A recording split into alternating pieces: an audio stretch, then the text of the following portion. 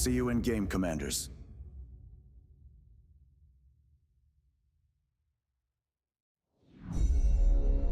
Beyond All Reason fans, welcome to King of the Hill by AllReasonNoLogic. Experience 2 or more teams facing off in epic scale warfare, where the Horde gang up on the Kings of the Hill. Kings start off with an economic bonus. They do their best to defend an onslaught after a no-rush timer expires. Test out your micro and defend against multiple players in variations of this game mode. 3, 2, 1.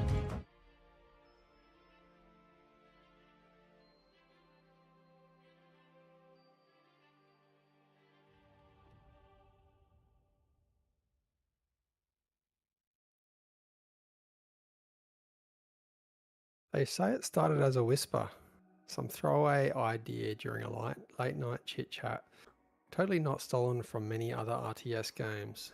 3 mines, one from the site sheds, where the concrete dust clings to high vis like armor, and the only thing flimsier than the budget is the temporary fencing.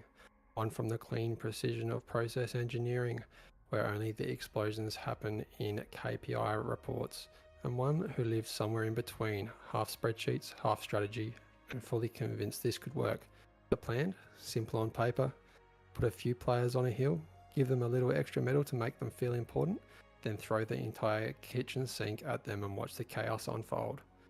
What began as a scrap of idea, half challenge, half experiment, has now become a tradition, a proving ground. The kings prepare, the peasants gather, and the war machine starts again.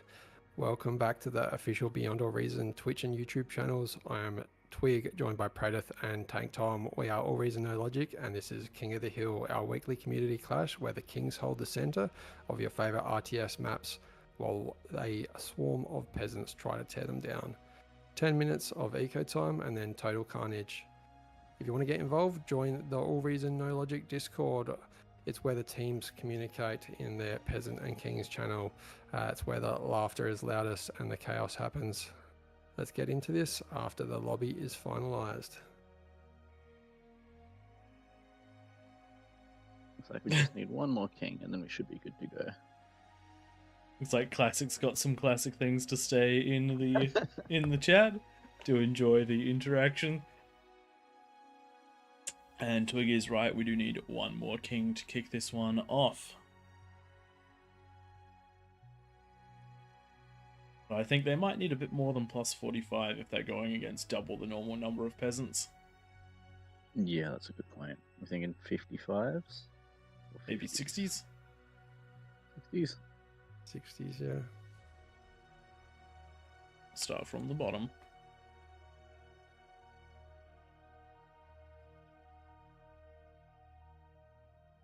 And then we should kick this one off. This is double the peasants that we usually do in a Claymore King of the Hill. And we'll post those rules up.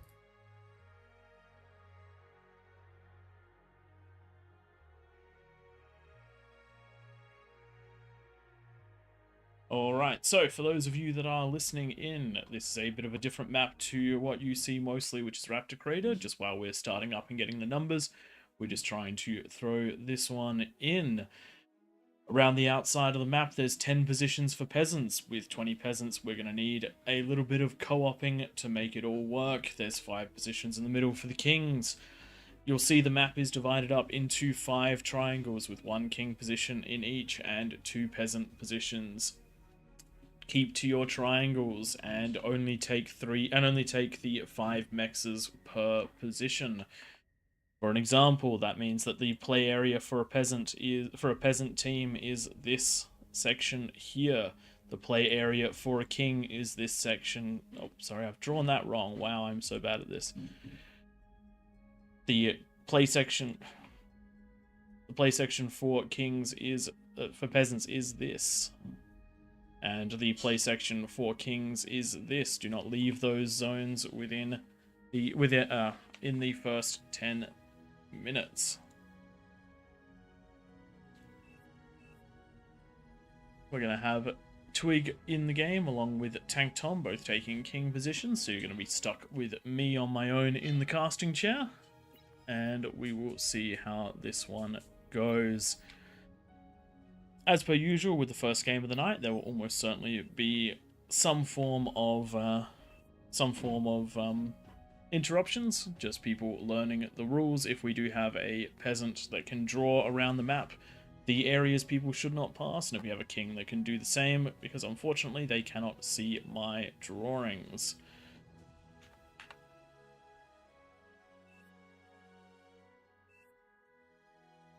There we go, we have somebody drawing in there quite nicely to show the areas to stay outside of. We appreciate that one. Unless it's king, in which case the peasants won't be able to see it. Does look like the only person currently trying to break that one is Gandalf. Good old Gandalf joining us on the day of an epic Lord of the Rings-esque speech to start the stream.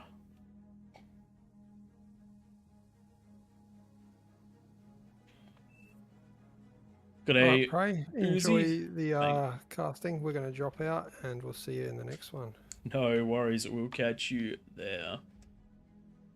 Good day, Uzi. Thank you for jumping in and saying hi in the chat. Do appreciate you joining us.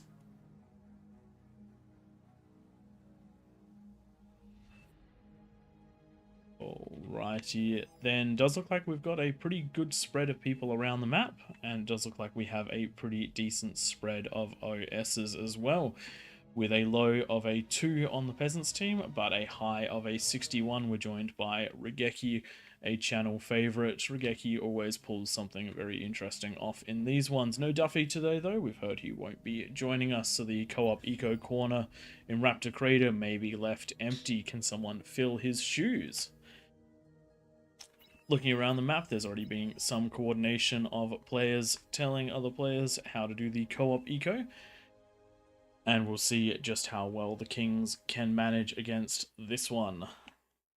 30 seconds left until the clock times out. If everyone readies up before that, we should be off to the races, but until then, we're just waiting out that timer. Good point, friendly screen reminder. Thank you very, very much for that one. There we go. Got to get that one nice and full screen. One day, I'll buy myself one of the Stream Deck things with these scene transitions on it. And here we go, we are off to start. So, just a quick reminder of the rules. There is a 10-minute no rush timer. The Kings are isolated in the middle of the map on their own. There is no air. Because of the number of peasant players, the King's bonus has been boosted up to 60. Please refrain from building yourself structures which are capable of hitting each other's bases, and do not pass the lines that have been conveniently drawn by the players for that first 10 minutes. Other than that, there are some more specific rules about not combombing, but we're basically good to go on that one. Looking around the map, we're going to have a nice mix of co-op ecos as well as people going in it for themselves, and hopefully that'll give the Kings just enough space to survive that initial 10-minute onslaught, and potentially push out and take out a peasant or two. If we see at the 10-minute mark at least 5 peasants dropping to that first wave, we know that we're going to be in for a good one. If not, then it's going to be a very hard slog for the Kings. Not impossible, but very, very hard. And remember, once the map opens up, you can take those mexes. Just do not leave your triangle. Your triangle is sacred until you've killed your king, or your king has killed their peasants. Now, what do we want to see out of the Kings? With a plus 60, we need to see at least a fusion out of each king. If you don't get that fusion up by around about that 8-minute mark, you're going to be severely restricted in just how much power you can bring to bear. A lot of different strategies for this map though. A couple practiced, couple unpracticed, a lot of experience in the middle, with Twig, Tank Tom, and Ollie all bearing the AllReasonNoLogic logos underneath them. Means they are part of the community and have been at this for a while. Digging through Twig's build, getting himself up what looks to be 5 builders, which is the same as mine, multiple build turrets, and moving through into a large wind transition. We'll probably see somewhere between 40 and 50 for Twig.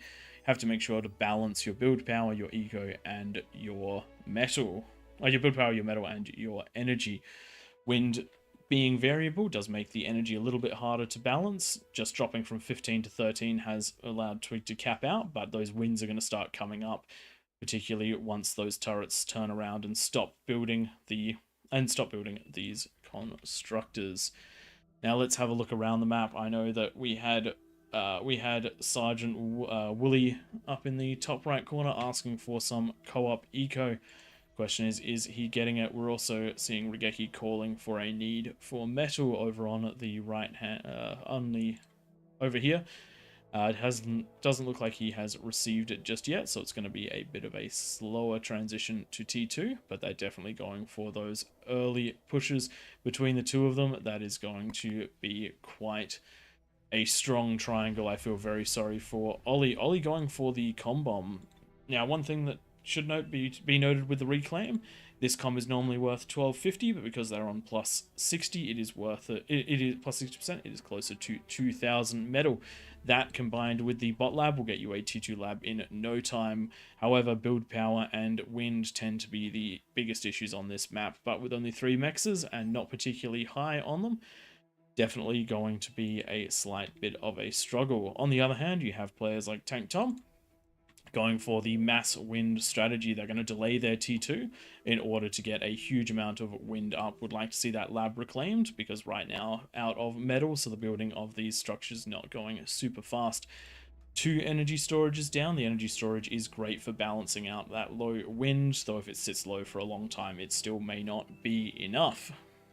Looking over at Twig's base, we have had the lab reclaimed, and all of that is going into the construction of additional wind turbines.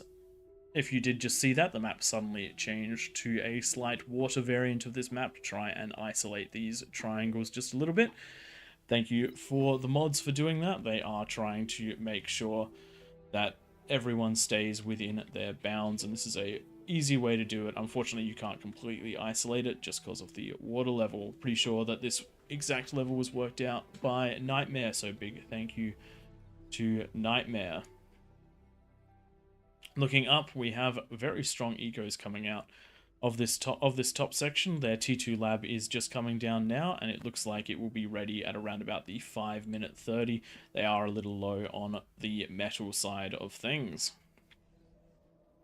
Kings, on the other hand, just starting theirs now. Tank Tom, well on his way towards finishing it, could consume that metal storage in order to get it done, and that solar, that is one of the great things about being a king. You can reclaim those bits of metal and gain a little bit of a bonus in doing so. Twig getting their lab, and looking around, we already have one up for Small, one for Ollie, and one for Thule, one for Thule. All of the kings can't share T2 labs, unfortunately. It is possible to build one, to send metal to someone to build it, use it, then reclaim it, send the metal over and round robin it. But we do find with the 10-minute no rush timer that can be more effort than it is worth. The only time we've seen it pay off is when one team managed to get an APHIS because of it. That made it a very, very strong King's lane. Looking down at Twig's build, we do have those T2 mexes coming up, and this is being powered by 60 wind. I was a tiny bit off on my estimation. Build guide for this is available on the AllReasonNoLogic YouTube if you want to play this map. It is plus 60 though, so that he is running a little ahead of schedule right now. Tank Tom doing a very similar thing and getting the build power up nice and early to allow for that expansion into T2 units, and also for getting that lab nice and for getting the fusion nice and early. Sorry, a little bit distracted. Players just getting their units a little bit ahead of themselves, but that is a-okay. They have pulled back, and very thankful to everyone who does respect the limits of this one. It does look like they are still sending their comm up to grab the metals. Yep.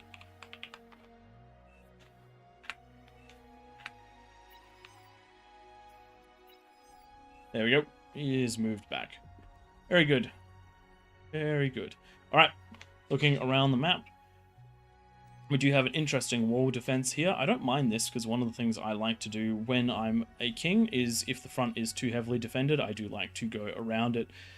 And this does block off one of those routes. I do think the water will drop though at the 10-minute mark, so there is still the option of going around the other side. This player continuously trying to break the rules. Oh dear, wasn't allowed to go forward with the units, so went forward with the comm. Wasn't allowed to go forward with the comm, so went forward with the comm when he thought no one was looking. Looks like Ollie is going to greed an Aphis. That is a very scary decision at the 7-minute mark when the fusion isn't even down yet. Could potentially have the metal to do it, but that's going to make the defense very, very hard. If you want to play defensively, that is up to you, but offense is generally a very good call, and when you're up against this powerhouse of a team on this top side that is going to be matching you with a fusion, you definitely want to be getting in there and doing damage nice and early. With 2 minutes to go, there is only so much that they can do to defend, so a very unit-heavy push could be very effective in crushing a lot of these players. One of the mistakes Peasants make is feeling very safe, feeling very safe and ecoing, and then leaving the units to the last minute. The question is, will players with a 61 OS and a 53 OS make a similar mistake? Probably not. Tank Tom is greeding for the Aphis though. Does not have the metal to do it, does not have the energy to do it, is making a mistake here, is about to bottom out on metal and is still making an advanced solar. Should eat that as well as eating the solar collector, as well as the metal storage. He is doing that, grabbing every little bit of metal, but this, even if this does get up in time, it is going to be a no unit start. However, what is going up against is nothing, so this greed might be quite effective. No units in production just yet for those Peasants. Looking around on the other side, Twig, 2 fusions is probably going to leave it at that. 2 fusions, quite strong. You can technically get an Aphis if you have the metal to do the 2 fusions, but you will run into the trouble of the first fusion providing some of the materials needed to get the second. You do lose 50% of the production, but you will get it up earlier, and that means that Twig will be ready to go with his 2 T1 labs and a T2 lab, but not too many units at the 10-minute mark. On the other hand, we do have Small, who's already got quite a force up, only went with that 1 fusion, put those resources into units, and is going to have things ready to go. Looking around the map with only a few minutes to go, the top is getting ready with a tick defense. They're putting their comms on the front line to try and defend. And around the rest of the map, not too many units ready to go. So the Kings are going to have a bit of carte blanche on this one for those first few minutes. And the water does disappear. The 10 minutes is a go, and let's see what happens. Ollie did not end up going with the Aphis. He ended up getting 2 fusions. Good call in my opinion, but the offense is on. And we do have a lot of players trying to bust this top side, but with Fiends, these ticks are probably not going to be too effective, provided that the line is kept wide enough to defend. Does not look like it. These ticks are going to sneak their way in, reacting, but will it be in time? If any get through, that could be a big problem. Does look like they're going to be mostly cleaned up, but that one that does get through does need to be eaten by the build power. Build power stopped, and it is going to be attacking the win, but it has been picked up. However, those Fiends out of position, the conversion taken out, that's a big chunk of the metal income. Big problem right there, and more coming through. Does look like we have another big attack from the Peasants in this bottom side. Small's comm is in danger. It's not going to get out of there. Push it out so the explosion doesn't kill those turrets. Good job there, holding just for the time being. Twig about to be attacked quite heavily by T1, but with those welders and sprinters as well as the LLTs, this should be manageable to hold off. Does look like his offensive has been thwarted though. On the other side though, Thule has managed to destroy his opponent and busted his way in. Too much eco, not enough units, and now Thule will be able to take some time to consolidate and then move into the other players. Unfortunately though, their lab not currently doing anything. They did click repeat, but they did not have any units queued. So they built up 6,000 metal, but they have not got the units to continue the offensive, so slightly slowed there. Looking around the map now, we have gotten into a position with one king doing very, very well and the others on a bit of the back foot.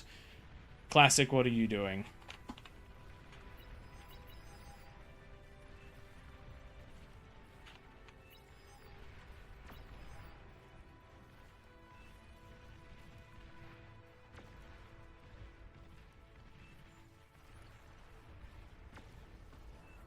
Classic just pushing in to the middle a little bit too early. Thule, same story for you.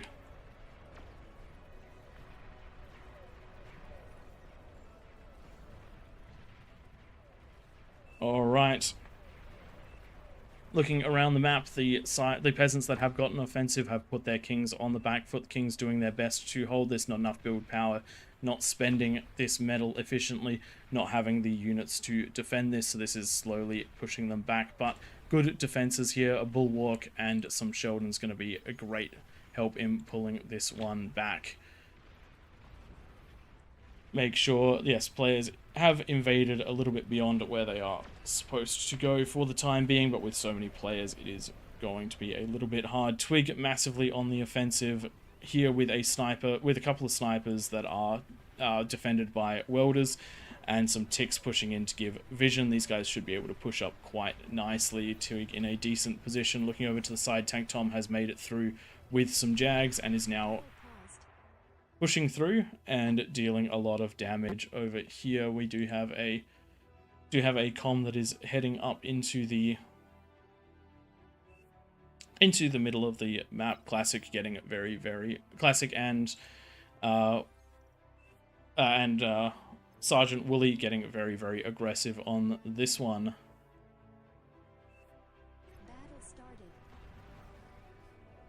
Players just grabbing the reclaim and moving through. Ollie does look like he's in a pretty rough position though, with this many players and T2 pushing in. It's going to be a very hard defense for him, but the other side of the map is doing quite well, and it will hopefully be able to give him something to get back into the game. That's essentially going to be it for Ollie. The comm bomb did not pay off, unfortunately. Yes, did get 3v1'd with some of the highest OS players in the game. Looking around the map, does look like Twig has broken most of his way in, is losing some important units to those twin guards. Unfortunately, they are on move commands, not fight commands, so a little bit of a struggle, but with the comm going down and the T2 lab going down, that's a lot of the offensive pressure of Twig's triangle that is now going to have a lot of trouble. No defenses around the back for Small. Small is potentially going to get quite a rude awakening when these recluse pop up. Would love to see that. But they doesn't look like they're on much of a command after they get to that back position, so the termite very much so could clean them up.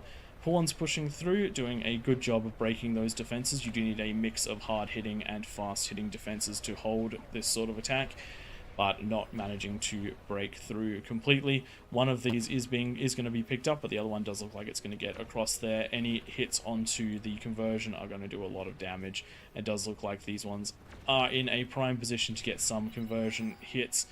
Just has to pop off onto those ones, and not too bad though, because it doesn't need T2 conversion, but that is a nice bit of damage done. Tank Tom pushing into his other opponent and doing a good job of cleaning both these up. Using these Jaguars has been a great little tactic for him, and has allowed him to clear his triangle. He's still got some periphery players, but they're not so much of a danger now that most of the eco has been taken out. Looking at Thule, Thule has been using his bulls to great effect and has cleared out that top section of the map. What have we got a pause here for?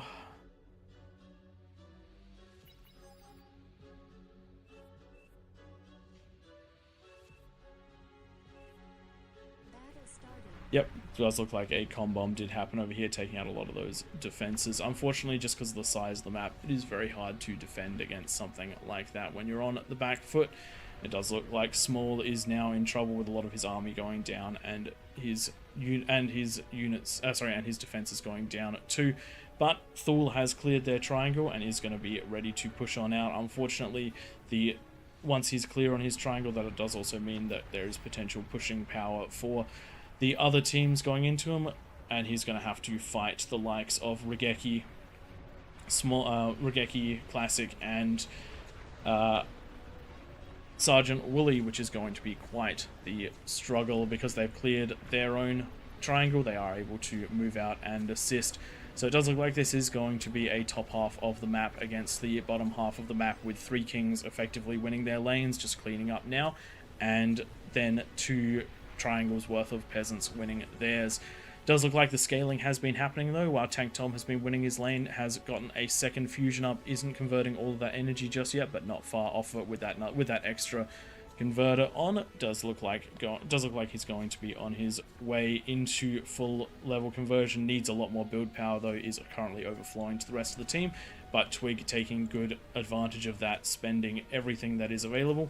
And it does look like Thule is trying to do the same, but I think a couple of these ticks almost made it past these pop-ups. And now we're going to have Thule taking the brunt of a lot of this attack as well as Twig. And both of these players are going to have to do their absolute best to defend all of this and get on the offensive. Got to make sure that you balance your eco nicely as well as balancing your offensive power. The push cannot stop, but the eco has to go. Spiders coming up from the rear, and these are going to take out a lot of Thule's economy. Currently a slow burn over here, some repairing going on, but with the extra spider popping up, this will be a pop. I reckon the comm is not going to get there in time, and that's going to be the end of Thule's economy, which is going to put him in a really, really tough position. It does look like it's going to be it will very soon be 2 kings against all of the peasants. Have spotted the comm, is going for the comm. Unfortunately, that does mean that they missed the fusion reactor. Shots hitting the wreckage instead of the fusion. Oof. One more volley. Does look like they're going to get it at the end. That is very unfortunate for Thule. Thule is now without power and without a lot of his build power and his production. It does look like Thule will be in trouble once that full-scale attack happens. Twig building walls, beamers, LLTs, and putting welders around the back of his base, setting up a very strong defense to the right, starting to push in and take the last of the players close to him, and then hopefully going to get on the offensive and start wrapping his way around. Tank Tom also going to have to do some wrapping. These players also need to get into the middle and clear this out. You do need to keep vision here because things like Arbiters, things like Recluse can deal a lot of damage in the background. As we saw to Thule, unfortunate for him, comm nearly dead, a couple more shots, and that is the comm taken out as well as the T2 lab. That is Thule effectively wiped out of the game.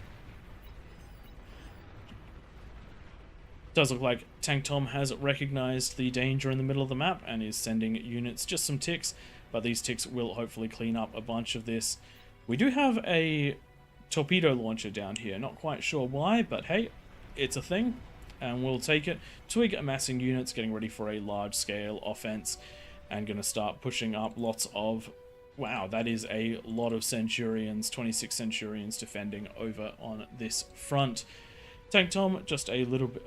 has identified the problem down here and is cleaning it up with some Jags. Expensive cleanup right there, but Tank Tom has the metal.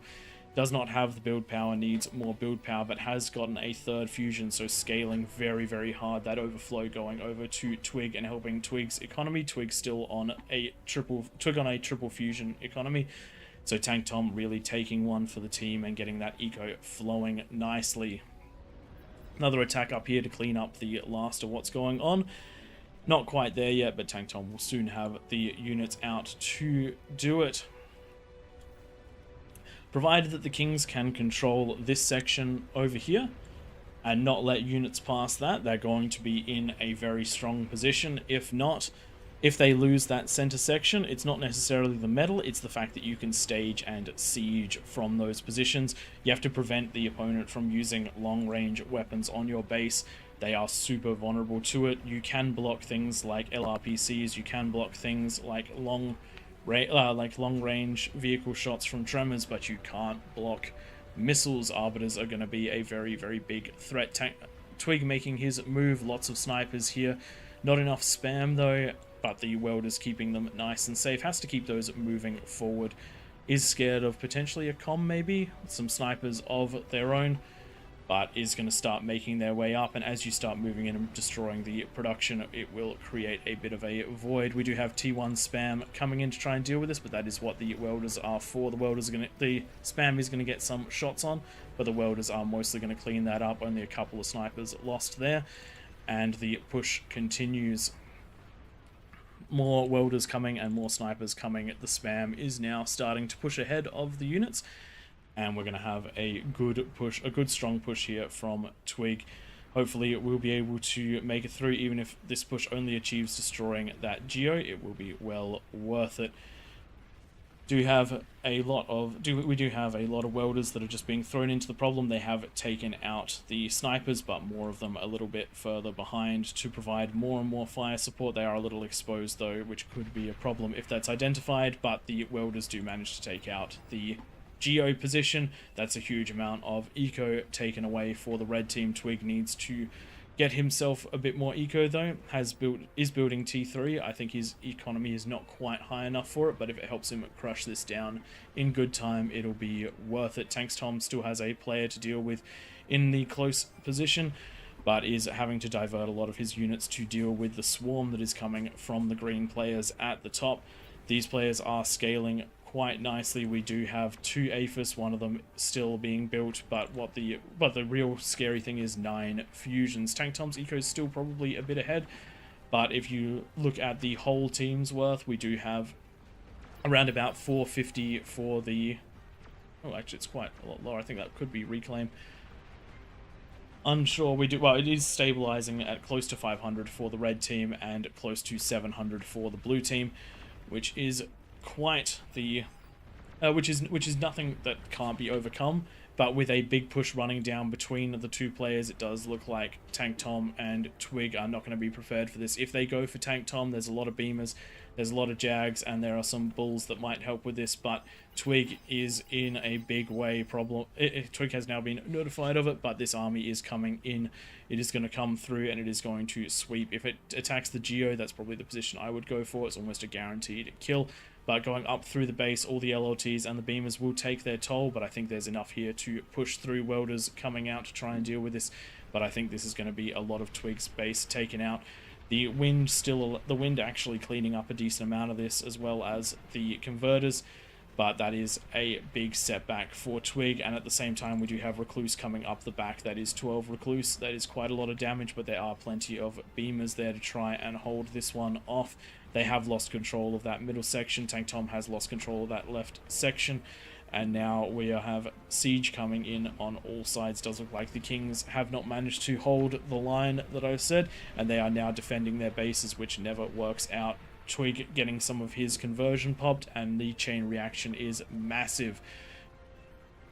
Unfortunately for Twig, that means that most of his economy has just been taken out, and his ability to build units has been taken out, so his ability to deal with these recluses has also been somewhat removed.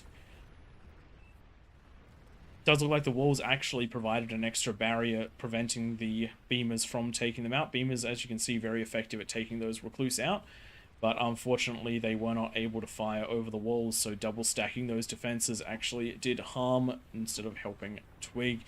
Twig can get back into this one, does have the Geo, is building the conversion down there, does have the build power on T3, but that means that his offensive is stopped, and we're going to have a nice struggle here as Tank Tom does try to get his units on the offensive here, but is going to be pushing into some harsh resistance with these vanguards. T3 more heavily achieved by the Peasant team than the Kings team, and it does look like the Kings are going to be, their offensive are going to be blunted, and they are going to be held up in their own little triangles. Not enough space, not enough eco to deal with this. Now, this is one of the questions that you might be asking. What could the Kings have done better to win this? Some Kings will win, some Kings will fall. That is the roll of the dice based on player skill and decision making. Put your units in the right place at the right time and you'll do a lot of damage. Likewise, put them in the wrong place at the wrong time and you might be out of position and lose something very important. Areas that could have been improved, Twig and Tank Tom have not spread out and captured the full areas around their bases.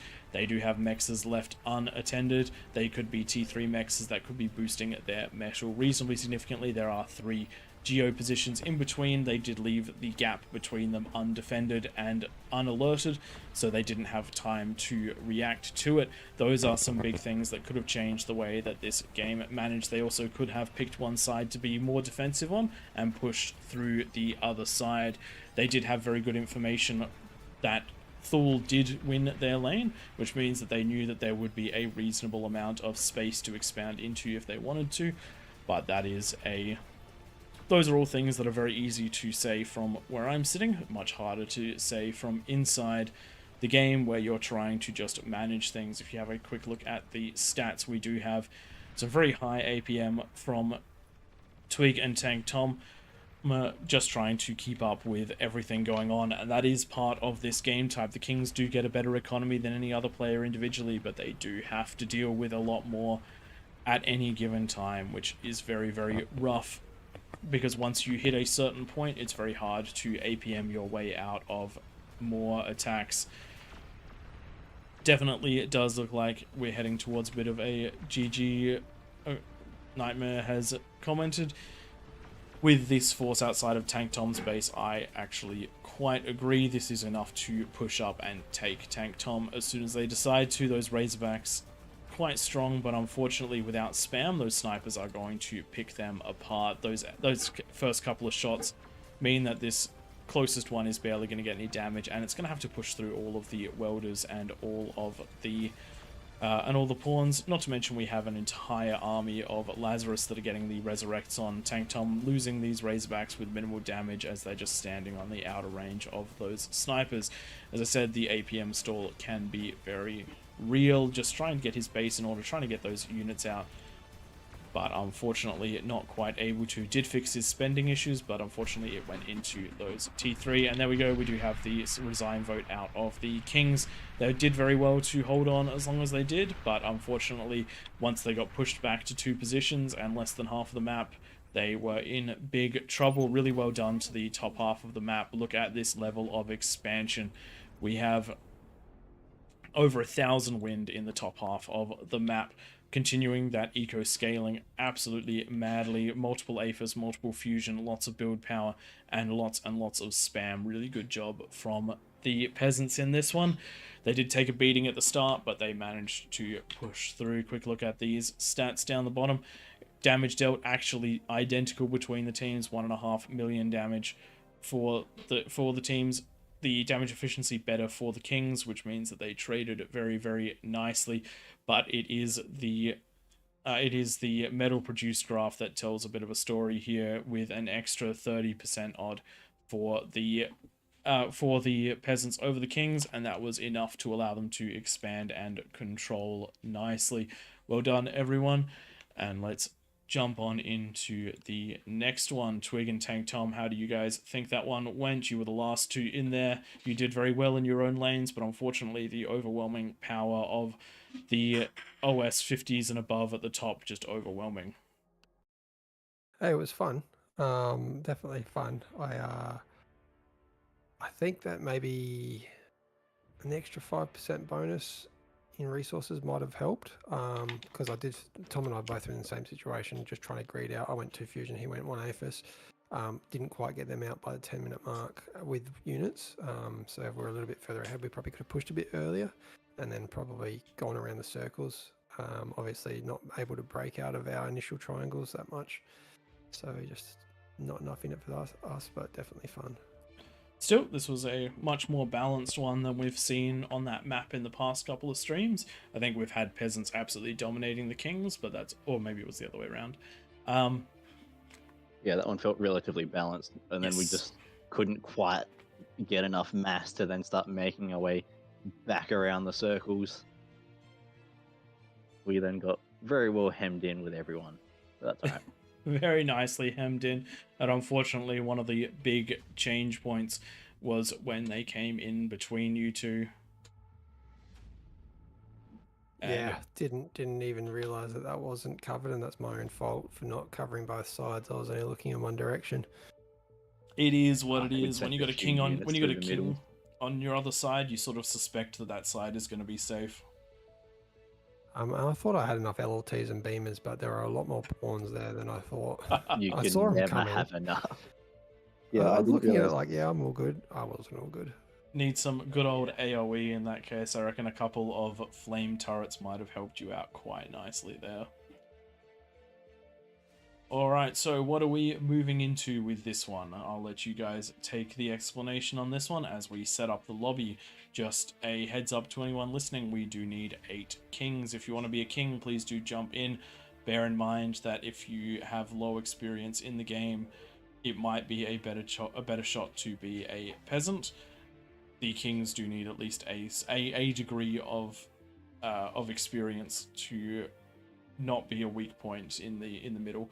But remember that if you are a weak point as a king, you are 1/8 of the entire team, compared to if you are a peasant, you are 1/40th, which makes a bit of a difference. Got some new names up there for those high OS. 5-head. Don't know if that's just a name change. And Wolf Rosecraft. Actually, no, I think he's been in this once before. Trilos, another 40 plus OS player. 4 more Kings people. Jump down there, give it a go, test out your APM. In particular, if you're a high OS and you want to set your medal up against Regeki, jump in the top left corner of the King's position. You'll almost certainly be up against him. You mixed it up with the top right the other week. That was evil and unacceptable. Oh, no, that was Duffy, wasn't it? Yeah, that was Duffy, and it was evil and unacceptable.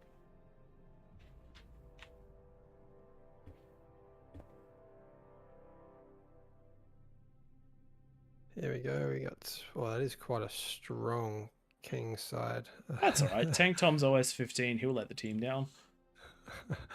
He's probably as good as all of them. Because he's done this before, just once or twice. Shush you. And maybe 15 minutes before the stream started in practice. Shush you. There's no such thing as practicing for this. We're definitely not streamers who don't want to look bad at the game. And so we definitely don't practice build orders occasionally and try to fight each other in King of the Hill situations to learn how to beat anything. That's not a thing that we do. That's a lie. We very rarely. I don't think we've ever actually fought each other King of the Hill style. We have. Just practice build orders. I mean, we haven't. Sorry, we haven't. I've definitely been against you before a few times, Tom. I don't remember in practice. Oh, not in practice, no. We should really do that, actually. That would be Yeah, we smart, really should. especially in that Claymore. There are 3 of us. That makes a perfect triangle. Actually, that would be quite fun.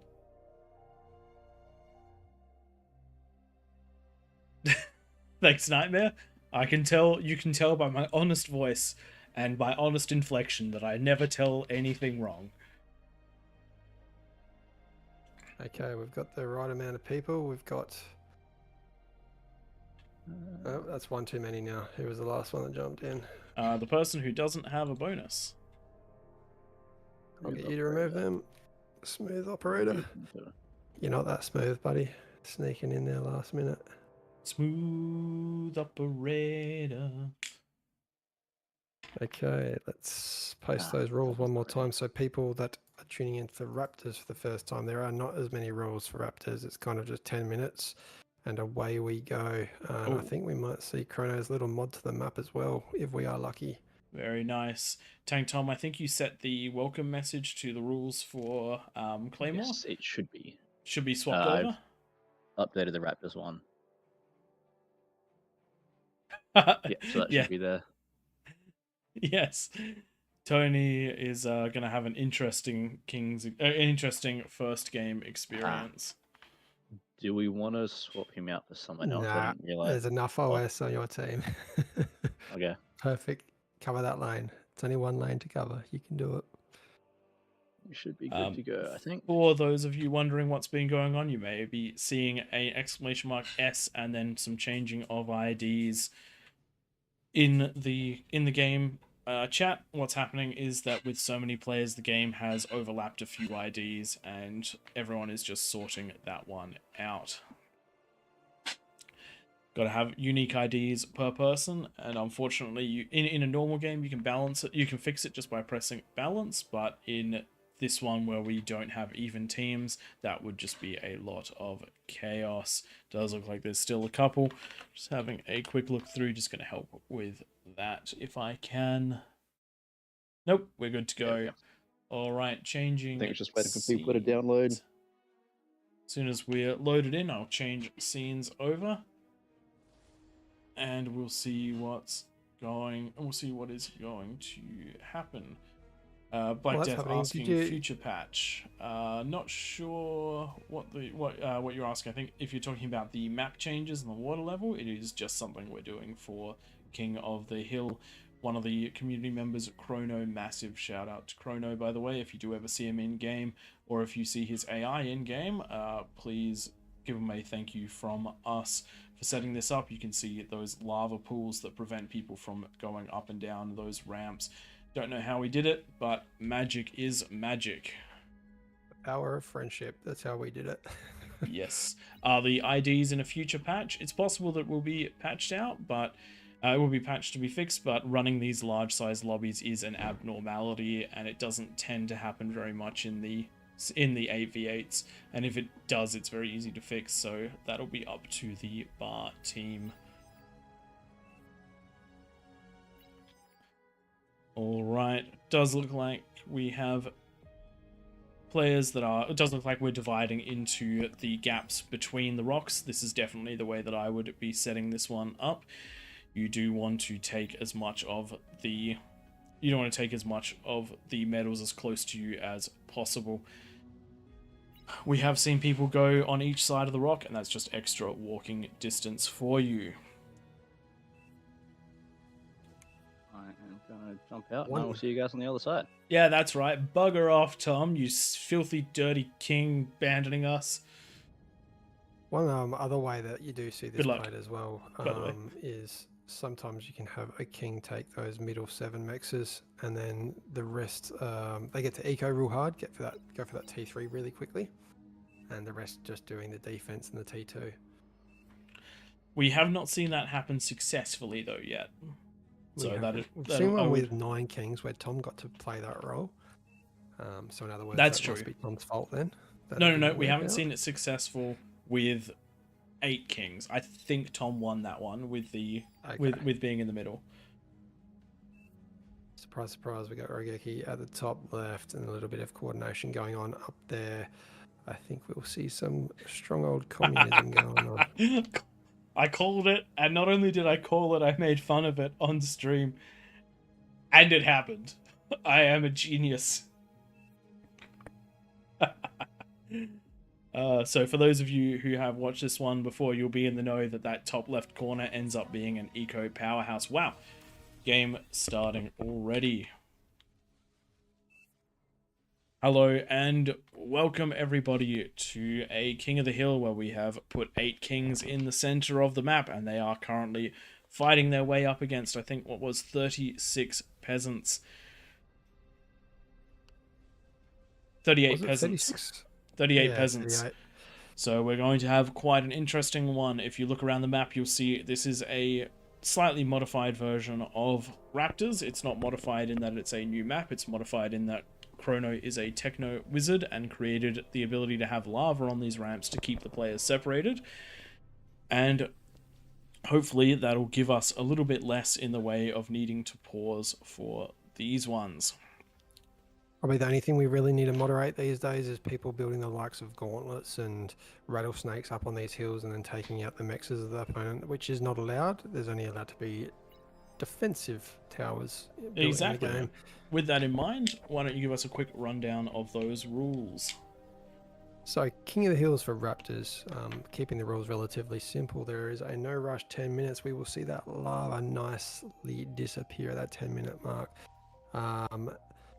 The structures, like I just mentioned, that can attack enemies' eco, that includes the Juno people. So many times we see Junos just going in the base. It was a pet hate of mine a couple of weeks ago. I was ticks were my main form of defense, and they just all disappear with one Juno. We turn that off because it's very hard as kings to defend if you don't have the ability to spam stuff. And with limited space, the Juno is basically guaranteed to hit one of the 8 kings worth of production of those T1 ticks or rascals or something similar. Rule 3, I'm just posting them back in the game as well. No reclaim hack. We don't like to tell people what that is if you don't know what it is. Because good for you. if we tell you, you might do it. Essentially, there is a way to kind of cheat as a king with that percentage bonus. If you know how to get free metal, don't do it. You will be kicked. Maybe after one morning. And for rule 4, the most important one, have fun. So 2 minutes into this no rush timer, you know what this no rush really feels like for me? For those of you who like to travel, but have the lack of motivation to get ready until the night before a 4 a.m. flight, if you're like me, I get that same sort of feeling that you've got something big coming up, which is like the no rush 10 minutes or going on a flight for that metaphor. You have to get ready. Have you got everything? Have you double checked your list? Probably not, because you don't have a list. Yeah, have you built the radar? Have you remembered your passport? Have you got that sunscreen? So while everyone is getting set up and doing their standard builds for the first 10 minutes, I'm going to tell you a bit of a story about what I used to do for work. So part of my job used to be a degree of business development. I used to, at the drop of a hat, have to fly interstate, sometimes as far as Darwin. And my pre-packing ritual was to not set an alarm, was to not pack, and was to head off to the airport in the morning and rely entirely on my thinking in the moment and on my body clock to get me up for the flight. I managed to do this 10 times and didn't miss a flight. That's lucky. Have you ever missed a flight?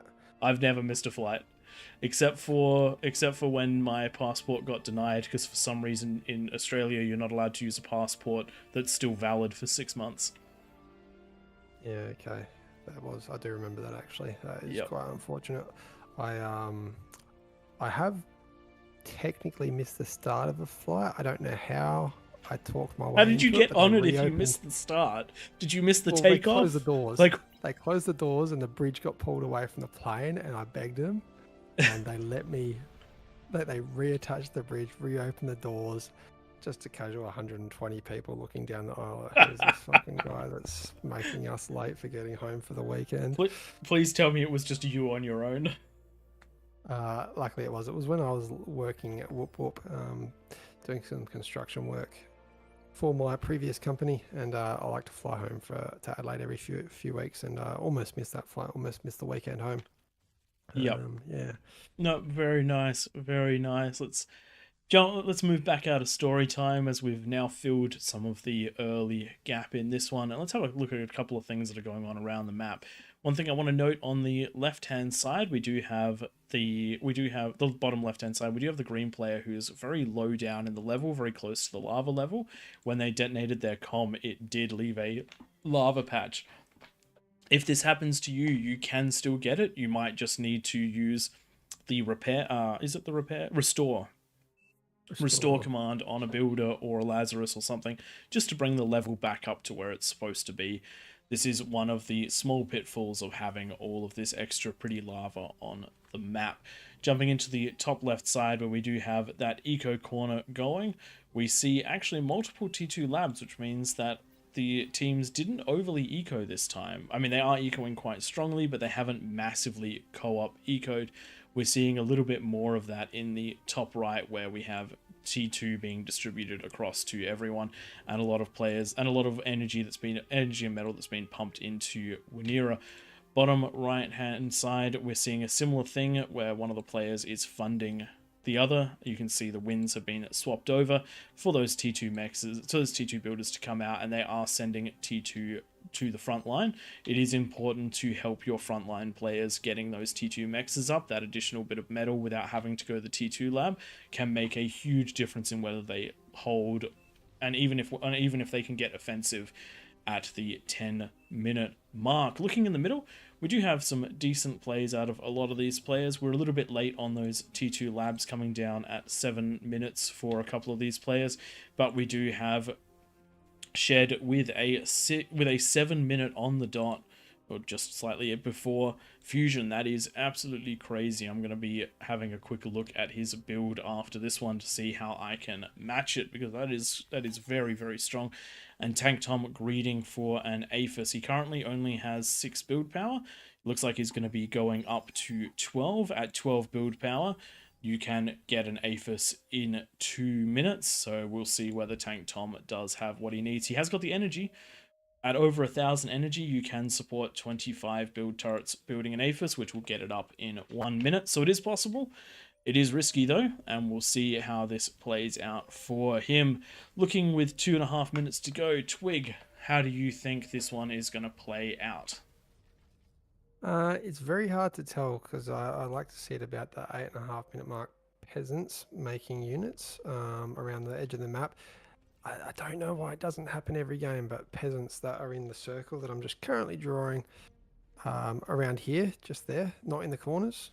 Get out a bunch of T1 and just rush the kings at the 10-minute mark. It works very well. Almost every game that happens, the peasants end up winning because it's very hard for a king to keep up with the APM of getting their base back on track.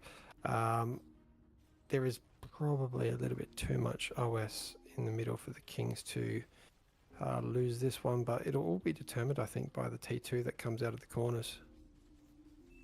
I reckon that these corner players are going to be quite pivotal in this one. However, with them only having the one fusion in a lot of these positions at that 8-minute 30 mark, I don't think we're going to see some of the crazy ecos that we have seen before. So I think the Kings are going to have a bit of a good easing into of their positions. However, with Tony being so very new to the game, is running quite the ways behind compared to the rest of his team. Doesn't have T2 yet, doesn't have those T2 mexes, and is actually losing some of his mexes to other players who have seen that at the 9-minute mark they are unclaimed, so they are grabbing at the metal as they can.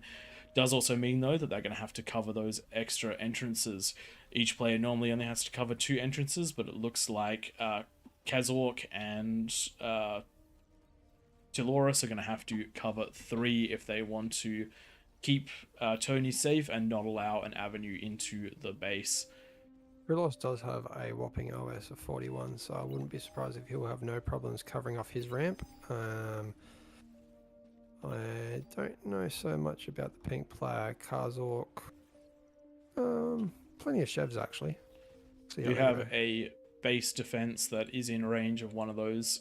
We do have Pink has built a base defense in range of a Mex, though I would say that's almost certainly an accident because they're just trying to get theirs down. That's one of the slight problems with these positions being on the same height. And there goes the lava. That is the 10-minute mark. Let's see exactly how far this one manages to go. We do have a big rush of units from the green player heading down. We've got a mix of blitzers, of stouts, and of maces there heading up. And the only defenses in sight is a single twin guard that is not complete just yet. Question is, can units come out? The T2 factory is down, but it is still being constructed. So this could be a nice entryway into the rest of the team. Pink getting on the defense. Some ticks did try to make it in on the left side of the map, but unsuccessfully. Does look like the stouts are also pushing through on the bottom half of the base, but those triple twin guards doing a much better job of cleaning it up. Does look like we do have Wooly sending units down to clean up these stouts, and we do have some fiends coming in. These are going to successfully clean this up. There might be a tiny bit of damage, but nothing too much, provided the units are controlled well. If everyone can see, Orange has come down to defend against Rowan Morse's lane. If Orange had to defend against some units, so if the purple player or the blue player on the right-hand side did push Orange, they wouldn't have had those defensive units, and the green player would have probably made it all the way into the base there and done some damage at least. Instead, that's just a massive metal donation of almost 7,000 metal for the Kings to reclaim. One of the things that I will note, though, is that we're now at 11 minutes 30, and just 3 ramps attacking have prevented the Kings from going up any ramps. So we're almost 20% past the... We're basically going to hit 20% past the 10-minute mark before we get any real damage done by the peasants, which is just happening now with the first couple of fiends making up. But even still, those fiends are getting picked off quite nicely by the units. So those extra couple of minutes have put the Kings I've got the Kings basically stuck in their hole. Yeah, so even though it was a points for the Kings on the right-hand side, the left-hand side, north and south probably, but wow, south really doesn't have much defense. A lot of the other entrances on the north, though, the north is very well defended. If you just have a look around the north compared to the south, it's kind of like a... Defences have been, set up by maybe some less experienced players of King of the Hill. And we do have a rattlesnake that needs to go down. I'll just jump into chat and make sure that goes away. Very good, very good. I'll leave Twig to take care of that one, and I'll keep everyone up to date with the action. It does look like the orange player is grabbing all of that delicious reclaim, and they're shoving it into an Aphis as well as units. We do need to see the king starting to do some damage, because players like Regeki have gone into their advanced fusion and second fusion. They're just getting their conversion online, and they're going to start ticking on in a big way soon, or they're going to keep ecoing and getting ready for a massive push in the future. Big thing that I would recommend if you are new to this, get your T1 units in front of your T2 units. You can prevent a lot of damage going down on things like your Fiends, things like your Jags, if you support them with T1 units. Helps massively with your efficiency, but even still, if you have enough of them, it doesn't overly matter. Uzi defending very, very well, putting all these walls down and forcing the units into the comm getting great D guns down there. If you are against something like this, one of the things you can do is grab units like, if your vehicles grab something like a bull will drive straight over these walls and create extra holes for you. Does look like the Kings... stalemate. It is quite the stalemate. No team managing to make it very far up the ramp. If you do miss that 10-minute window, your units like the Jags and the Fiends become less and less effective, and you do need to start sieging. My big recommendation is finding a way, even if it's costly, break your way up onto the second plateau, either here, in between here or in between here. Those are very good places to break up into it, because you do not have players behind who can support you. And then start a siege from either side, get your long range units and start bombarding the players on the high ground, and just fight this one like it is trench warfare. You can still do run-bys, you can still do good damage by cramming units up ramps, but at the end of the day, you will be in a bit of trouble if all you're doing is ecoing, and if all you're doing is throwing Jags at the problem. Sometimes it works and it looks cool, but there are almost always more efficient ways of doing it. The reason we like it at the 10-minute mark is because of that true shock and awe factor, and the fact that so few peasants are ready at that 10-minute mark to do much more than lose most of their eco to all of those units. 5 minutes in, and I think what we're seeing here is a classic example of the Kings not being able to push out. Sorry, the repercussion of the Kings not being able to push out at that 10-minute mark. If you're not pushing out and you're not doing some peasant damage, meaning that there's a front that's outside of the internal ring, it gives too many peasants the time to get to that T2 phase, and that's what we're seeing.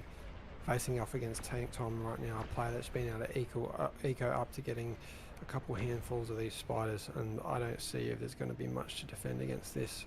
Ticks would be probably the best bet, but I don't know if Tom's going to have the APM to get them out in time.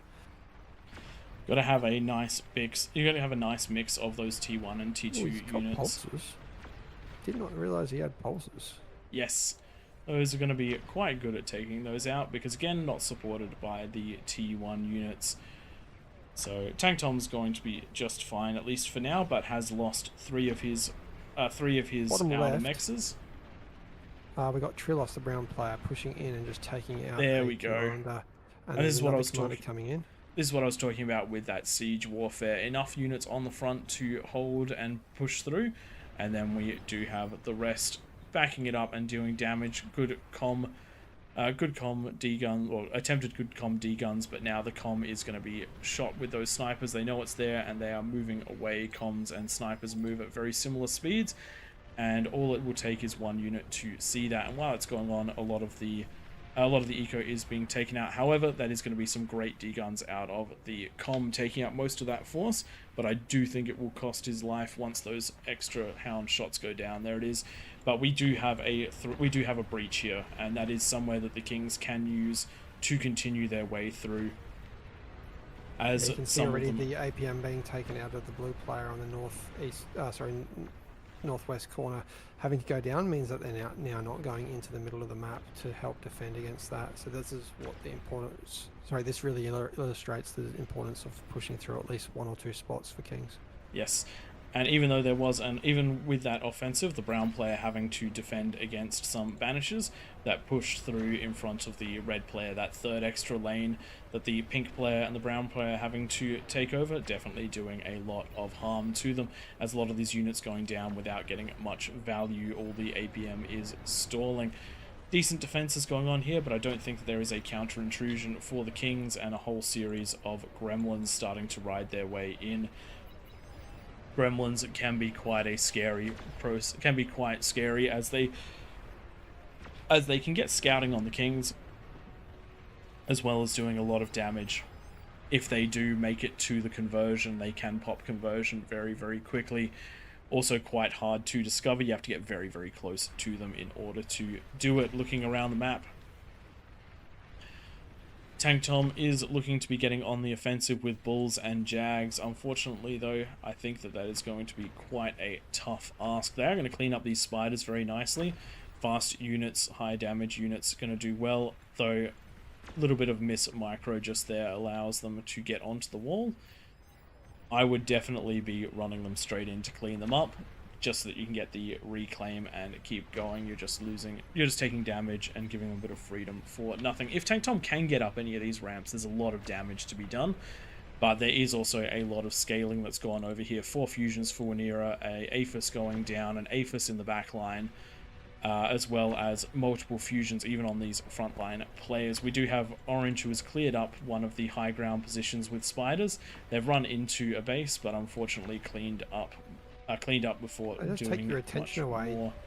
There are a bunch of gremlins on the northeast corner of the King's base going into the center, just getting ready to make a move. I think they're kind of trapped in by these 2 lines of rovers coming out. There you go. They have been seen, and the pink player has zeroed in on them. They are not shooting. They're trying to get to the conversion. Thankfully, though, some good body blocking is going to prevent them from doing damage. I do love that they tried to do that. One thing you may have just seen there was a missile going down from potentially an Arbiter or something along those lines. That is a real threat when you get gremlins in. It doesn't even have to be the gremlin that does the damage. It could be your own units firing. On the bottom left. So 2 places now breached. Pink's going through with a bunch of these sumos and fiends, doing damage quickly. This will be shut down by the Razorbacks and the Tigers, as well as a few Banishers on the right-hand side, but 1 more peasant falling now. So that's 2 peasants down. That is indeed 2 peasants down. We also have a whole bunch of bedbugs trying to make their way in from the green player. In fact, this is a lot of bedbugs to come out. I don't know what their chain reaction range is, but it is very possible that they could end up... I don't think... No, they do not have the density to chain react. The Arbiter's doing a half-decent job of cleaning a bunch of them up, but some have gotten through. Can bedbugs turn invisible? No, it's no, just they the cannot. scuttle. It's just the scuttle, so... Scuttle probably not that effective either in this game mode, because you cannot Juno the enemy base, meaning that they will come up on the radars. Tank Tom pushing into these beamers again. I would like to see him attack a different position. This is his 2nd time running into these 9 beamers. 9 beamers kick out so much damage. It is just not worth attacking up there. I do like that he's finally built an Ambassador. I was going to say earlier, Ambassador's probably going to do more work than the Mousers in this... yeah. Against this defense. All the actions on the bottom left by the looks. We've got a counter push from the purple players into orange and pink at the same time. Trilos is going hard against the southeast corner of the map. Really good call with that Mammoth. The Mammoth is one of the best things you could get out to deal with that Razorback, and it also does quite good against those Tigers. The Tigers, unfortunately, bumping them into each other and not managing to push through. There is a really good lane of attack which has now been identified through the red base. Pink trying to get there to defend, but they have seen it. There is an arrow drawn, and that is the way that they are headed in. Unfortunately, Tony still unable to get bring his forces to bear. Does have 2 T2 labs, but only has a handful of T1 energy generation, so just not able to get those units out. Doesn't have build power either, so really struggling with this. I do believe this is one of his very first games, so that is a big problem. Does look like Regeki has come online now with his 10 APHIS. No, sorry, this top corner does have a 10 APHIS eco. This spam is going to start cleaning up just about everything, and I do think that the King's timer is now up, as if this starts pushing down towards Pink, Pink is going to have a seriously hard time defending it. Shivas do not do well into spam. Yeah, you got to remember, like, the bottom left is looking bad for the Kings, but there's still 3/4 of the peasants remaining of the bottom left is taken out. Yep. All it takes is one king to be breached and the entire economy could fall. You can see there, through from the cream player Rowan Moss's economy, that should connect with Orange's economy, Red's economy, and similarly all three economies on the north will chain react. There is potential though. The Cream's economy is, holy crap. Wow, Cream has an economy. Cream can get very, very online right now, and if they choose to, they should have the generation right now to really start cleaning up these corners. The problem is what's happening at the top side right now. We do have that big push from Regeki, and it is going to be backed up by Banishers. You do need those heavy hitting units to try and help with this. Great amount of Mammoths though, and a decent number of Shivas going to be cleaning a lot of this up. I don't think the spam is going to make it, thankfully. So a huge amount of T1 is going to be taken out right now. During all this, Tank Tom is sieging that massive defensive position with his T3 Vanguard. So it does look like this top side is going to hold for now. And if you look at the bottom side, Cream really cranking out those T3 units now, going into Jugs and into those Demons, has the potential to crush this corner. Does look like the bottom left is holding from Brown and Pink for the time being, but with a lot of that front line destroyed, it's going to be a very hard time to hold the entire way through. The Hound's getting really good value though, shooting from this high ground position. But once the units start breaching that second tier, I think it'll be all over for that corner. I don't see the... Oh, hang on. Check this out. Oh, yeah. Don't say it in case they're listening. I want to see how this works. Unfortunately, I don't know if they can go up. Oh, let's hit that. They can... they can no. over here. I have to go in and around. Yeah, so they're a little bit stuck over there, but they could still do a lot of damage. We will have to see. I do think that the Green player needs to start pushing more and more into the offensive. They are just going more and more into eco. I think at this point that's a pretty big mistake. I think peasants need to come and win this soon, because when Rowan comes online, this is all over Red Rover, I think. Yes, we have got a push by the Maroon player that sent a lot of T3 up into this top side. They've broken the defenses, but they haven't gotten through to the eco just yet, and they're being pushed back by Shivas, by Vanguards, and by some T2 units. Pulling back to keep the catapults alive, Tank Tom sending his Vanguards through to start counter-firing the long range. If these guys can push up that ramp, it's going to be big damage because all of the eco is concentrated up there. Looking at the... see some commanders get into position to take on these juggernauts. I would like... One of the things that you really need if you're going to be sending juggernauts through is spam. If you do not put the spam in front of them, then the juggernauts are super vulnerable to commanders on these cliffs. Sorry, I think I see something happening now. You go to player view for either for the peasants, and then look at where that gremlin was. Yep. You might see...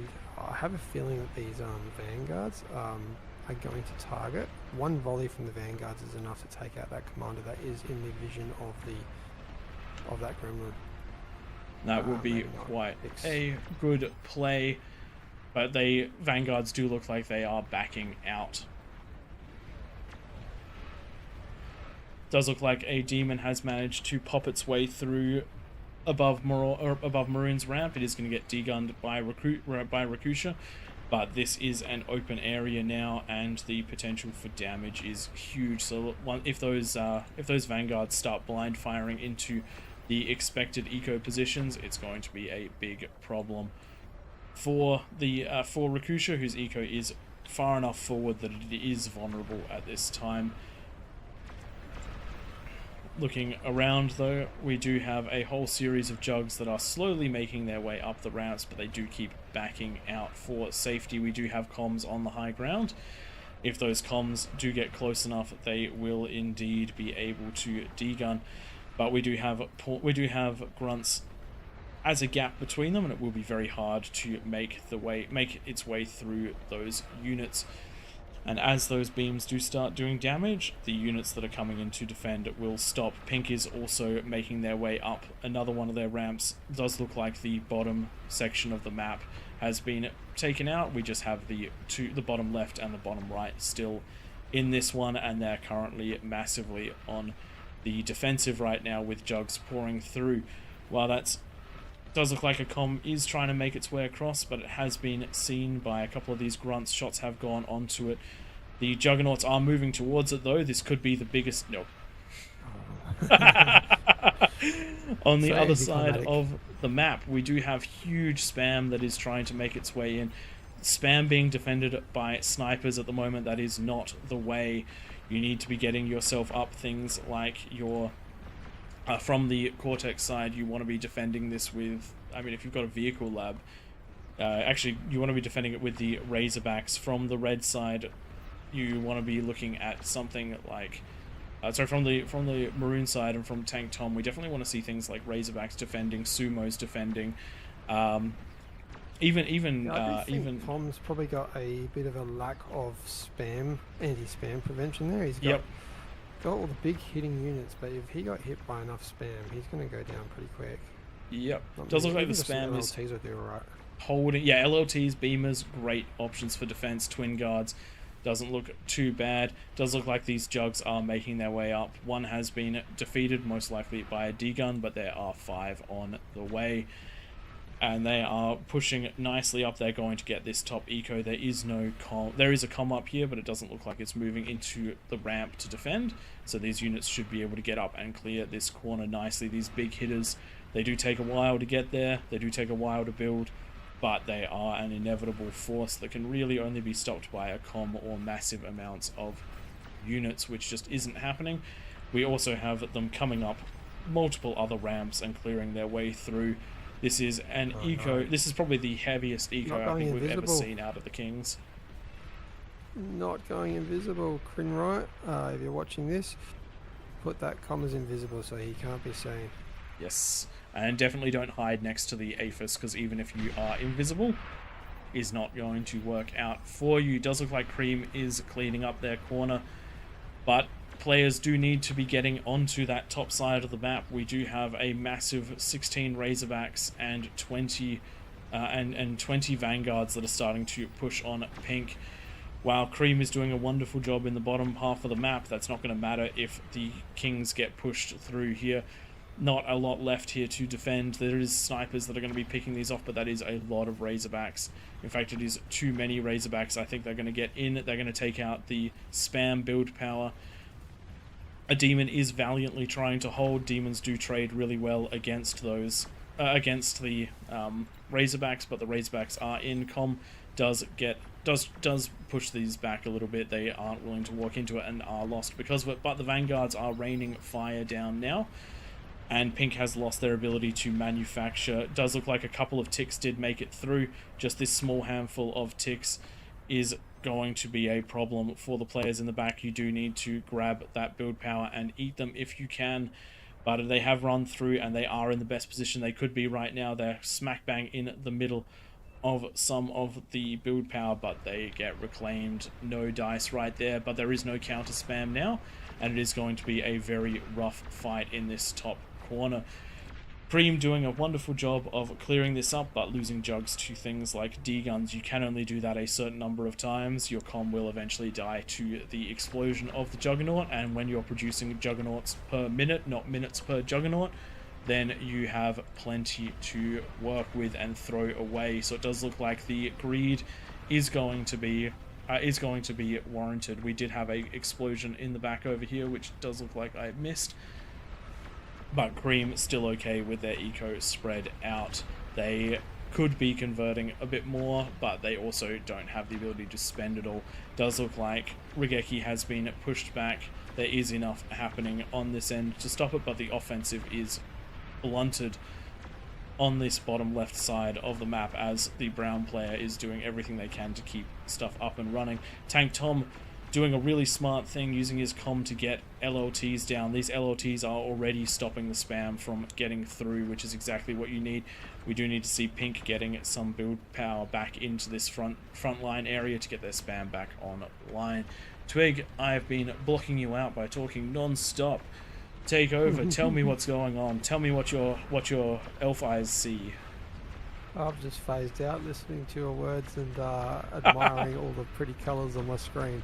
It is getting a little bit late here, so I need to like stay tight. That's right, I'm casting tonight, aren't I? No, yeah, I don't think the peasants are coming back from this. This is a walk of juggernauts walking around the map. There's 25 of them right now for the Kings, and unless we can see these vanguards reach some eco, I don't see this happening. What I would do if I was the peasants, I'd try and take all the commanders apart from one and go down and attack with the commanders. Get in there like Mazza's doing right now and try and degun some of these juggernauts and create a clear path for those vanguards. Vanguards do have a great range. Their range of 1450 can definitely reach Tom's Avises. If they can blow up Tom's Avises, that is going to chain react into brown and creams and reds. Oh man, if red, yeah, that would be huge if Tank Tom's Aphis go down. You've actually just touched on something which was in the worlds of something I wanted to plan in the future. If all three of us ended up on the peasant team, I was going to try and convince everyone except for one player in each corner to send their comms in at 10 minutes. Along with a whole bunch of T-ones. Along with a whole bunch of units, yeah. Could you imagine 30 comms plus units pushing in at the 10-minute mark? That's a lot of firepower. A lot of explosions too. I'm enjoying how many vanguards that Classic is getting out. Target firing, trying to take out these juggernauts one by one. Every time I think that the Vanguard is only an okay unit, I use it again and I'm like, wait a minute, it's really good. It's just slow, and usually by the time you're getting it you probably need some other sort of response. But they actually do a surprising amount of damage. For example, 8 of them can kite a Titan and win. And yes, it's, you know, it's 8 of them, it's a lot more resources than a Titan. But that's still pretty impressive. It does look like Classic getting a good D-gun off on one of these jugs. And he's going to get another one too. But as you can see, these explosions are taking the comm out bit by bit, and the backup damage is going to be that last little bit. Windle grabbing one too, so these 5 jugs have been whittled down to 3, and I reckon another one could fall from that comm before it's taken out. One thing I just saw from Rowan Morphs going around with those demons, Rakusha did a really good job of degunning a bunch of them, but he was ground attacking as soon as he knew a commander was there, just throwing out enough fire from those demons just to clear the path for them, knowing that there's a commander somewhere in front of them and doing a lot of damage by doing that, just guessing where the commanders are. Do you reckon the demons are OP? Like 6,000 metal, and they just put out so much damage. Oh. You know, I don't think they're OP. I think that they're quite strong, but they do also go down really easy, like surprisingly easy to T2. A couple of Starlights just absolutely destroys them. Even Mouses or balls of Sheldons actually do surprisingly well against demons. Bottom left still hanging on quite well. Only one player against them. The pink player holding off that bottom corner has allowed for the continuous expansion of Squeezer. And who have we got there? Recruit. There are some Titans which could push, but I don't think there's going to be enough to completely distract. I'm really surprised that this corner has still been holding on. They have managed to use their high ground advantage absolutely spectacularly to hold all of this. I think that one of the problems is that Pink has just traded incredibly inefficiently. By trying to rush up that ramp, they lost too many units, which were then reclaimed and allowed to be turned into a large enough eco to now actually properly fight back off of this. However, it is looking like it's going to be the very last of the corners to hold out, as these demons are getting wonderful AoE all over these Razorbacks. Razorbacks don't trade in the best of times well against demons, but then throw in the demons hitting a lot of them at once, and it's even more of a problem. One thing I did want to say just here, I didn't comment on it while it was happening because you were talking, Twig, but the Maroon player did use the Juggernaut as a rolling bomb to take out all of the Vanguards, just walked it up to the cliff and detonated it to destroy most of those Vanguards. Really smart if you're having trouble getting up the cliff. You can just use these things as giant walking bombs, and that was a chain reaction. Regeki with 26 fusions, but all of the conversion just taken out. Resign vote called there, rightly so. Without that economy, I don't think there's any chance of pushing through. Probably the only way that the peasants could have even done anything at the end is just keep the spam going, but take everything around to a different entrance. Try and catch the kings off guard. Yeah, you don't have to attack your entrance as long as you don't lose your entrance. You can help one which is struggling if you want to. Like that is a very viable thing to do. Does look like we have the last push heading down towards the kings, but it is being recalled for defense. Was 3 juggernauts and 4 juggernauts, a couple of titans, and a behemoth. But unfortunately, the round robin of juggernauts and demons is here and is stopping that from turning into an effective offense. The peasants got really close to pushing in. If there'd been just a little bit more, if some of the attacks had gone in slightly different directions or to slightly different places, or if the Forgotten Gremlin actually managed to get in and do gremlin things, I think this could have quickly turned around on the kings. Because of how close the eco is, it just does take one decisive blow to really knock them back and knock them out of the game. But in this case, funny comment there from Chronographer, when demons are the spam to protect the jugs.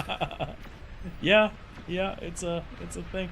Does look like we're gonna get some chain reaction juggernauts over here. Yes, we are. So many jugs on both sides fighting each other, all getting nice and low. The explosions dealing huge damage and setting off one after another. We have so many juggernaut corpses on this ramp. It is unbelievable. I think that Regeki's jugs have traded incredibly efficiently here. But that being said, they did need to, because there were only a handful of them, and so many from the Cream player. The Cream player did a really good job on scaling. I did second base. And this is something which you just can't let you just can't let the kings do. This one behemoth on 110 kills, of which several of them are juggernauts. Nice job right there. The demons finishing it off with their high DPS. We do have the next wave pushing up from the other ramp and meeting the juggernaut wave as it pushes through into the last of this top left corner. And it does look like the last part of the game is going to be the bottom left side, as they hold on valiantly against everything Pink has been throwing at them. They have built up quite a titan force, and they are going on the offensive. There actually isn't very much between them. Titans are quite vote past. It does look like a super nuke is heading to the middle of the map. Wow, that is a very symmetrical volcano that's been created in the middle of the map, and my camera is doing crazy things now. Thanks everybody for playing in this one. Let's have a quick look at those stats. The one which is going to be absolutely crazy is the medal produced. Both the Maroon player and the Cream player absolutely dominating there, with 2.7 million for the Cream player and just shy of 2 million for the for the Maroon player, absolutely taking the space that they were given and running with it. The craziest thing is, though, Regeki's eco is the 3rd highest in the game. And even crazier, this damage dealt graph, he is the second highest damage dealt in the whole game. I think that those were all the juggernauts exploding at the end. There's a lot of damage done, but well done to everyone in this one. It does appear that the Kings remembered their passport on this flight. Good job to all of the Kings. Good job to Pink, who held, to Tank Tom, who split his units around to help both of the lanes on either side, and to the Kings that covered for Red, who was struggling to get into the game early on. And really good job on the Peasants for putting so much pressure in that top left corner, for holding out so well in the other corners. Unfortunately, unfortunately not enough damage went down onto the Kings early enough, and they were able to scale. Let's jump on out of this one and head into the next one. They got real close to getting in and making a lot of things go pop that time. Yeah, they did. I did notice that you only had a few APHIS at the end. Was that purely a constant I was APM building drain? units. Yeah. I didn't have tough. enough of a break. You probably didn't typically have to the space be able, either. Yeah, I didn't have a whole lot of space, and I didn't want to stop building units to produce more of them, because we were only hanging on by a little bit for a lot of that fight. It was nice to see that one of the other Kings had made it out and was rolling around. Yeah, it definitely got... I do apologise for my stream that's in the background. The game just crashed. Probably thanks to those nukes. No worries. Let's cycle the Kings out and go again. Yep, I'm gonna jump out and cast at you guys this time around, I think. I'll get you guys to auto boss me. No, I just need to be bossed again. Sorry, guys. Yeah. Thanks, Nightmare. All right, let's get 8 more Kings. Yes, let's do it indeed. That one felt like a nice even fight. It was pretty good. I think that if the Peasants had been able to put a bit more pressure on the bottom left corner, I think the game would have gone quite differently, but Cream was allowed to scale with absolutely no limits. But it's like a lot of these games, it kind of falls on that knife edge of just how much pressure and damage makes it in. I'll get you to just check that there's no repeat Kings there, Tom. For those of you that have just been tuning in recently, this is King of the Hill by AllReasonNoLogic. We host these every Sunday, and essentially it's just a 10-minute no rush. We give some Kings a nice medal advantage, or full eco advantage, I should say. And after that 10-minute no rush expires, all hell breaks loose. There's going to be a lot of units on the field, and scaling is crazy in this game. And with the help of the mods, these get quite big as well. Currently got 60 players plus in the game. Okay, please jump down, people. We want to see a few more Kings that haven't been Kings before. Very nice, there they all go. I'll get you to put those bonuses on them, Tom. Yep, I'll start from the doing bottom. that. I have a habit of accidentally specking people because it's the button next to add bonus. Only one who's managed to do that. I'm just going to post the rules. So a rule that did get breached a couple of times that game is the structures. They're not meant to be able to reach any of your opponent's mexes. So the agitators, gauntlets, the rattlesnakes, etc. You want to build them just so they're far enough back not to hit the opponent's mexes.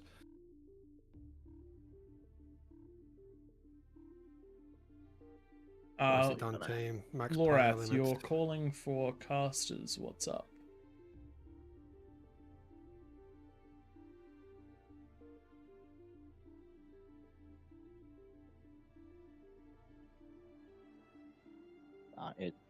We're AllReasonNoLogic, if that's what you're asking. Yeah. We'll just, if you're interested in joining the Discord, we'll chuck a link in there for you. That is where the Kings and the Peasants are communicating. Oh, looking for... Okay, no worries. Mhm. But I'm going to chuck it in the chat anyway, just in case anyone wants to join the Kings or the Peasants chat. Does look like we're rounding up quite 57 Kings. What do you reckon? 58 Kings. Bonus should be bumped up to 55%? I reckon that we're still alright. We've only got an extra 10 kings than last game. Alright. And there's no... I don't see any weak links there. No worries. We're just going to take the bonus off of a couple of the Kings. It look like they've jumped out of the Kings team. Classic jumping in there to replace Jansen, Firehead. what? Jansen 45. You've got... What? We've got a player called Jansen 45. Do you know how confusing that is? Looking for 45 bonuses and there you are with 45 on your name. Well played. Well played. I like you.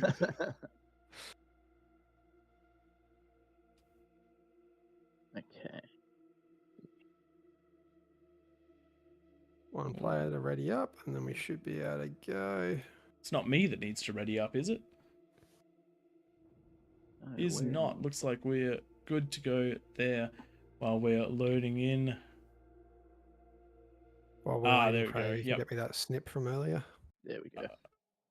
Just what snip? The Discord. Oh, there you I go. believe... Discord snip. I'll post it in our private.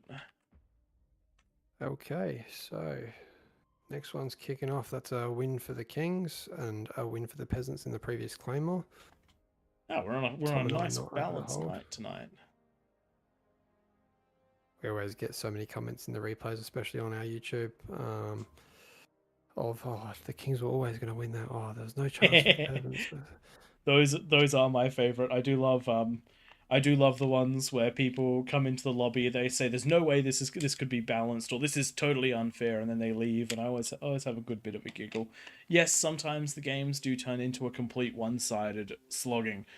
That comes down to decisions and player skills. If a player goes really greedy and their opponent goes very offensive at 10 minutes, you can, almost regardless of what their OS is, of what their bonus is, you can almost guarantee what's going to happen. If they're finishing their APHIS when you rock up with 20 incisors, Your these tend APHIS to go pop. dies. Yeah. Alright, let's swap that scene over. Not that scene, this scene. There we go. And let's get ourselves ready for this next one.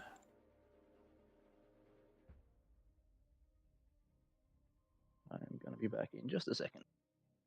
No worries.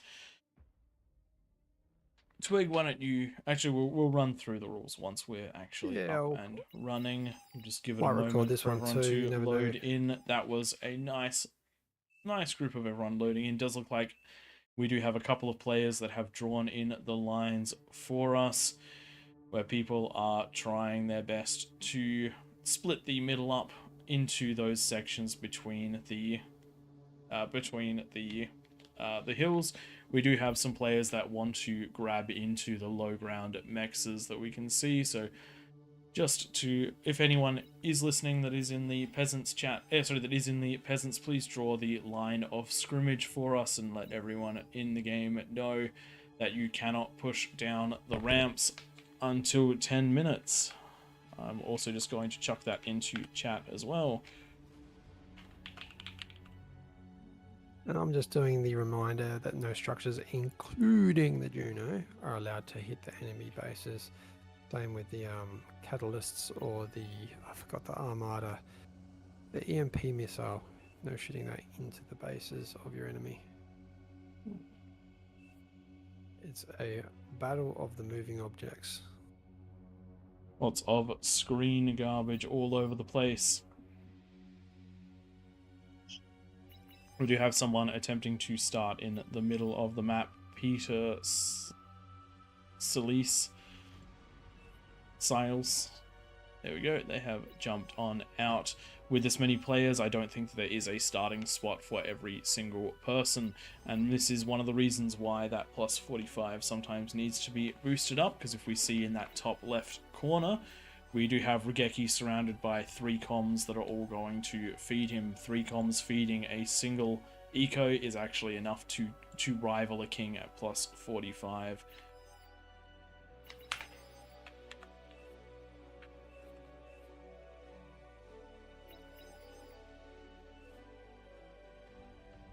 Okay, just clearing up those final rules. Yeah, maybe an extra 5% would have worked.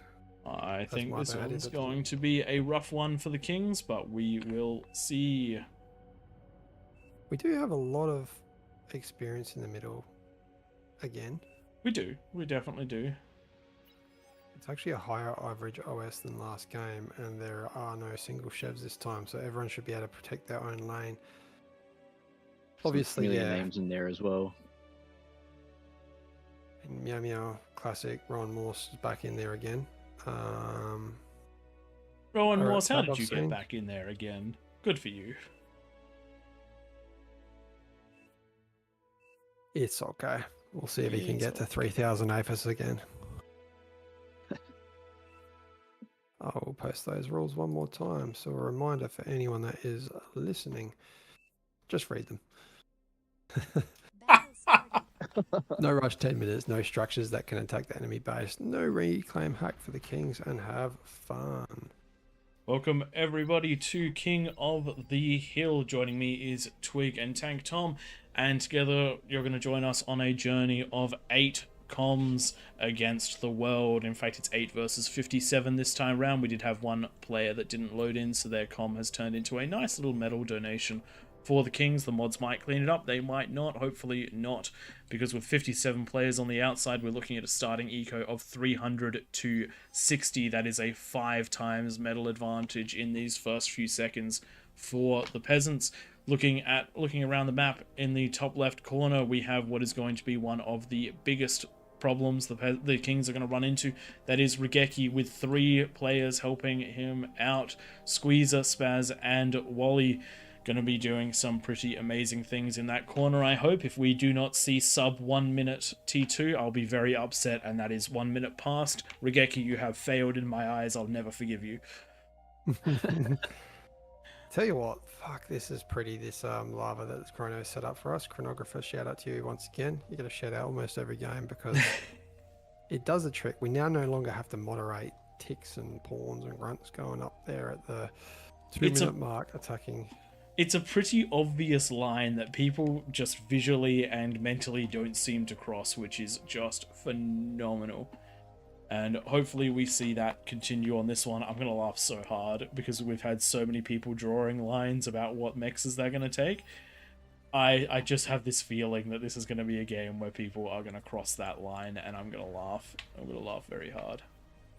The best bet for this as a king is to go and take all the ones in between those kind of canyons. So looking at the red player's lane, you get 1 mex from the middle, and then you get 6 on the outside, and that's an example. So yeah, welcome to the no rush period of King of the Hill. I like to think of it though as the overthinker's paradise. There is a lot to do at this stage of the game. Tank Tom, you were just in the King's position. Why don't you run us through what you try and get done in your first 10 minutes? So the first couple of minutes is get your builders out, get your mexes up. While you're doing that, you have to remember to start getting your wind farm going. Make sure that you've got enough build power to keep your metal as low as you can. Make sure you don't forget your conversion, and then ideally within or at that 5-minute mark, if you can have your T2 up about 1,000 energy, you should be looking on track for your fusion or APHIS and units up and going by the time you hit the 10-minute mark. Just going to interrupt you really quickly. Regeki has the T2 lab and has 2 of his mexes already advanced, and a 3rd one just around the corner. Nicely done. At the I'm 3-minute sure mark. Spaz will hand that over as well once it comes up. Yep. Back to you, Tank Tom. To our Kings, you can see that T2 labs are just going down for most of them now. There's a lot of decisions to make in this no rush period.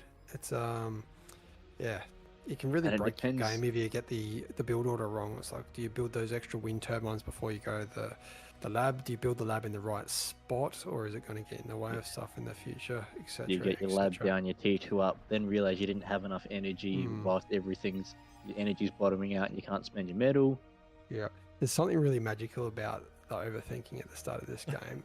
It's like assembling IKEA furniture. I was building the baby's dresser.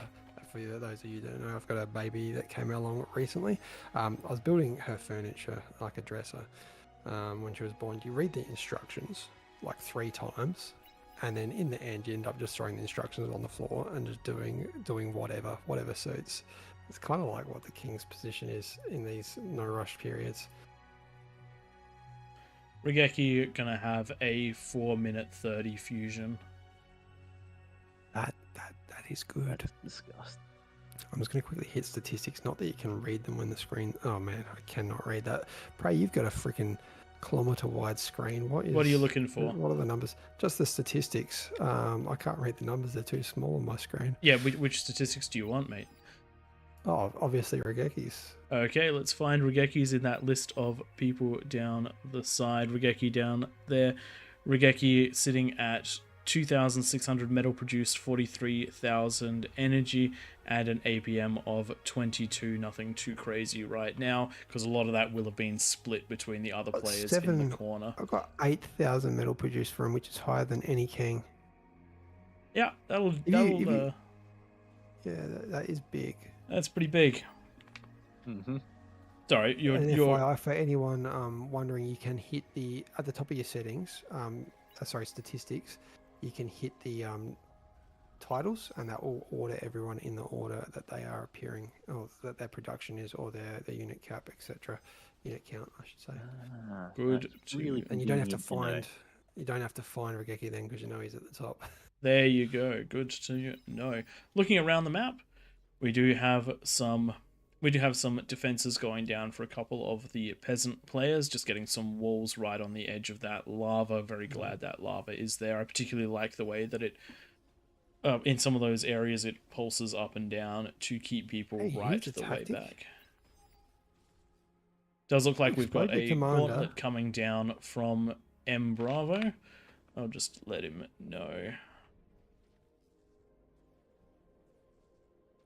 What were you looking at, Twig? I've bit my tongue. I was thinking, if you detonate your commanders where this lava goes through because of the height map, you've got like a natural barrier when the no rush expires, but I forget when the no rush expires, the lava goes. So ignore me. It all disappears. Yep. All right, fusion coming up for the yellow player. It was interesting to see Meow Meow and Classic. They did go into just the one T2 lab between them. Pray, you and I used to do this, but I have found that I actually prefer building my own now, because you do get to reclaim the metals worth, which pretty much pays for that first fusion easily. Exactly. The little bit of extra reclaim you get from eating the T2 lab is what I use to fund my fusion, and it almost works out on a 1-to-1 basis. Provided that you're producing some build power at the same time. You can get the earlier T2 constructor by working with someone, but the T2 mechs economy to support it is the challenge as well. Wow, three fusion for Regeki, just an update there. Getting these T2 mechs is important. Each one of them does give you a 7.6, but if you compare that to a fusion, which gives you 20, or you compare that to an Aphis, which gives you 90. A fusion which gives you 35 metal, and a Aphis that gives you 90. It's actually really important to get that conversion down really quickly. And so just having the T2 builders going around doing your mechs passively whilst focusing on that fusion, I think is a much better strategy. And yes, as you said, 3 fusion into an Aphis, and I reckon this Aphis does have a bit of a build time on it, but that's because the build turrets are going down. I think they'll stall out on metal here unless people donate, but this is certainly going to be a 10 to 11 minute fusion, which is crazy. Actually, at plus 85, they're going to get pretty close. They're going to get up in 9 minutes, just over 9 minutes actually, unless the metal bottoms out. No, the donations are coming, I think. I know that's just all conversion. Lots of metal in the bank. 1 minute and a half left. We've got a second This is fusion where coming we- down for Classic. Same for Rowan Morse, so still being greedy like last game. We do need to look at what were these pings. Yeah, units were attacking pink. They have been removed, which is good. At this point, we'd love to see those armies starting to To mass out, You yes. got 1 minute left. You want to try and get as many units ready to go as you can, so that Don't- as soon as you hit that 10-minute mark, they're already on their way. Double fusion for the yellow player, double fusion for the pink. First fusion coming down for the light pink player. A misplaced fusion for the orange player is meaning a late one coming out of them. You do need to reclaim your lab if you want to put that fusion down. They're doing it now, but with 922, going to be a bit of a struggle there. Red, no fusion, and maroon, double fusion. Brown, no fusion. So this is going to be a bit of an eco. The eco isn't actually too bad. It's 50% bigger for the peasants, which is a perfectly manageable number at that 10-minute mark. Units wise, though, I'm not seeing any massive attacks out of the peasants for the 10 minutes, but we do see a little bit of army getting ready at the 10-minute mark. That is, we do have a defense that is fire. Yep, there we go. It has been removed. Sometimes, like, a lot of those aren't intentional.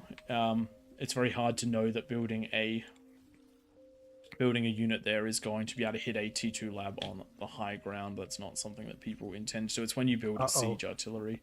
10 minutes Something has happened. elapsed. The lava will go away momentarily, hopefully. Oh no. Maybe someone's. I don't know if Chrono sets this up. There we go. There we The go. lava has been removed. So in this case, it was a 10-minute 30, no rush time. And we do have some units making their way down from the Great to top see left these ready side, to the run top straight right on in. side. In fact, we're getting a wide scout from the right-hand side of the map. I really like this, trying to determine where the defenses are strong and weak. And they have found a pressure point to go in on in that top right-hand side. We do have the pressing attacks right now are into red and into cream. Decent amount of units running in. Unfortunately, they have picked a reasonably defended position and are running straight into some scorpions and some other units. The sumo's doing a good job of cleaning them up. Red's units taken out. The units attacking red mostly taken out too, but one lot have snuck by. If these grunts can get past the That's what we like to see. As soon as you can make it past the defenses, keep on running through to the middle to try and get as much damage as you can. does look like a You don't need single grunt has made it through. If it doesn't get picked up, you'd be surprised how much damage it could get up to. Unfortunately, it is firing on a mechs. One of the things you want to try and do is find the T2 conversion in the base and see what you can get done with it. Gonna follow the Wind journey farms tend of to go this. pop nicely as well at this stage. Yes, they do. Is losing some health to those build turrets. Build turrets decent defensively. Nice to see these rovers making it in though. They are going to get And those cleaned up by rovers the running Jags, past. but 3 of them have made it in, and it does look like they could... Oh, no. Perfect target.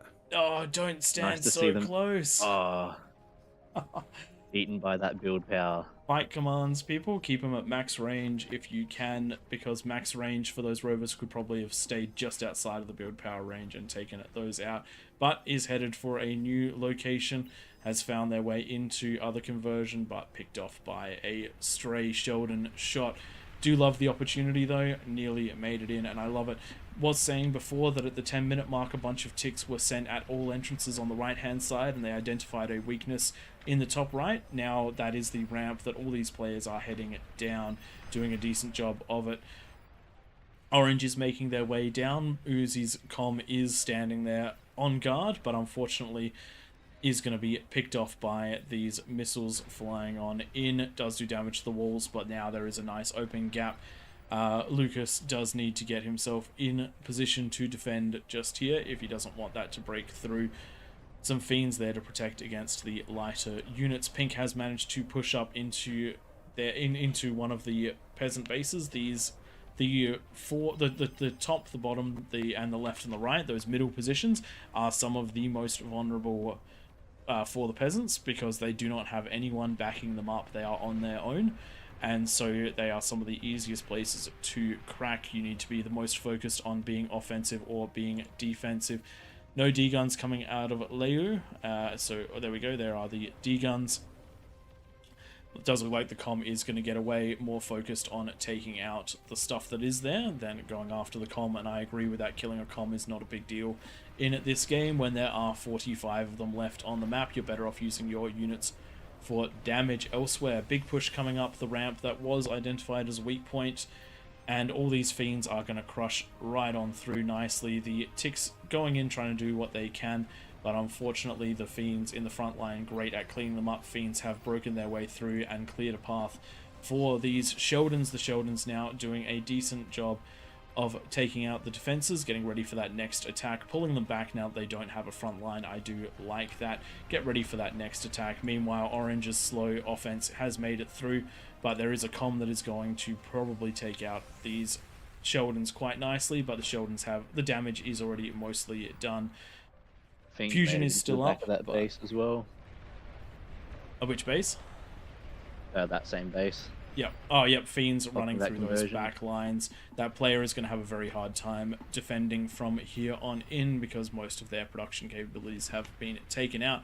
Red and Maroon on the offensive on the other side of the map, the top left, moving towards the Regeki corner. The Regeki corner is up to 5-6 APHIS and can come online at almost any point to help, but the longer that these frontline players can keep them backed off, the stronger the Regeki eco will become. Question is Red going to have what it takes to defend once Regeki comes online? They are not overly scaling beyond the T1 and the 2 fusions they already have. Going into T3, big risk there, getting the early T3. If they don't do enough damage with it, then it isn't going to be worthwhile compared to more economy. Yellow going with a large amount of ticks moving around in this area just to absorb shots. It does look like we've got another defensive position shelling in from the high ground. That is not okay.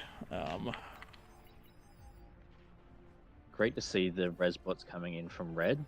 When they pushed up that ramp, they've now eaten pretty much all of the metal that they created from that push. Keeping that pressure on up there. I'm sure that artillery will disappear shortly from the green player. Fingers crossed. Just remember that rule Orange does not lift at the 10-minute mark. Because the Kings are stuck space-wise, it is not fair to be able to siege with buildings. Orange doing well on the right-hand side now, really pushing through and about to take out that second peasant.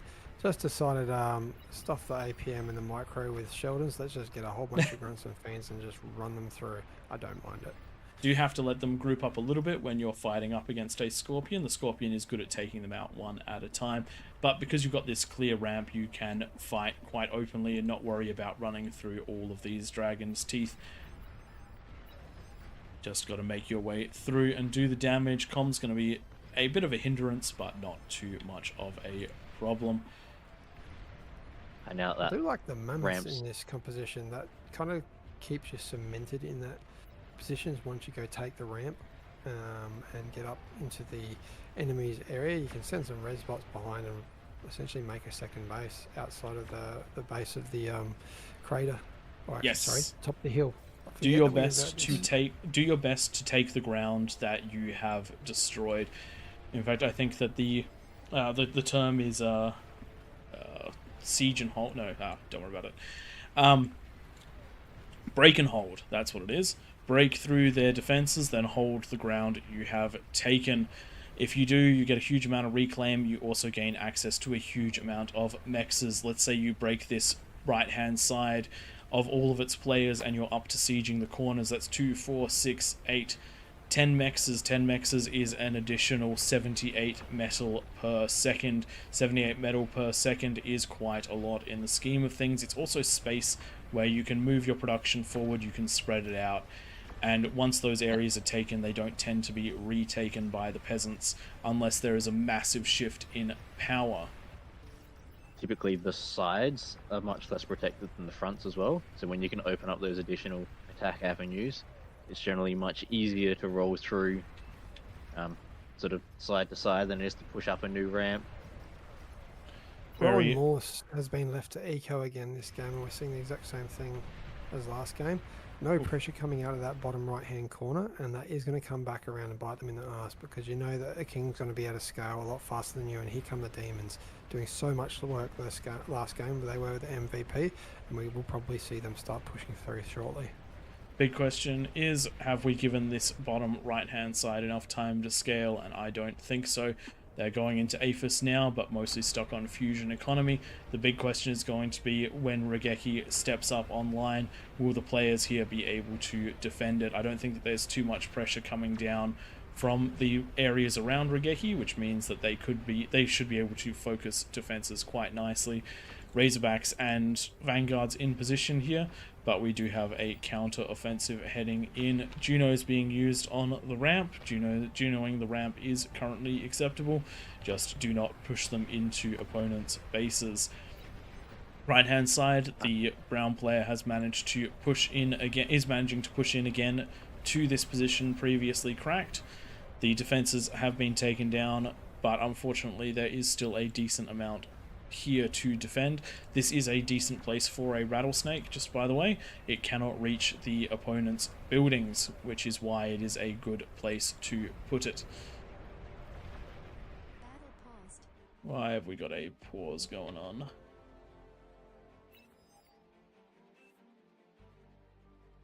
Yep. Juno's. Whose Juno is it? Yeah, we know whose Juno it is. We'll just have to delete that Juno.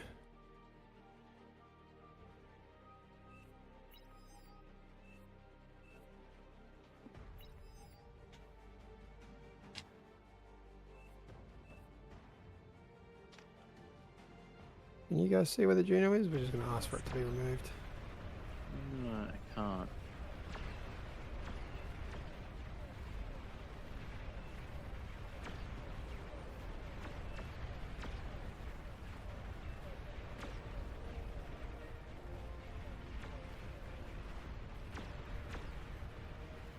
Alright, the reason we do leave that Juno on is because you can use them quite effectively as a defensive weapon.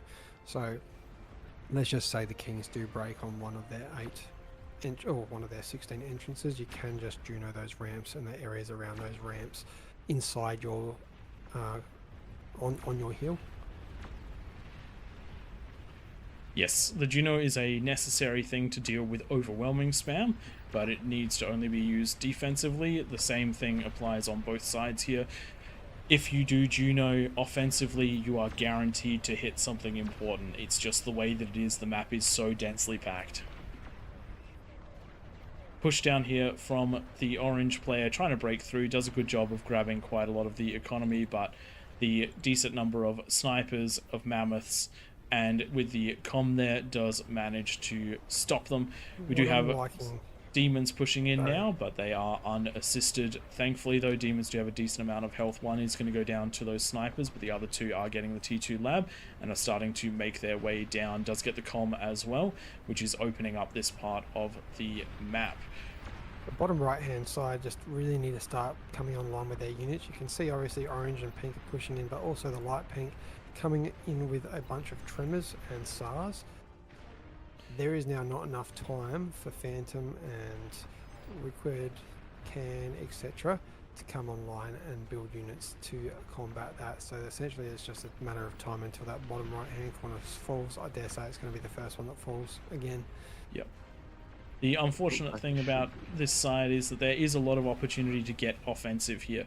The defenses for the pink player is a bunch of twin guards, and that has been the case for a very long time, but they've been allowed to super eco, and now the defense is juggernauts and demons. Not to mention you're getting pushed down from your corners. If you don't get aggressive enough, you do give the Kings enough time to absolutely and totally scale out of control, and that is what we have seen. If you do let that happen, you need to make your way in with sneaky shenanigans, things like invisible tanks, things like scuttles, things like and what else can you push in there? using... I'm pretty sure that from the top of this hill you could actually hit most of this production with a tremor. So things like that, definitely an option. We do have a counter-offensive going on from the blue side over here. We have a series of starlights that are backing up a large push of ticks, but unfortunately the defenses here just very, very strong. We have we've got 10 pulsars here defending, as well as a series of constantly rotating units. Nice and strong fight there. The counter-offensive is well and truly on its way. I find it rather interesting down there with Classic. He was only on T1 units until he scaled into T3. I don't think he's had any offensive TT units at all down in that corner. I mean, it's definitely worked out for him. Still is a chance for these peasants. Obviously the top left has massive eco, but I reckon the top right, if they came along and attacked the brown lane, if they all came online and started building units, right now it's just 1 versus 1. It's the hot green player, it's Trollas versus Ragamuffin. No one else seems to be building units out there. Does look like we're definitely going to need some assistance for the red player, as the units have made their way down the ramp. Unfortunately, though, not managing to push in much deeper. Things that you want to try and target if you get in are build power and the economy.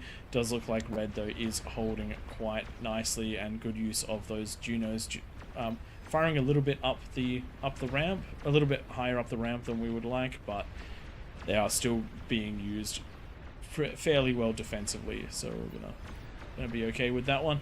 Pink has come online in a really big way, though. This massive Tsar push has just been is just almost unstoppable.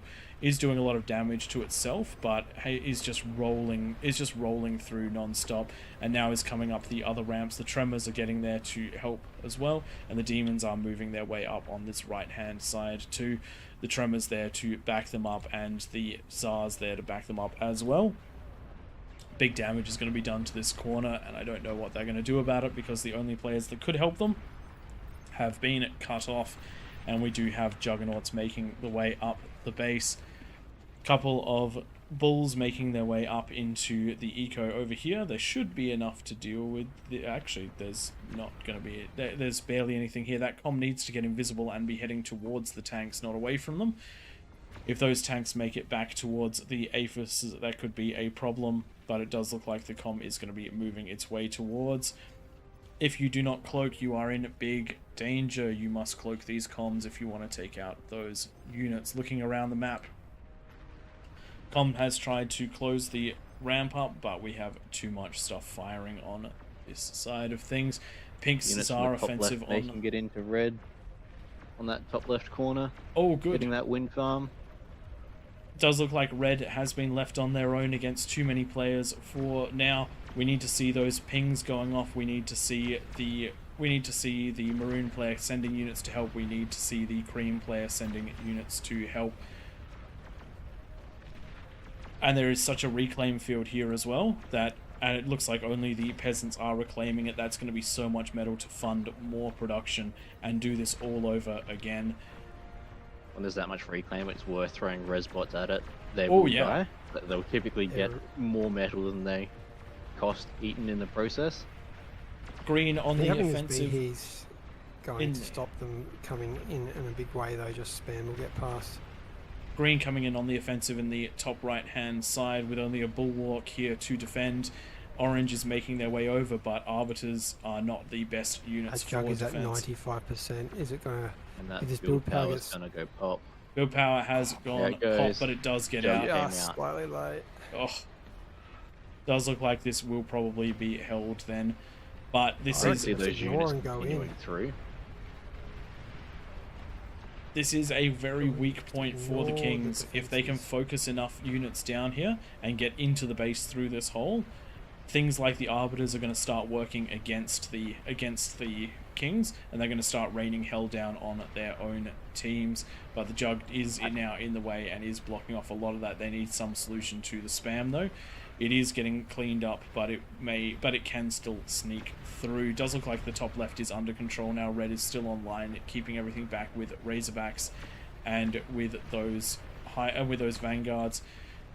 there was a comm trying to snipe the behemoth, but the behemoth sniped the comm. That behemoth is going to stand tall for a very long time, holding this without a comm to take it out. That top left corner is essentially holding, because this bottom right corner's been popped. The two pink players are then circling round. It looks like the other two corners are likely to go down shortly. Those Zars doing work. Once you've got that many Zars, it becomes very difficult to stop them. The eco going top means that this is going to start rotating up to that top left corner. Those Titans out of yellow, out of classic, and the spam doing a really great job to assist those Zars. The Zars were held up for quite a long time against the full might of the eco, but yellow coming up and breaking the stalemate. And now this is a force. Now there are forces that can wrap around in all directions. Unfortunately, Rigeki has done his absolute best to punch in over here. Has ecoed like crazy. We're seeing 18 fusion up in this top left-hand corner, but the defense is just too strong. And again, similar problem to what we saw in the last game. The peasants just were not aggressive enough at that 10-minute mark and allowed for enough of these players to scale to a crazy degree and push out with limitless T3. Yeah, for the Kings, you get to the point where spending metal becomes the issue rather than generating it.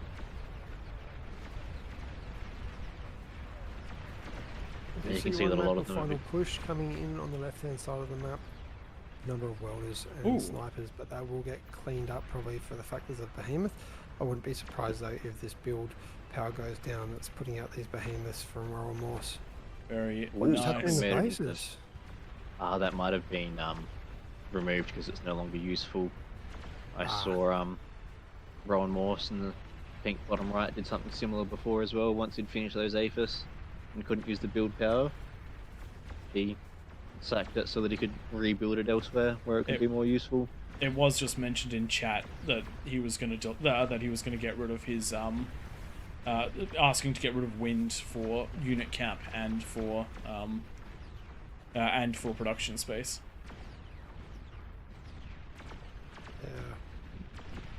You can see a lot of the factories just not on, like the light paint player, just a bunch of T2 factories not online now.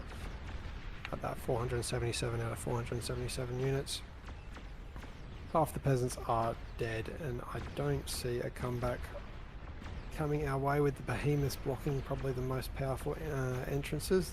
That is being held by it's no longer a Geki, it's Outlaw Elite with all those APHISes having a go at getting units out, handing them over, I think, for others to micro. Tank Tom, do you mind just chucking the link to the Discord in the lobby?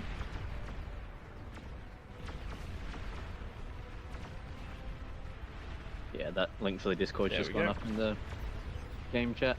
Thanks for doing that. And it does look like the push from the bottom left side of the map is rolling its way up very nicely through the rest, through this bottom side. Not a lot of defenses here.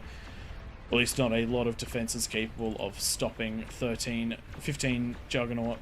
Titans backed up by 48 Zars. Interesting. I don't know how to do this command. They're moving forward while firing on a specific thing. I would love to know how to do that. I was taught it, but I've forgotten it. It was, I mean, I'm grid key, so it's going to be different for you. Yeah, would be a very useful command. Just a quick look up at these Vanguards. These Vanguards are up to 165 kills, which isn't the most kills, but they have been consistently firing on T3 units and absolutely devastating and preventing Red from getting back on the offensive. Does look like, though, because the bottom half of the map has fallen, that we're just moving into a cleanup phase for that top half of the map, both sides swinging around and closing. If you let the Kings get to this level of economy, we're looking at 22 APHIS plus 37 APHIS. We're looking at 57 APHIS in the middle, potentially slightly more because I did zoom in so that I wouldn't catch the peasants. That is a ridiculous amount. We're looking at a 5,000 metal income for the Kings, considering that there is only one side left. He just took out 6 Titans with this commander. Very, very nicely about done. Attacking on the move. Nightmare was just saying that it's set target. Yep. Yeah. So that is S for grid keys. I don't know if there is one for legacy. I There believe we it's go. Another for reason you legacy. should come over. Very useful command right there. But yes, if you let the kings scale to this eco, it is almost impossible for the peasants to win. The peasant teams that are most successful are the ones that keep pressure on very, very heavily in the 4 vulnerable middle sections, and then push in at different times from each of the eco corners. It is very good if at least one of those eco corners is being offensive from the get-go, because they can back T1 units with T2 units. But yes, if you do allow the kings to scale up to the point where they can mass produce juggernauts, you're going to have a hard time pushing through. Rigeki doing his best to try and take out those units down there with a comm, but unfortunately does lose it and isn't able to degun the behemoth. Tsar's caught up on all the wreckages over here. That is one disadvantage of these big slow movers. If enough things die in front of them, then they can struggle to get up those ramps. Worth noting, if you ever need to defend against them, if you throw enough bodies at it, just like the Imperial Guard, you will solve the problem.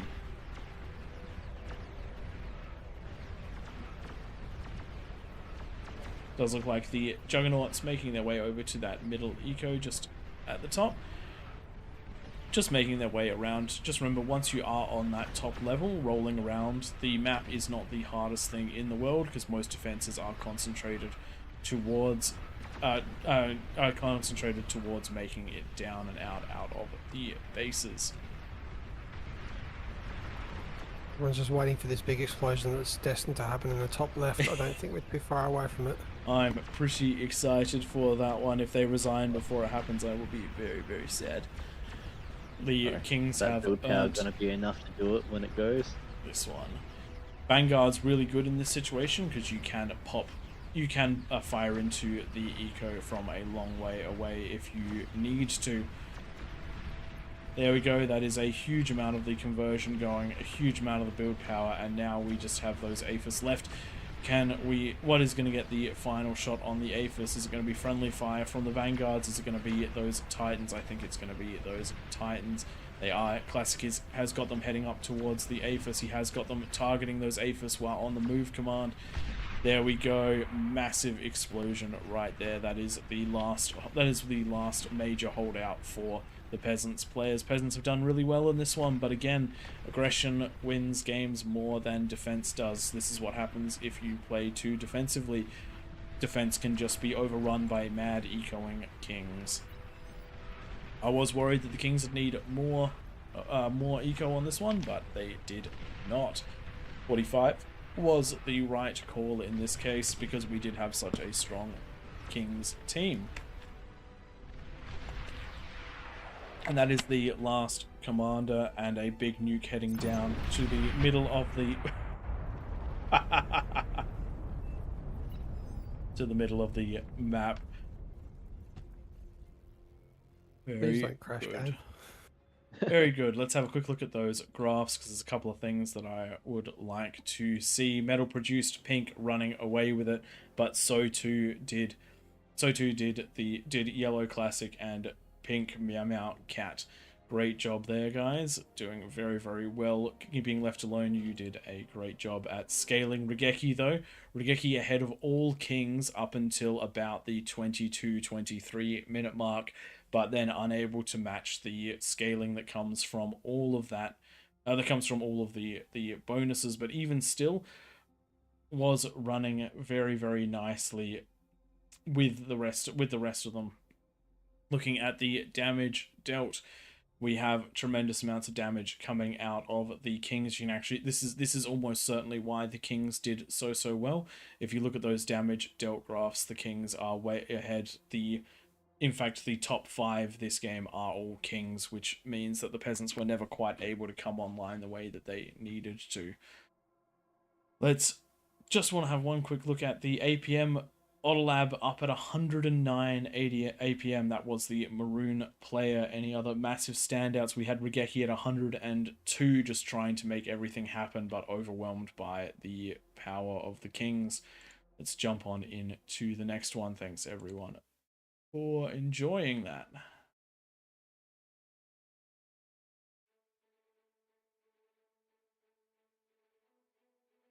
All right, let's grab a few more kings. Rowan, you have had your fun as a king. You're going to be popped up into the peasants team. Your eco is just too powerful.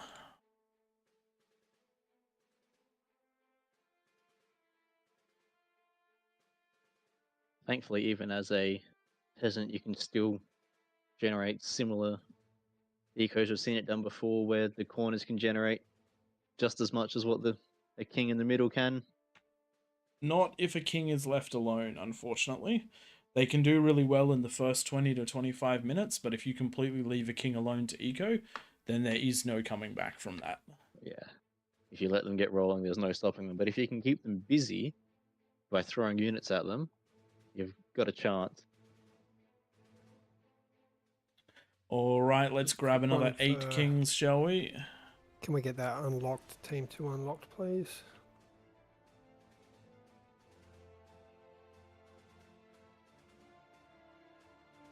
There we go, now it's open. People jump on down there and start assigning those bonuses. Tom will leave one person to do it so we don't mix up the players. Who have we got in the list? We've still got plenty of high OS. We just had a question from Classic. Can we have the extra units pack on? What do you guys reckon, just for one? Yeah, we can put it on for one. I reckon we can put it on for one.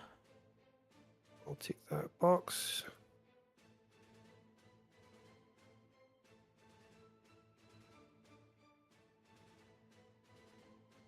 Can we get whoever put in the Raptors AI? Can we get that removed? And can we kick the player that did it? We do ask that there are plenty of moderators here, so leave them to set these up. Yes.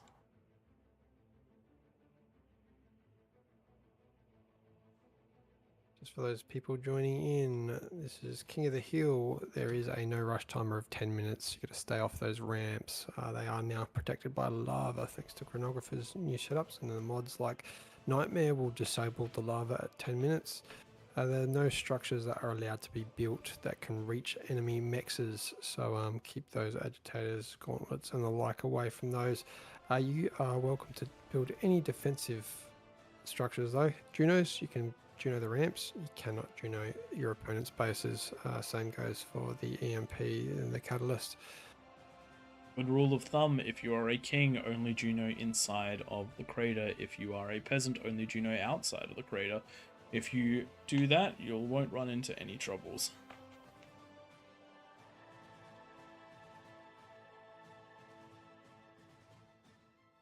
Let's get a few more kings. Just going to turn this one over to Twig and Tank Tom for a few minutes, give my voice a rest, and while we're loading into the next one, I'll jump in and have a look at all of your comments and answer those as we go. All right, guys, test out your APM. Get down there. We need 3 more kings. See how you can go. We have had all king victories tonight in Raptor Crater. There we go. We got another one. Thank you very much, Mr. 13M and Subazu. Tom, if you can assign those bonuses as you're doing, thank you. And there's our 8th king. Good job, guys. One more just joined last minute. I'll let you pick who doesn't get to stay. I think that was the last one. I think Scimitar was the last, but yeah.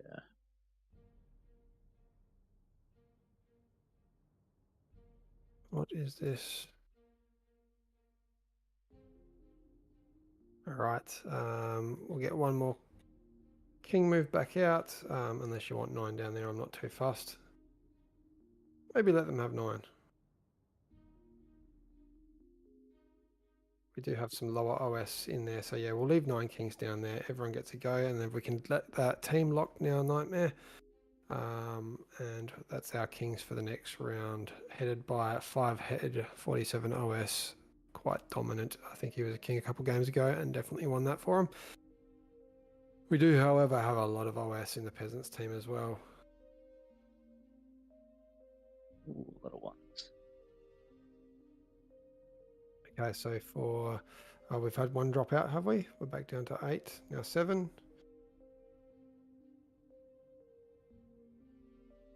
Oh no, just when you think you have them all.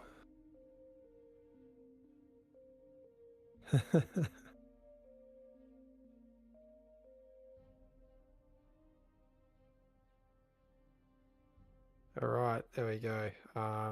We now have 9 down there. And let's lock that again. We're going to have to reassign some IDs as well. Awesome. So this sometimes happens in bar where due to just the phenomenal number of players in this game, on that, big shout out to the developers that make that happen. Having this many players live in an RTS is just like a childhood dream come true for anyone that loved the likes of Total Annihilation, Age of Empires, etc. Always capped at about 8 players. This is insane. Yeah, anyway, these IDs overlap and we can't start the game when they do. A few more players to ready up, one more downloading, and then we'll get things kicked off. Do we have Once again, this is 65 peasants? Jesus. Yeah. I think we're really, this is going to be our biggest game yet, actually. 61, 66. Oh my god. So 75 players, 21 spectators. We're nearly at a 100-person lobby. That's insane. Let's see if the force start works on this. You guys good to go? All right. While we're loading in and while that is being dealt with, let's have a quick look at the questions. Yes, lava, it does go away at 10 minutes. The devs are, the moderators are doing that. We do greatly appreciate it.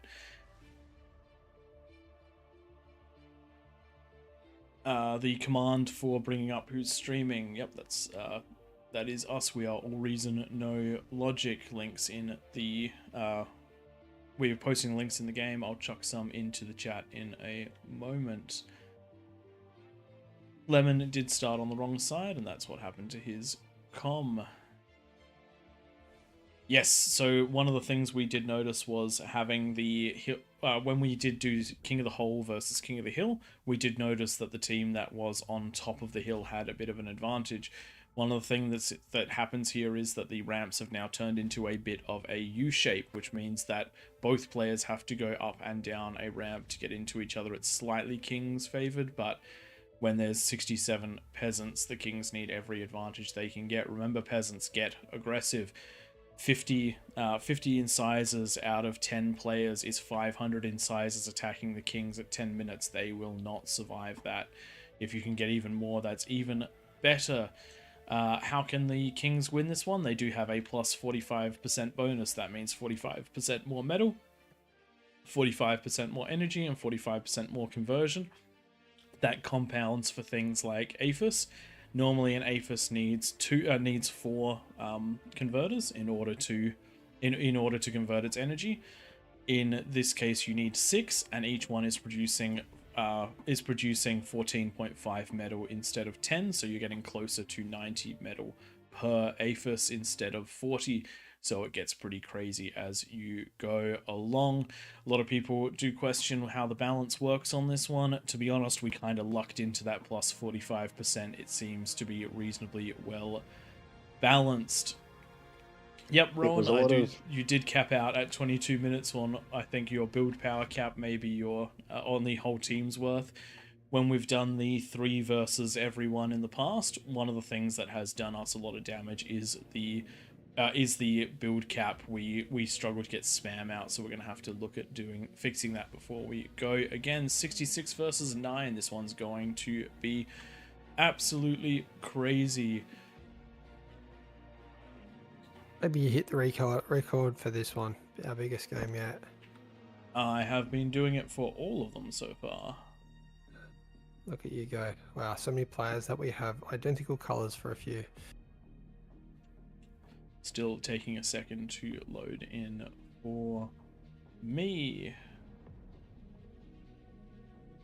Yeah, I can definitely feel this one's a little bit slower. Here we go. Got some planning already going on for those peasants. We're not going to say what it is in case others are listening in. Just make sure you, get all those boxes checked and all those lists completed if you are a king. Yes. The things that we've seen work very, very well against kings in the past. We have seen a lot of, I haven't seen the chat by the way because it only just loaded in for me. Things that work very well against the kings. Early aggression out of the peasants. We saw one of the best players in the world attack Twig with 50 incisors and basically wiped out Twig. I think it was the first time Twig had ever fallen in this map before 20 minutes. In fact, probably even before 30 minutes. First time that my lane fell first. Yes. Usually I'm falling from the rear. Yeah, but you like falling from the rear. Good on reach rounds. Then the next thing which we've seen used to great effect are invisible tanks or invisible or scuttles. If you can get invisible units into the base, you can do ludicrous amounts of damage. It's really hard though. There's a lot of units. There are a lot of units. We've seen games almost flipped on their head by just a couple of juggernauts marching their way towards the center of the map. It takes a lot to bring a juggernaut down, and if you do get into the middle of the map with a juggernaut, when it detonates, it's going to cause chaos with how densely packed everything is. Beyond that, I think let's start dwelling more upon what's going on in this game. We do have a couple of players that are trying to start on the low ground. Please do bear in mind, if you start on the low ground, you will be removed. I'm just going to chuck that one in chat. Yeah, I've just said something similar as well.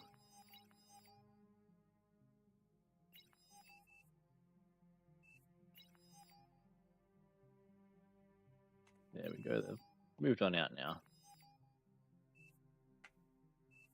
There we go. The nice thing about this community, I've said this before, but I'm going to say it again. In general, this community is full of phenomenal people. We have people on the teams who are enjoying this game that help out by telling people what's going on, by drawing on the map, by making things very, very clear for those that are breaking the rules. We do very much It's got some good little chats going on in some drawing for everyone to see. But yes, back to it. This is a huge lobby. This is an insanely huge lobby, and yet the amount of rule breaking we get per game is like 3 or 4 times. That's crazy, it's especially negligible considering for how many people we've got in here. It's not just the people. Look at the flag spam. Look at the flag spam. We don't have every flag under the sun. That would be way too many, but there are so many different cultures, so many different languages here, and yet somehow this works out. And I think that has a huge amount to do with with the fact that the people who are playing this game right now want to play it. Looks like we've hit the start of this match. Hello and welcome everybody. Today we're seeing an absolutely tremendous sized game as we have 9 kings in the middle versus 65 players around the outside. Joining me on this cast are Twig and Tank Tom. There's going to be so much action in this one that I'm going to need them to point me in the direction that I need to be looking. We've had some very interesting calls in the lead up to this one, and we do seem to have a plan out of the peasants. We'll see exactly if it works. I am worried because we've been talking about a plan for week after week, and if it actually gets pulled off, I'm worried it's going to break King of the Hill. It's going to be so good. We'll see what happens. We've mentioned it enough, but trying to get this many people coordinated together, I mean, if they can pull it off, fantastic. But it's going to take a lot of work to get it done. It'd be fantastic to see it. Oh yeah, I'm looking forward to it. I really hope it happens. The question is, are the kings going to be strong enough to withstand it? If you check all your boxes, if you do all of your things, you may well be. In the interim, in the startup, while everyone is doing all of their things, let's have a quick sanity check around the map. We do have Regeki in the Regeki corner. I really hope we get permission to modify this map, because I'm actually going to call this the Duffy or Regeki corner. I'm going to use big like year 2000 word art Regeki corner. Just going to be obnoxious about it. This co-op eco, we did see by 3 minutes that these mexes were T2, so we'll see if that is happening again. But oh my god, please let this be real. I want to see this happening. Oh man, I feel sorry. Yeah, I definitely feel sorry for the. Oh no! If this does go down the way that I think it might, then I'm more than happy to let the Kings have a second go at this one. Yeah. And we're going to have to rethink all of our plans again. I mean, not Yes, necessarily. It's too hard to organize this True. every single game. One of the things that is super true about this, people like big units. People like big stompy robots. People like big robust ecos. Does look like we have a player trying to make their way in. They have made their way in with an incisor. Has been massively noticed. Will probably be pulled back. Just going to chuck a reminder in chat to stay off the ramps. And it died going back through that lava.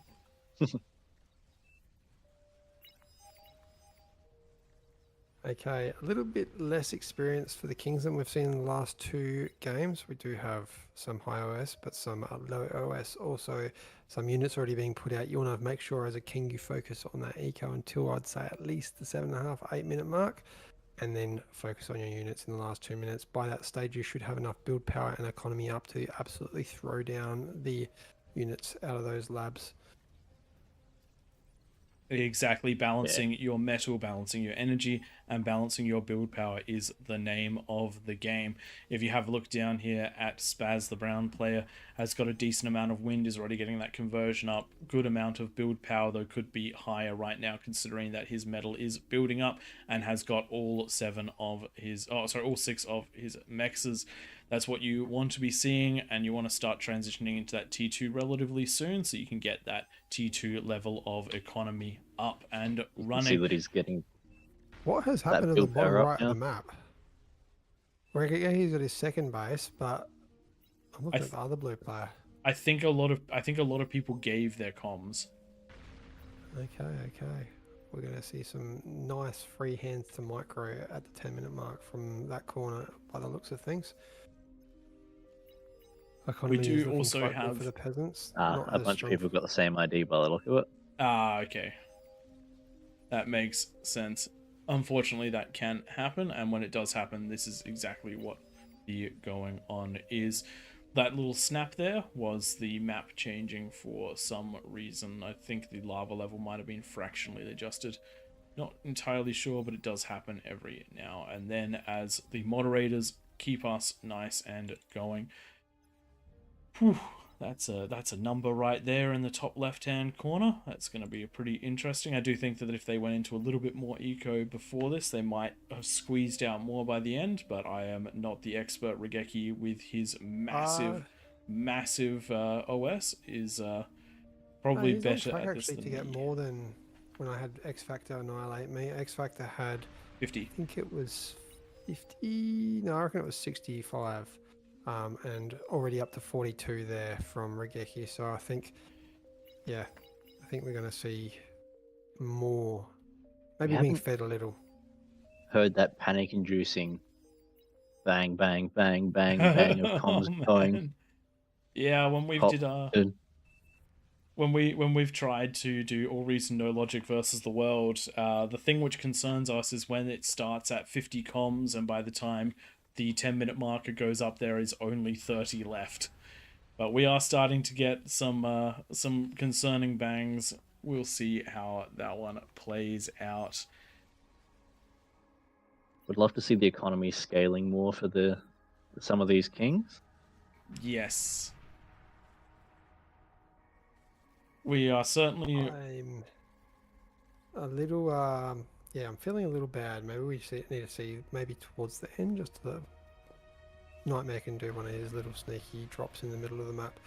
Once we'll we see can how already it see goes. the defeat on the horizon. I don't think that we should... spelling lol with the tanks in the top left corner. Thanks, I do appreciate that. Casters do enjoy those little bits and pieces. You are classic. You've caught my attention, and I am pleased. I want a longer word out of Regeki with all those incisors. Can you spell anti-disestablishmentarianism from with those tanks, please? Thank you. I cannot be stuffed trying to spell that. That's why I picked the word. A pen. Oh, look at the bottom right-hand corner. 3 minutes. We are gonna see some fireworks when we hit the 10-minute mark. Please tell me that Rakusha's in on this as well. Doesn't quite look like it. Looks like Rakusha's going into eco in that top left corner. What about the bottom left? Doesn't look like units spam out of them either. This is going to be quite the... there we go. Regeki, I see yours as well. Your tribute is seen, acknowledged, and accepted. I reckon that should spell out ARNL. Okay, for those tuning in, this is not what we usually see. We're seeing a lot of units coming out of the peasants, which we love. This is going to maybe change things for the King in the Hill. Usually you'll see Kings eco hard up until about the 8 minutes, get up either an APHIS or maybe a couple fusions, and then go into mash units. Quite a lot of greed comes out of peasants in most games, but we're seeing a little bit less greed than usual. And a lot of hold on. units... Just had a... I think some of these levels get reset slightly to fix the comm holes from explosions creating lava. We've had one of the Kings building some offensive agitators, which is not good. It looks like they're eating loose, so that should be okay. Good. And it does look like we are now sitting at a minute 20 out, and the unit count is piling up across the map. Just doing a quick bandbox to select grab all the units. One of the things that, if depending on what your settings are like, you won't grab non-combat units if you do this. Look at all of the white that shows up around the map when you do this. We have an absolute boatload. 154 ticks, 20 rover equivalents, 130 pawns, 350 incisors on the map so far. This is going to be a good one. King of the Hill that we've ever seen for Raptor Crater. I have a feeling this could be it. I feel like this is gonna be a very aggressive start coming out for the peasants. I'm so excited for this. I can't even express. I've been wanting to see this for weeks. You're going to need a neck brace by the end of this one because you're going to know where to look. Oh my god. Alright, sorry, 20 seconds left. We're all just freaking out because we're so excited. Handful of units around the map to defend. The Kings are not going to be ready for this. 5 seconds till the lava drops. Look at the massive units that's ready to go. There we go, the lava has dropped. Let's see this mass level attack. All sides, 3 of the sides pushing in very, very strong. Sorry, 3 of the corners pushing in very, very strong, and a spattering of units from everywhere else on the map. This is going... I want to see the panic. I want to see the pings. Does look like there's a completely clear... Game has frozen for me. Yep, all of those units trying to path. There we go. You can feel it thinking. That is just a complete walk over the defenses against the yellow player. Oh no, maybe sacking a comm is the best way to do something about this. Oh, you have to sack a comm in this situation. You have to sack all the comms. This is complete and total annihilation. All sides pushing in. We already have the cream player falling. Comm is already down. Eco is already down. The green player now making their way into Brown's base. This is absolute chaos. This is incredible. This is glorious. Oh man, good on you. Viva la revolution! The King's doing broken King of the Hill. everything that they possibly can. Look, we've said it. We've said it from day one.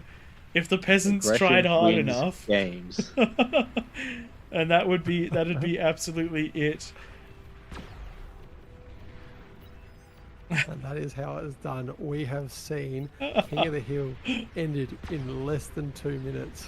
Does look like the Kings have managed to call in the Royal Guard. They have got a Titan defense force, but with only 3 comms left and a lot of APM going on right now. This is essentially going to be the end of the Kings. Look at all the comms walking in. Well, let's hope the comms have enough energy to degun some of these. Unfortunately, not. We do have a whole series of leveled up comms in the middle.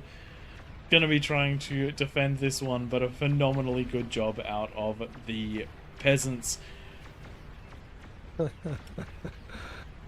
boy, that was different. So there you go. King of the Hill is now broken. We've told you, units are good. That was too good to watch.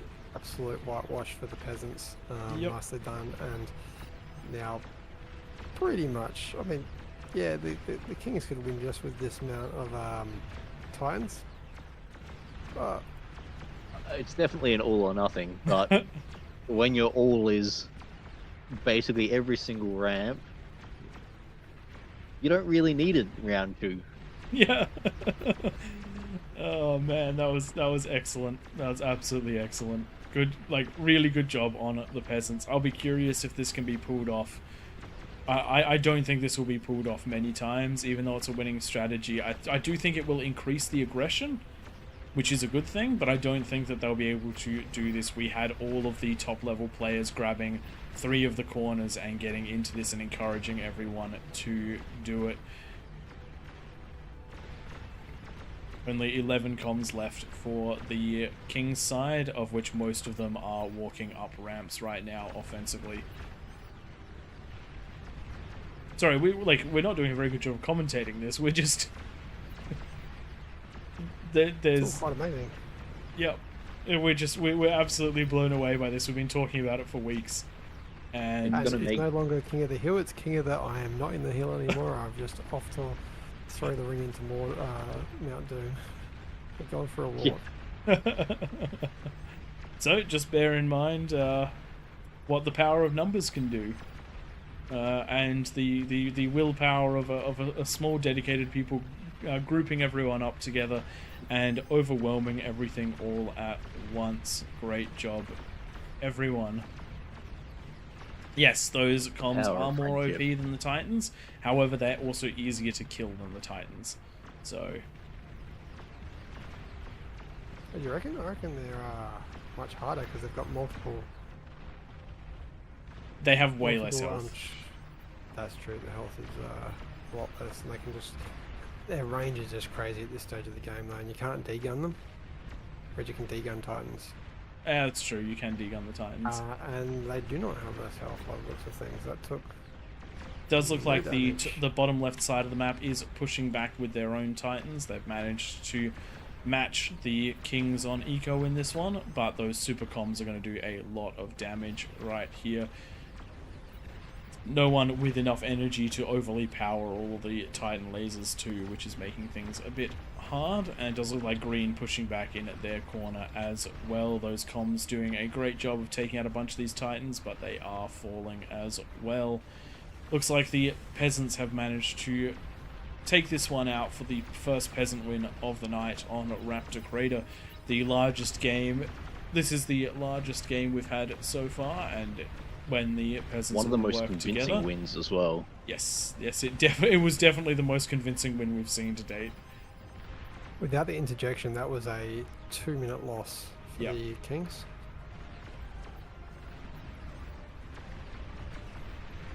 We'll slowly see these wrapped up now with just 8 commanders to go down. Spazza's got a few on the bottom left. We got Outlaw with the rest of theirs. These super comms just do so much damage. They do have 65,000 health, so it does take a while to kill them. And that shield as well. They do work surprisingly well in groups. Some control D'ing going on these Titans, just playing around a little bit. But I reckon we will wrap this one up and start looking to do the next match.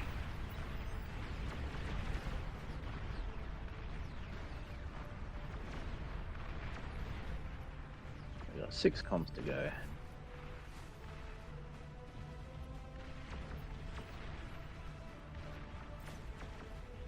I think I was wrong. Those comms are way more powerful than the Titans. Yeah, definitely.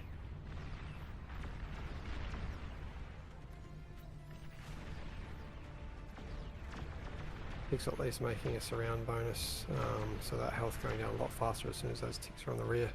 Yes. Love that reach round. 3 left. Baz is about to fall. We've got 2 from Kaz.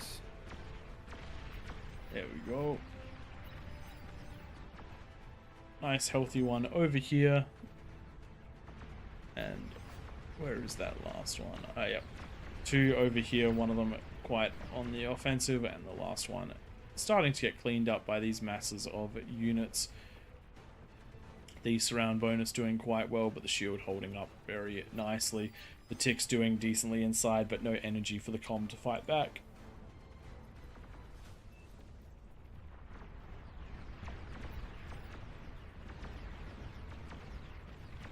So what do we do next game now?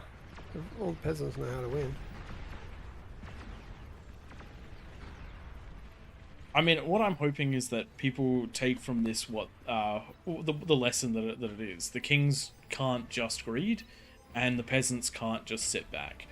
But like with a lot of things, if all of the kings focus down one entryway on the way out, they could wrap the whole map. If the peasants focus all entryways on the way in, with every player getting aggressive like this, then the kings can't win. There's always ways of. There's dealing always some with this. gaps. Yep, it's like a And 6 if pool you're pushing, in StarCraft. It's a very, very strong tactic that can finish a game in moments. However, despite it being so strong, you don't actually see it that often. And there goes the super nuke.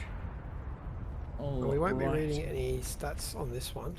No. The graphs are a little bit different. Nicely done, peasants. Finally, we got to see what we've been talking about every week, and that is people are actually building units in Beyond All Reason at the 10-minute mark. All right. Kings who want to stay in as kings, you're more than welcome to. That was a very much so a wash, but you may not want to stay in after that one.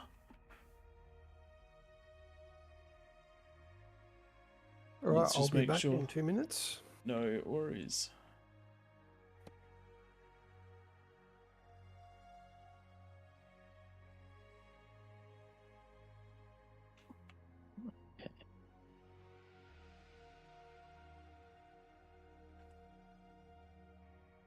Rigeki, thanks for joining us. We do really appreciate you playing. We hope you had fun, and I hope that you really enjoyed helping coordinate that one and push on through with those T1 units. Did a very, very good job.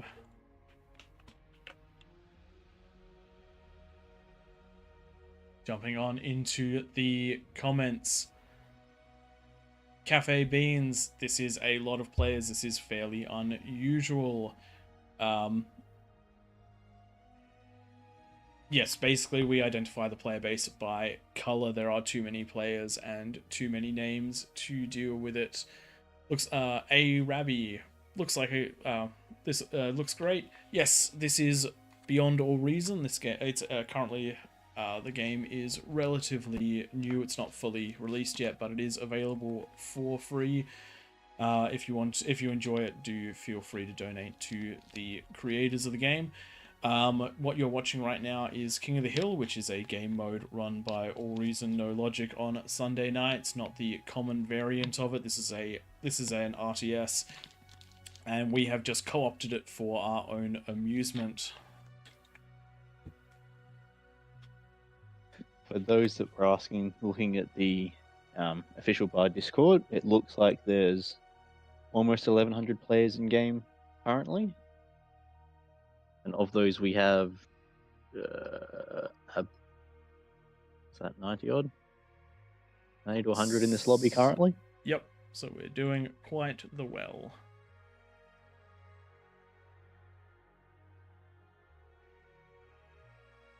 Does look like some of our top end of the player base have dropped off for tonight, but we are also playing in the Australian time zone, so that is not unexpected considering that it's probably a pretty weird time elsewhere in the world. Looking for a couple more players to jump down into the Kings. So this event is done at 9 p.m. Australian Central Time every Sunday. Potentially not next Sunday because of personal commitments, but I think Twig might be running it. We'll see. But yeah, I'm back now. I'll probably just cast next week's on our original channels because I'm not going to cast. I'm going to play next week. Without you in the hot seat, Prey, I don't have a chance for speaking for that long. No worries. So yeah, it won't be on the official next weekend, but the game mode will still be played. It might be a bit smaller though. Just depends on the mods. We'll work it out. We'll put an announcement in the AllReasonNoLogic Discord. Yeah.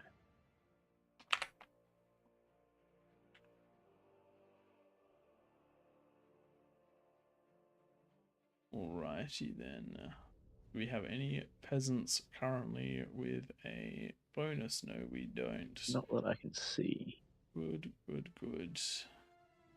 I'm just gonna... Classic actually from Greenland.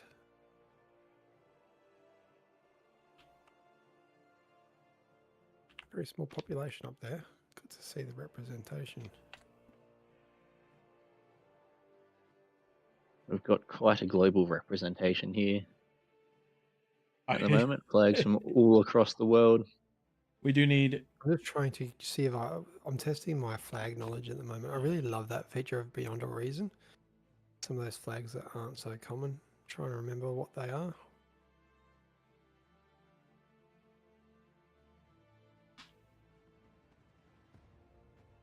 Ray, did you want to play one at all today? No, I'm quite happy sitting in the casting seat.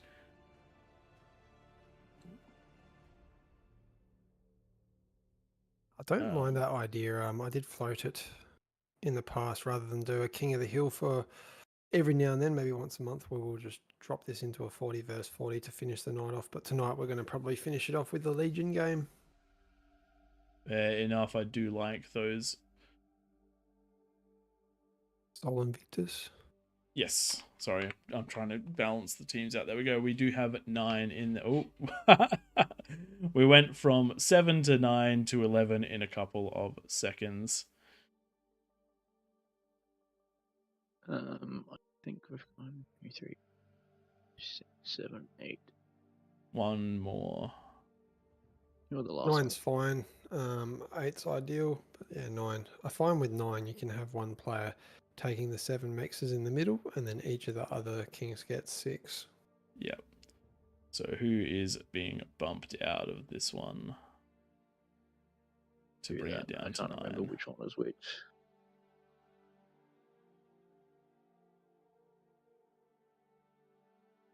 Make a decision, Tom. You're the boss. That one. Not do force spectate like Twig's done before. All right, let's lock those teams. Very good. Looks like we're going to have a 9 versus 70. I think we want some bigger bonuses. Yeah, okay. Middle, We'll throw them up to 55. Yeah, I'll start at the bottom. Tom starts at the top, and I'm just going to sit here with my feet up on the table so I don't kick anyone out of the game by accident. Those of you wondering where that joke comes from, if you watch back on some of our earlier streams, I think Twig 3 times in a row kicked people who he shouldn't have kicked. The spec button is right next to that add bonus. I was like, why aren't the bonuses changing? It's because I'm giving them plus 45s, not plus 55s, because I'm dumb. Someone's got a crush on Shadow in the Sky. Yeah. Spicily done. Not sure if there'll be any after. I suspect not, but that's not up. That's not up to us. We're just doing the King of the Hill tonight. Though I think, as Twigger said, in the future we might try to time things out to do that. Alrighty then, let's start getting this one underway, and then I think that the next one will probably be our last one after this, and we'll chuck Legion on for that.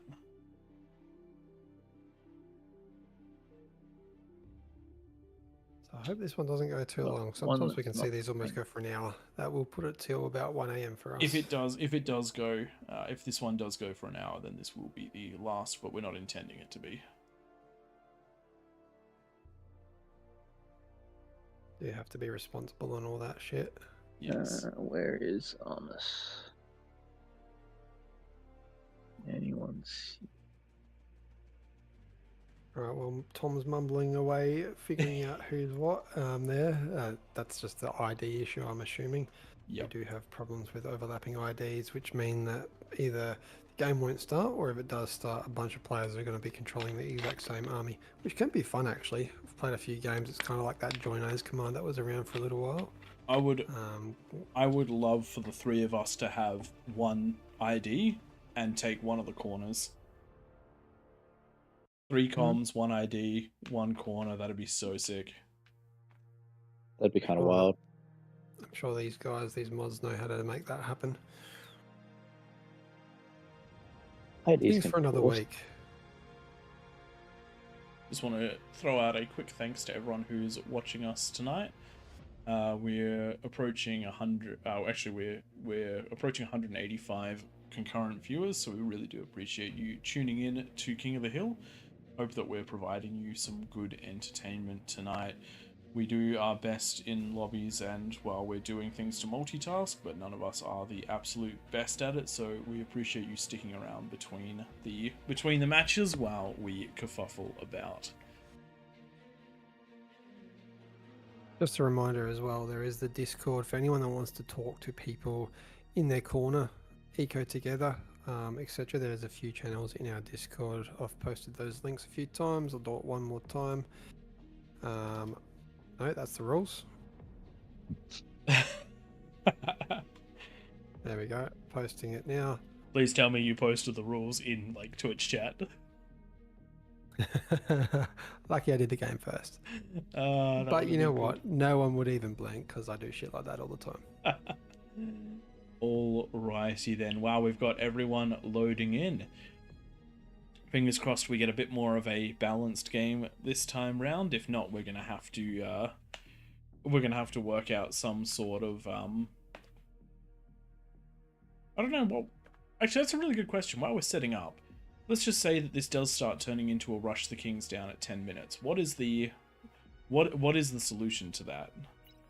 More kings or bigger bonus? I don't know. Because what beats an incisor? Let's say there's 60 coming up a ramp. A bigger incisor ball. Yeah, a bunch of jags. Yeah, I was going to say, if you have a decent chunk of jags, they should take them out, shouldn't they? Yeah, even just some welders blocking the gaps. And if you guys know what the actual counter to... Mines, yes. Of course. Mines solve a lot of problems, thanks, Chrono. Zars solve a lot of problems. Fat Boys would solve a lot of problems. I'm liking this from chat. We're too dumb to be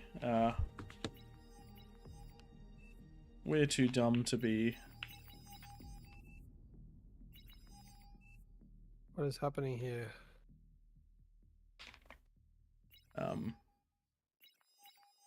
Yusuf, I can't tell if they're meant to be they are a peasant. Yusuf is a peasant. We just have some color overlap because there are so we've got an orange peasant and we've got an orange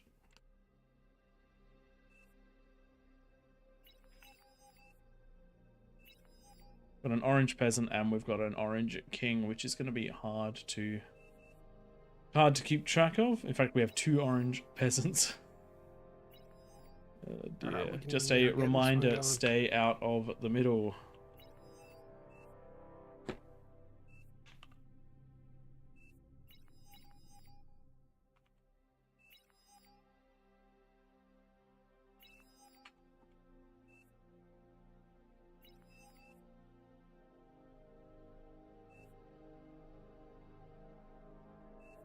So Yeah, it does look nice. like Yusuf is probably going to end up losing their comm if they don't stay There out we of go. the middle. There we go.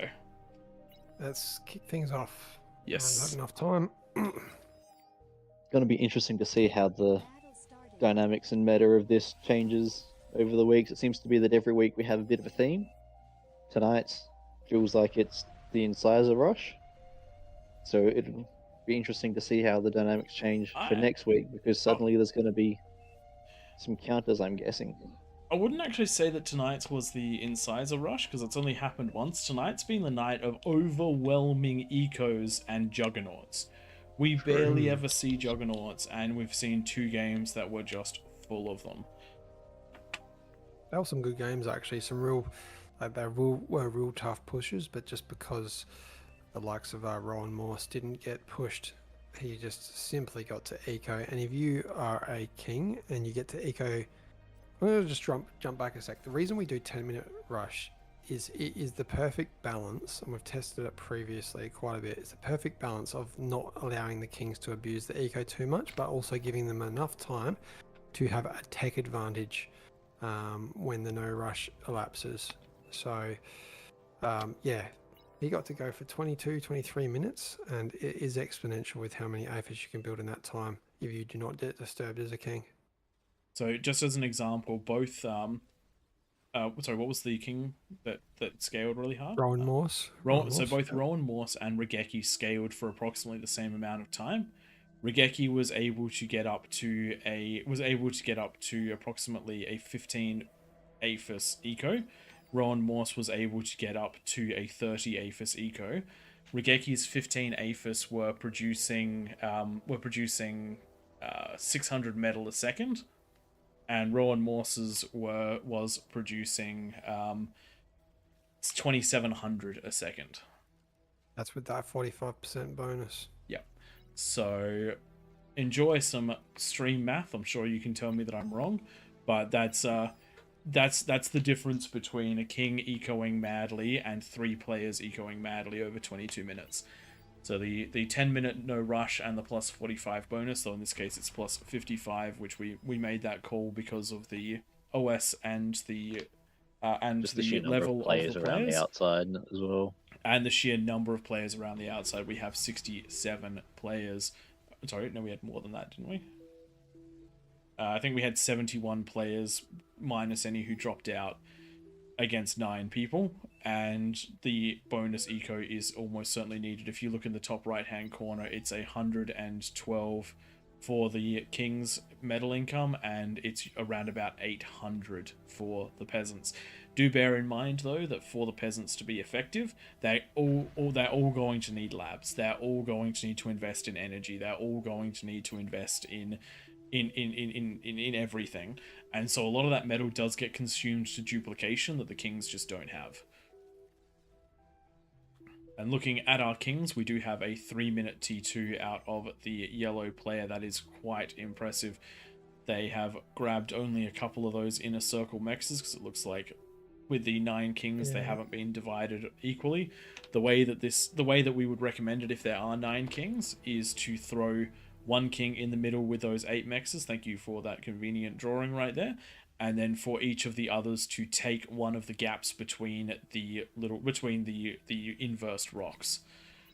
That's the general that we would recommend. That gives each of the frontline players 6 mexes and a player in the middle to eco like crazy, and then swap over to units when needed in the middle with 8. 8 is a very, very strong amount of metal. We know with 7 and not having to worry about building defenses or units, you can get to double aphis by the 10-minute mark if you really push it. And Tom there drawing a nice rising sun flag from the old Japanese flag. But it does nicely set this one out. But when you do have players going into all of the inexperienced players, you do end up in a situation where random mexes are taken for random things, and many mexes are left untaken. We're nearly 5 minutes in, and there are 3, 4, 5. There are 10, 11 mexes left untaken in the middle of the map. That does not bode well for the Kings. Yeah, that Will be- really I makes a find difference. Three metal per second each. So that red player there not taking 5. Quick maths, 15. 15 metal a second over the course of 5 minutes. That is 300 seconds, which means that you're looking at 4,500 metal. Wait. Yeah, 4,500 metal missing. Just say it with confidence, and even if it's wrong, people will believe you. I want to be right, damn it. If you ain't first, you're last. It is looking like we are getting the typical communism in a couple corners. And I do like that because the Incisor Rush was just a little bit too OP last game, so we're going to see something a little bit more natural. I'm genuinely surprised that it is happening in the top right-hand corner, though. And it's going to be quite a rough one to defend this time. Stouts and Pawns, that's actually a really good combo.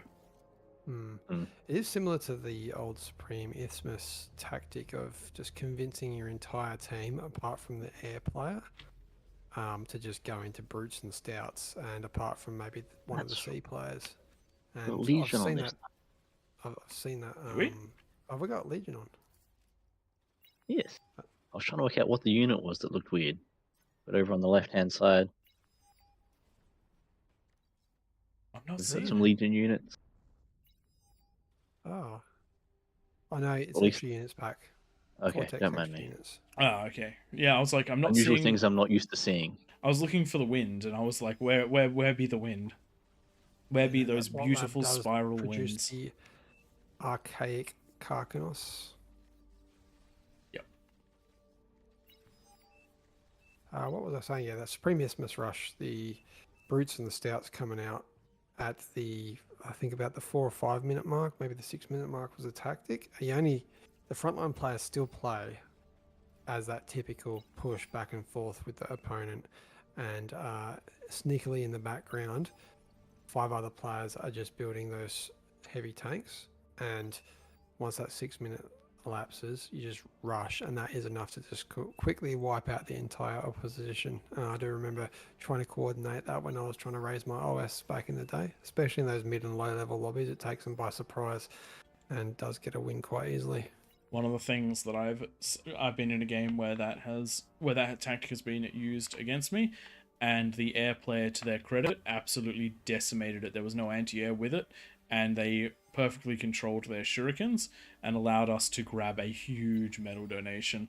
The team surrendered after that. It was only it wasn't a ranked game. It was just unranked, but it was still, I thought we were completely done because I died, the player behind me died, but then we got right back into it, and then they FF'd. Yeah, I'm not loving the king setup right now. The Oh red player. yeah, I did not realize that they were a single chev. We try and enforce a minimum 3 chev for kings, but we must have missed that one in the setup. And now we've got Megatron taking the extra mexes, our friend from Greece. And lots of metal. Not enough energy. unfortunately, we're 8 minutes in, and we've got only we're not too bad. L13M has got 2 fusions down already, which is pretty strong. Their lab is coming up now. We do have others fusions coming down around the map. I thought we had an Aphis coming up for a second. We do have an Aphis coming up from Pink. Going fusion into Aphis is a pretty scary thing to do after last game, and it does look like their opponents have learnt from last game. We do have grunts, we do have stouts, we do have ticks, and we do have pawns getting ready to pour down those ramps. 10 different armies have been set up for the peasants so far, so we are going to see about half of those lanes pushed through, and probably the most skeleton I've ever seen the king's defenses set up. Only 2 entrances having any sort of static defense. Well, one of the things that I use as a gauge on how things are going, the Kings is currently sitting at 500 metal, give or take, reclaim a second. And if the Kings are not up at 800 metal a second by the 10-minute mark, they have a very, very rough game. 40 seconds left, not many units coming out, not many defenses on the right hand side. It's going to be tough going. Thankfully though, that's probably the only part of the map that doesn't look like there's much of an army forming. We do have 28 incisors there and 13 blitz ready to go. If you On the bottom bandbox right. the map, you can see all of the white units, and you can have a count up down below. From the peasant side, we look to have about 20 brutes, 50 thugs, 150 ticks, 80 grunts, and 70 grunts and 80 pawns. As we go into that 10-minute mark, the lava should disappear shortly. Then it will be open season, and it does look like one of the attacks is going to go into red that has no defenses. Battle paused. We've hit that 10-minute mark, so the lava should be going down in a second here. We might need to unpause it to achieve it though. Let's just get confirmation from Nightmare that that's possible. There we go. Battle started. And we do have some big pushes straight in, and two of the biggest pushes are going straight into, in fact, 3 of the pushes are going straight into some of the most undefended bases that there could possibly be. Good Great use of those defenses. walls up on the top right there, completely stopping that push from coming in. We're doing a good job of delaying that. Does look like Pink has gone far too much into Eco. Fusion into Aphis into tier 3 is definitely not a winning strategy when there is aggression going on. Has stopped the first lot of ticks, mostly because they centered themselves around some grunts, but it does look like two groups are going to make their way in very nicely. Pink doing their best to defend, but being pushed back into the base as well. Are we going to see splitsies here? I think these pawns just wrecked themselves when they could have probably got that Aphis too. Yes. There we go. And this is the They're danger of the fine. greed. If you greed too hard and don't have units, and you've got no way of defending yourself, Yep. you need to make sure that even if your eco's not where you want it to be, at that 9-minute mark, you're focusing on getting units out so that you've got something. Alright. I've told the guys not to add any extra units this time so it goes nice and quick. What we're going to do is increase the bonus for the Kings because it looks like the message has got through finally to the peasants. If you build units, you will win the game. Yes. Very, very well done. But as you did see from the brown player, that single Tsar with a couple of Twin Guards was able to completely stop the attack over there. So your theory crafting was 100% right. The Tsar is a unit that can completely shut this down. Think about how you stop incisors in-game, particularly when you have a choke point, and the answer is a Tsar.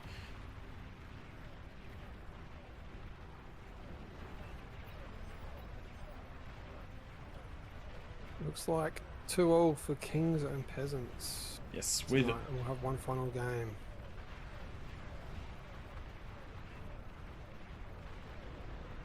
there we go. Yep, unfortunately,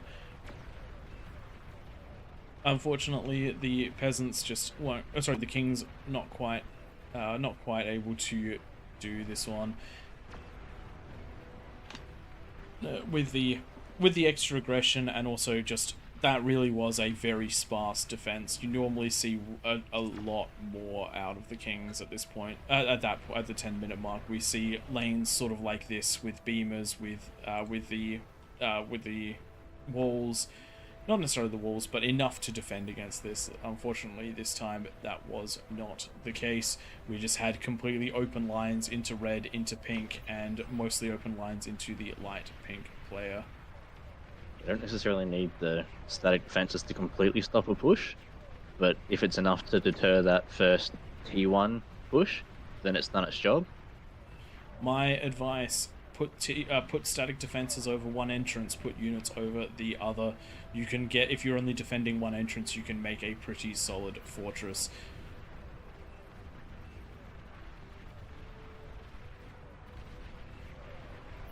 And this looks like we're pretty much done.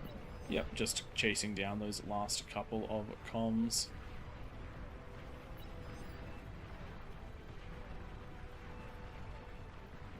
I'm just thinking, what should we do next game? Should we more kings, higher bonus? Probably depends who a king is as well. Obviously, those players with a bit more experience. And there we go. That should probably end the game right there as the last comm goes down. All right.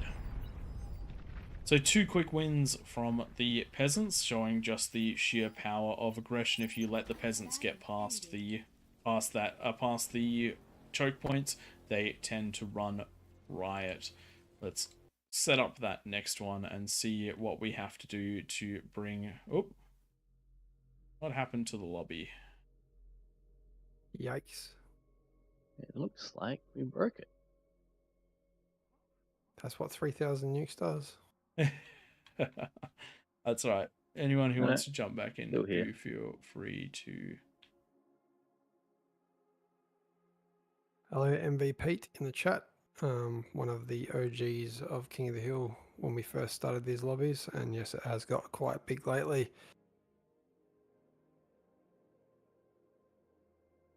Good day, Meow meow. Mr. Duffy in chat. Oh, Duffy's there. Hello, hello. Out drinking with his mates tonight. Duffy usually in that top corner doing damage like Regeki was earlier Yes. tonight. Meow meow suggested that a bigger grace would be better. We have practiced this a lot, and we do find that 10 minutes is that sweet spot of having that tech advantage. If you go much further, too many peasants have more of a tech advantage, and it does become very hard to defend against a lot of T2, whereas you can abuse the T1 with your T2 as a king. Yes. Couple of comments in there. Duffy just saying the kings need more units. It's very true. You actually do have to defend as the kings. Chrono mentioning that with this many peasants, there is too much metal on the peasant side. This is also true. The peasants starting with 71 people means that their starting income is absolutely insane. It's absolutely insane. Just the comms alone are generating 140 metal a second. Yep. More defenses needed. The kings have to stabilize. The big thing to remember is if the kings do early invest into those defenses and the peasants push them, the amount of reclaim you can gain as a king will boost you back into the eco game, no questions asked. Let's round that bonus up to 60 now, I reckon, Tom. Yep, we can do that. The problem with the higher the bonus goes, the more incentive that the peasants have to attack early, because the kings will scale harder and harder and harder. Yeah, that is right. Just testing it out tonight. I mean, this one is going to be Legion. I do hope we see the Sol Invictus in there. Yes, Quite I would pretty like to unit. see the game go long enough for some Sol Invictus. Oh, wow. Ooh, that's a lot of players into the King's lobby. We'll just knock 2 of those back. If 2 people are happy to jump out, that'd be appreciated. We just leave it, maybe. We'll, instead of doing the bonus, we'll do more kings. More kings doesn't necessarily help Because they've only got don't so have much the metal. We have looked into that, and it doesn't overly help. You end up with more investment into labs and things.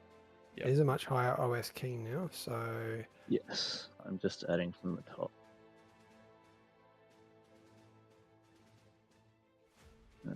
How many is that I've done? 1. Wouldn't go from the top, Tom, because there's too many of them, and then the ones that were originally in there are going to... If you're adding them to every player... There's 17 kings right now. Yeah, so don't add them from the top. Add them from who was already in there with the bonus. I think a lot of the bonuses were from last game. Is the only thing. I've done it. I just spec classic. Why are you doing that, Twig? Because I was trying to add them to Team 1. Oh my god.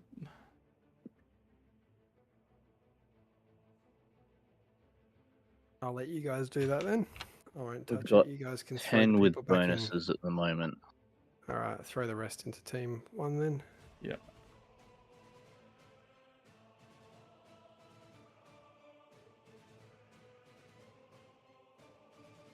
Was Tango a king last round? I can't. I mean, they're asking if we can do 16, but we'd have to lower the bonus again. Well, so the 16 kings doesn't help. Yeah, I understand. All it does is increase the APM.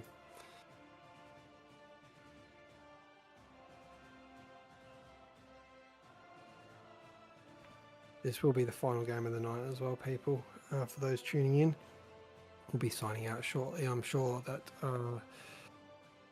for the people on stream, we'll rate another Beyond All Reason stream, whichever one's going on at the moment. And I'm sure that some of these guys might stick around for maybe a quick game afterwards.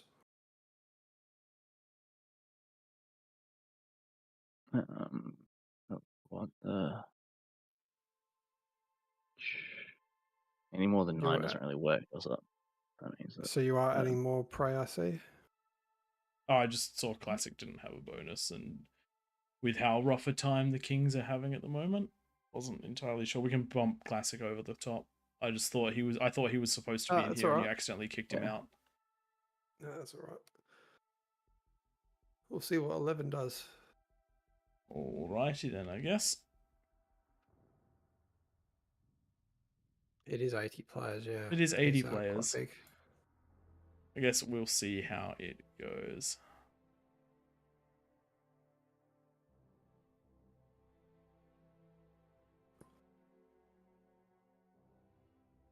Let's check out the comments, see if there's any new comments. Yes. Just Duffy tuning in. We appreciate you here, Duffy. Yes. You're missing out on seeing the first ever mass peasant rush that won a game that won the game by the 12-minute mark. So and you weren't there, Duffy, so that's what happens when you have a social life. Real disappointed. And so Pete's definitely wrong. Duffy is definitely not the best player in the world because he wasn't there to make that happen. But yes, a couple of the comments there. One of the things that did happen in this. So the first game, it was a real shock for the Kings, getting absolutely overrun. The second game, there were 3 Kings without defenses that had armies pushed down their lanes. It's not representative of a regular map. If you're gonna play Kings, and I would highly recommend even just once opening up Raptor Crater, giving yourself a plus 45% bonus, and just making sure that you can get some defenses in your lane and a fusion by that 10-minute mark. If you've watched our games or played as a peasant, you'll have the replays. You can jump in and have a look at any of the build orders that you liked. If you saw a king that did really well, have a look at what they did, see if that's something that you want to copy. And similarly, I think it's probably time that we did a King's guide for this, and a peasants and a couple of different peasants guides for this, and we'll put those out on AllReasonNoLogic, just so people get a bit of an idea of the of what you can achieve in 10 minutes if you want to. It's definitely not the best. We've seen better than us. We've seen people get APHIS by 8 minutes. And I'm one of those actually happened tonight, and I need to check that out because I'm usually getting a fusion by 7. So. All right, one more to ready up. We're at 100 players. This is nice. A lot. Hitting records. records. This is where our balance starts to fall apart because we haven't really had a chance to test at this sort of a level or get much data. So we're going to find out what happens. Yep. Apologies in advance if it's just an absolute whitewash like we've seen a couple of times, but bad luck. That's what happens when we're trial and error. Okay, we're still trying to test these out.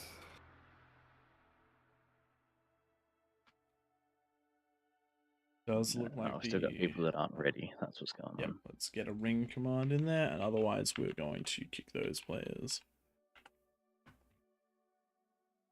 And we're saying this is going to be the last King of the Hill for the night, isn't it? Yes, we do have work tomorrow morning, and it is It is 12:30 at night for us, so we are well and truly into the late hours. All right, let's. If you guys get a chance, you should have a look at the video that Chrono put up in our Discord on the general channel. Yes. I don't know what the video is, but yes, if Chrono put it there, definitely.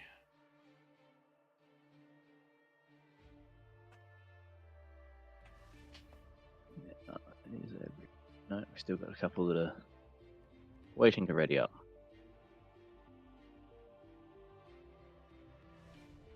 Do we want to increase the bonus for the middle with this many people? I mean, there's 11 people in there compared to... We'll see how it goes. It's a fun one. Whatever happens, I'm sure we can balance it out during game. I have not been able to find a mismatch IJ. I've been staring at the screen for a while. Too many numbers. That's one of the hardest. Oh, there we go. 21s. 21s is a problem. Yeah, we've got a couple of people that are still in game or downloading by the look of it. And that looks. We'll see if we. There we go. 21. There we go. It's four. We're in. So just going to be a few people that share resources.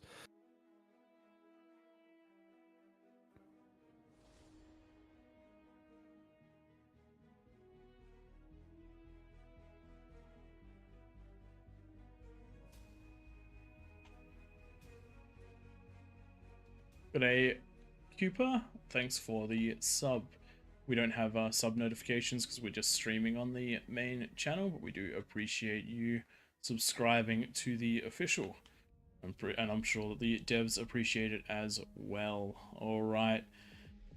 Let's watch as this entire thing starts falling apart as we try and throw 100 plus players into this lobby.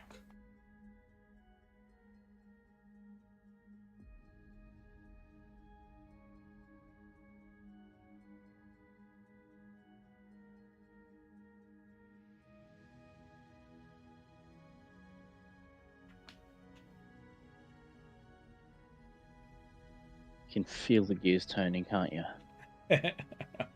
I can feel the data streaming back and forth. It's electric. Makes my fingers tingle. And no, I'm not on a wireless connection, for anyone wondering. That's so many colors when it's got to load in.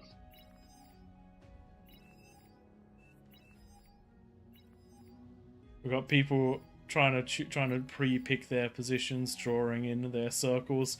I have a feeling that you're not going to get everything that you think you want.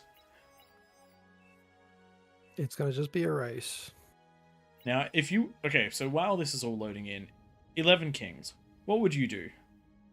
Because I know what I would do. With that many, and this bonus, co-op a T2, and get that pumping early is probably the go-to strategy, I'm guessing. Yep, I would run 8 players around the outside in their normal positions, and then I would have 3 players co-op eco the 8 mexes in the middle, and do that Duffy, do that Regeki handful of like 2-3 minute tier 2, and then get all of the APHIS pumping. That's what I would do. Okay.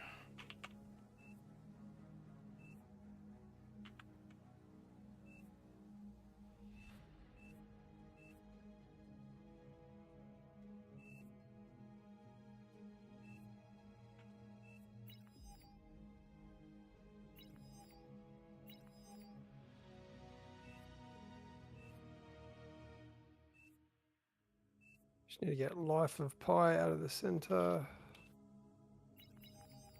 Yeah, it looks like there's a couple that are still in there that need to come out. And you're... Anything vaguely red is peasant, isn't it?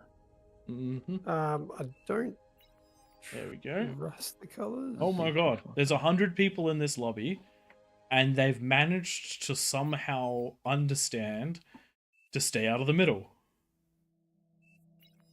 That's Yay! I'm just going to pull up that 98 enemies, so the flag is going to be very tiny. Wow, that's even on my screen, that's tiny. That's a lot of people. Huge range of OS around this lobby. There's pretty much every number.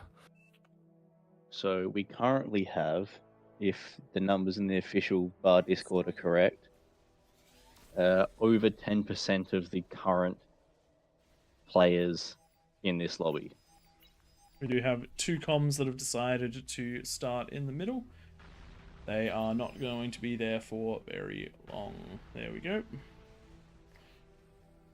That is what happens if you do not read the metal rules. donations to the kings. And those metal donations will be vastly needed, considering how on the offense the peasants have been up to this point. Looking From at the this chat, one mex per player with 100 players, just about. I think there's a couple players that'll get the grace of having 2. I'm already hearing shots. That sounded like a rocket from a hover.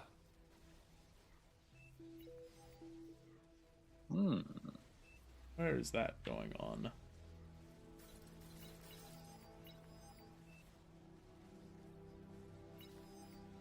Looks like we've got some upgraded comms. Yeah, I think that comes with the extra units packs. So a couple rocket launchers on the back. I reckon there's an anti-air.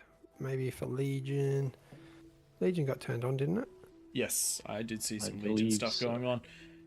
Alrighty, let's jump into this one. Today we've had just a bit of a slow start managing this. There are 100 people in at this lobby, 98 on Team Red and 11 on Team Blue, which is pretty damn insane.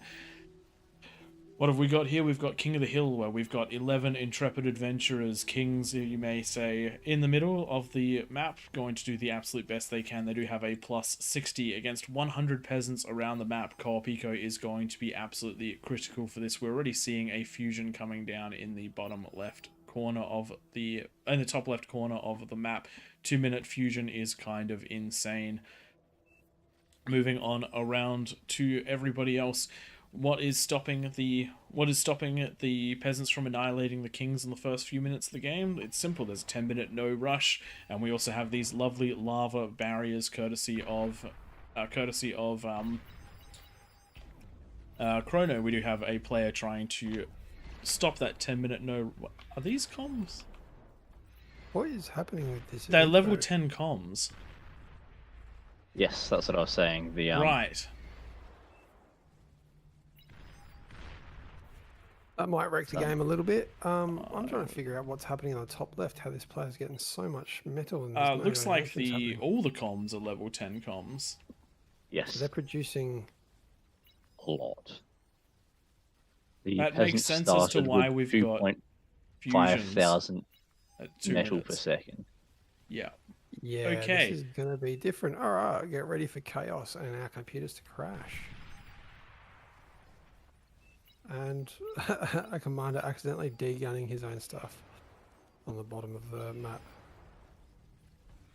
Must have been Alrighty then. Anyway, we'll do our best with this one, but it does look like there's going to be some pretty insane ecos going on. The kings don't really have much of an advantage in this one if everyone is going to have more metal than they can spend. And this is going to be pretty hectic for the kings. Like my analogy from earlier tonight, this is kind of like that getting ready for a flight. Then you've got to pack your bags, make sure everything's packed. Don't forget your passport. Got to get things up like that counter intrusion. You got to get up the radars. You got to get up potentially Junos, but you can only Juno the ramps. Just a reminder for anyone that's listening and also playing. Got a rule break on that side there. We've got the bulwark can easily hit the mexes. Same with that persecutor just north. Yes, unfortunately, with the insane amount of resources, it is much easier to break the rules very, very early on and consistently.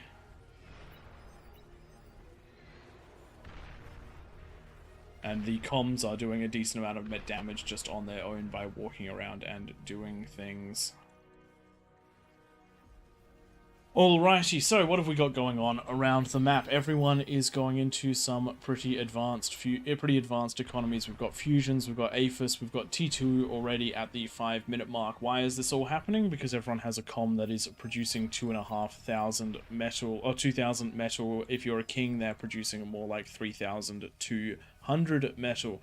Which means that we're going to see some very, very insane levels of stuff. It's also very hard to enforce the rules on this one because the comms, just by proxy of moving around, are going to be in range of doing stuff with their death lasers, with their big artillery shots, and with their missiles. The mods are going to do their best to deal with this one, but we were not expecting to have evolving comms starting at level 10 for this match, but with so many people in here, it looks like it is just a little bit of the chaos.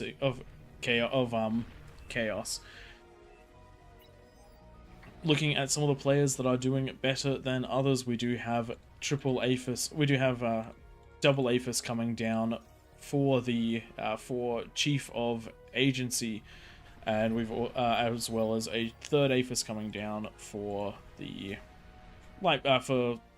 the light blue players. The kings are going to have quite the economy, provided they get the build power and the conversion to spend it. The cap's going to be the unit cap rather than APM or eco in this. You can only see 288 units per player, so if someone's doing spam, that's not a lot of spam. Well, one of the things to think about, if your unit cap is 288, one of these players has 48 build turrets, 15 converters. Your mechs, they have 107 build turrets. You're gonna have more build turrets than you're gonna have units if it keeps up this way. So the peasants might end up with a pretty significant advantage because they can have 10 times more units just by proxy of having 10 times more players. Do see one player that's sticking to his guns and going for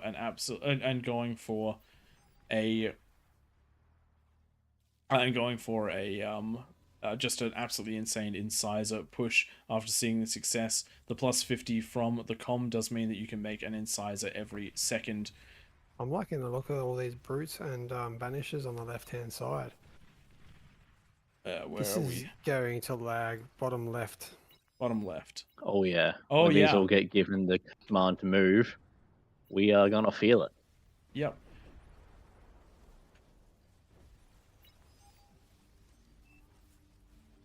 For those that are interested, there is going to be a 50,000 event for when the official bar Discord gets to that number. So similar to the 40,000 event, they're going to be hosting a big session again. And I suspect this could be part of the stress testing with this many people in here. That very well may be it. Dang, Tom, were you told to say that? Blink twice. Oh, hold on, sorry. Epic fusion reactor coming down in the bottom right-hand side, bottom left-hand side, the red player. These things produce 30,000 energy a second. I've only seen these in Raptors before. Super excited that these are here to take some of the onus off of having so many APHIS. Their explosion, though, is quite ridiculous. What's the command that shows the explosion? SpaceX, and that is Uzi, one of the regulars for... Oh, that's a massive explosion. If that goes, it's going to take out everyone on both, like all the way up to the edge of the ramps on either side of him. I cannot wait. I want to see that so bad.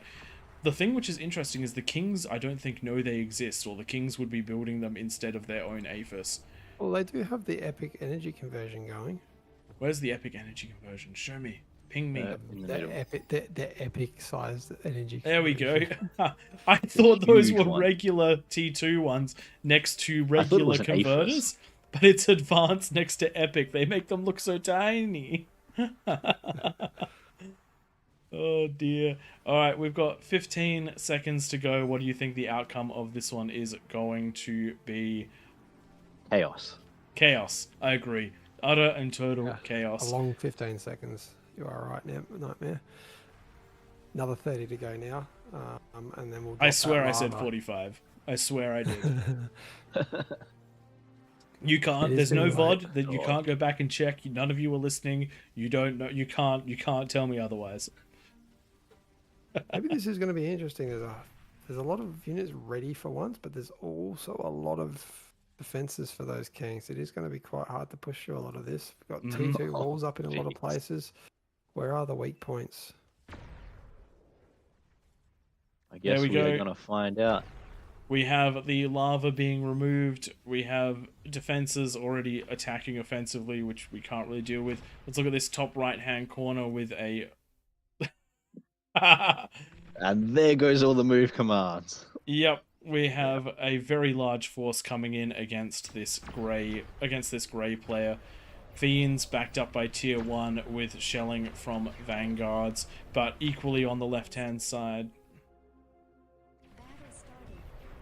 Equally This is on going to the... be quite the test for if Ukraine end up casting some of these 50k matches to see if our Australian wind-up internet can cope with this many players. Answer, probably not.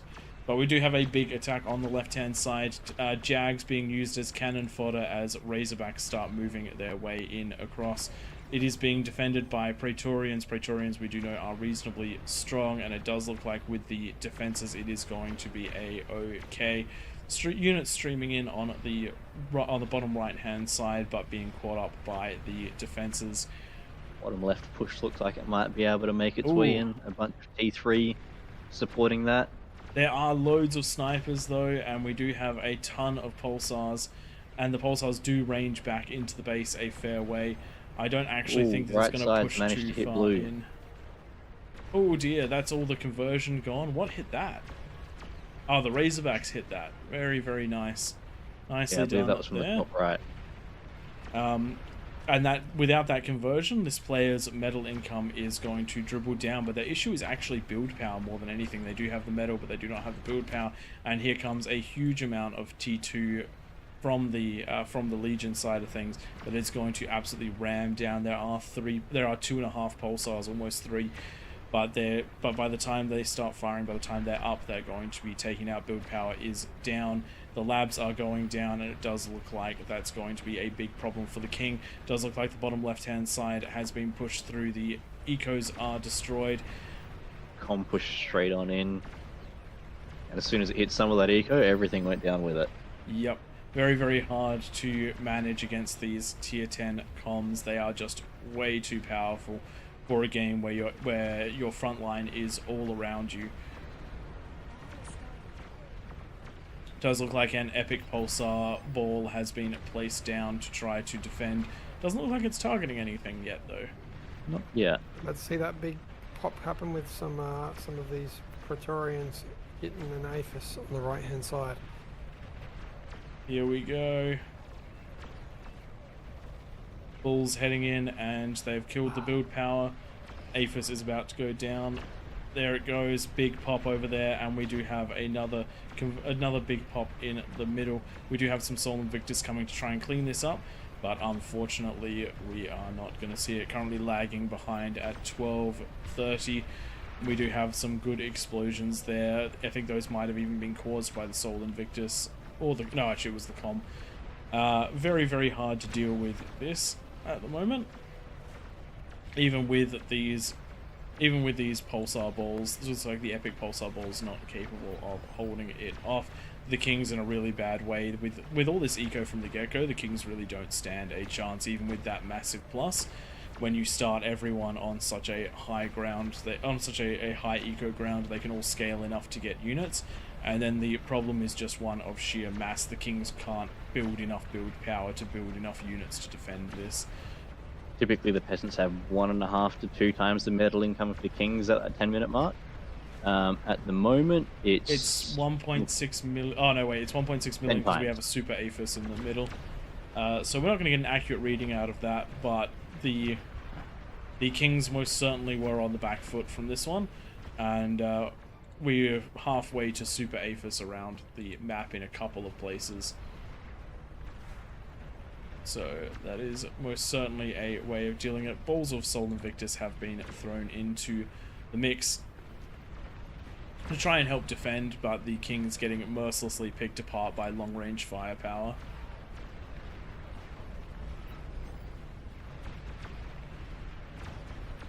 Looking at the top side of the map, the Kings are doing a good job of holding, but it doesn't look like the top of the map has the top left of the map has really come online with these same massive offenses that we've seen in the bottom half of the map.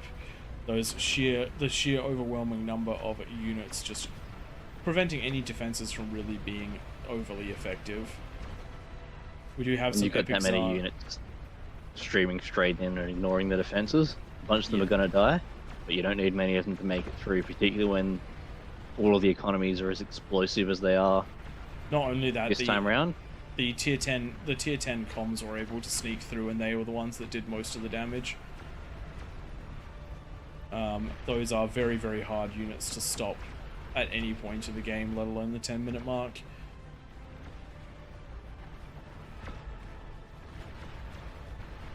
This is definitely hurting my eyes and my PC. I can hear my fans winding up.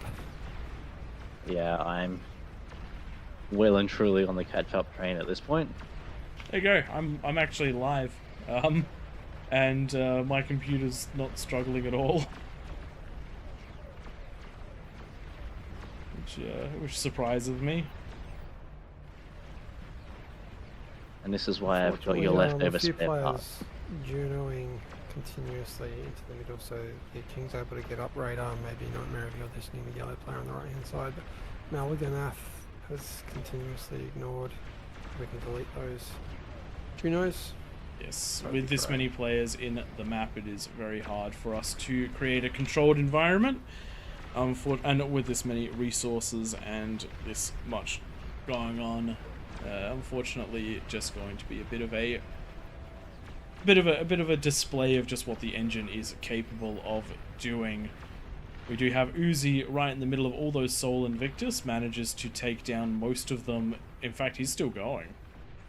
What is with that comm? Jesus, that comm just destroyed almost all the Sol Invictus. 3 left in that one ramp. And we've got another, and we've got Rob the Madman heading in to try and do the same on this ramp. Immediately takes, not getting quite the same D-guns down, 3 down, a little bit far away from the others. A lot of damage is going to come in. 4 down, starting to hit the health damage. 5 down, 6th one going down from Adazi. And it does look like this Sol Invictus push might actually be stopped by just 2 comms, and they may both survive. They did both survive it. That's absolutely crazy. That is somewhere in the realms of that's somewhere in the realms of 300,000 metal. Just 150,000 metal just destroyed by 2 comms.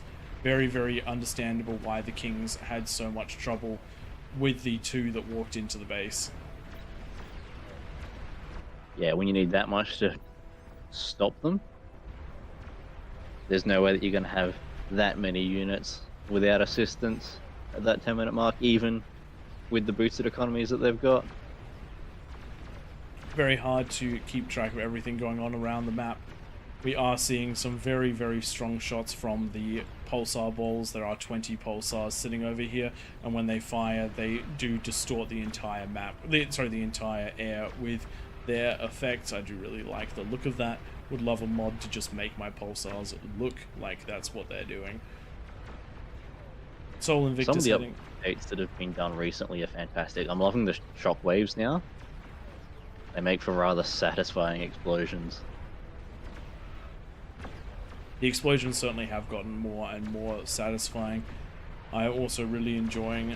I remember I think it was the 40k event where it was 50 versus 50 or 100 versus 100 or something along those lines, and it was very unmanageable for me to cast. This is actually, even though there's so much going on,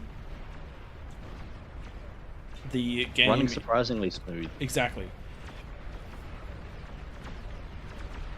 We do have a giant rolling bomb over here, an epic tumbleweed that is trying to push its way in. These things are so tanky.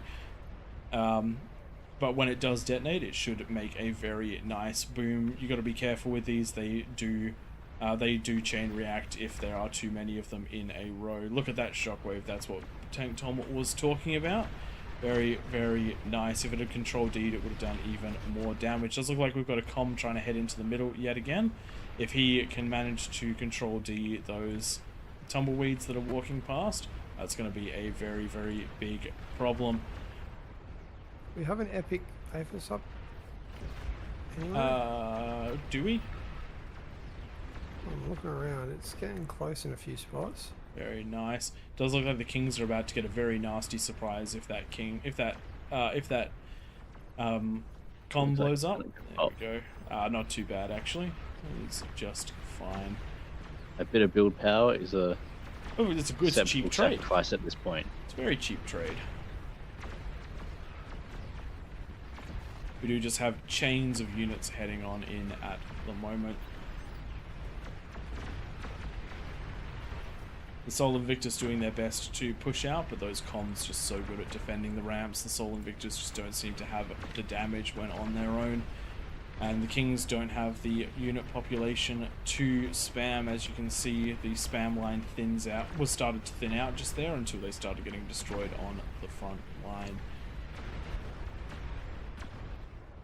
Mammoth push. That's a different one, but I do like it. They're going to struggle to push on through the pulsar ball that is here. Yep, those are single bastions. The pulsar balls just do so much damage. Looks like a rolling bomb did go off in that corner right there. How is that epic fusion? It's actually lost some health. I like that. I want to see it blow up. We do have... Oh no, they're all just going down. None up yet, which I really do want to see some of these going up. And I do Those shockwave really is just so cool. Pardon? Yeah, the shockwave It's so is satisfying. awesome. That's a really nice effect that's been added. There are some epic, there is an epic AFIS up on the top right hand corner. Top right hand corner, but it looks like it's in a super safe, yeah, it's in a super safe position. Come on people, build them on your front lines. If you don't do that, you're boring. Make a nice fuse for them. Connect all the energy converters all the way in. This is what you got to do, peasants, if you want to win. Sneak a builder in and build one in the middle of their base. You can do it. I believe in you. That would be a glorious way to make things go pop. You can build your own explosive tower in there and then detonate them. There is a lot going on right now. Like an unbelievable amount going on right now. And the game engine is... I'm dropping back every now and then, but catching back up most of the time. It's surprisingly playable. I think part of this has to do with the fact that we are on EU7, which is the hero server.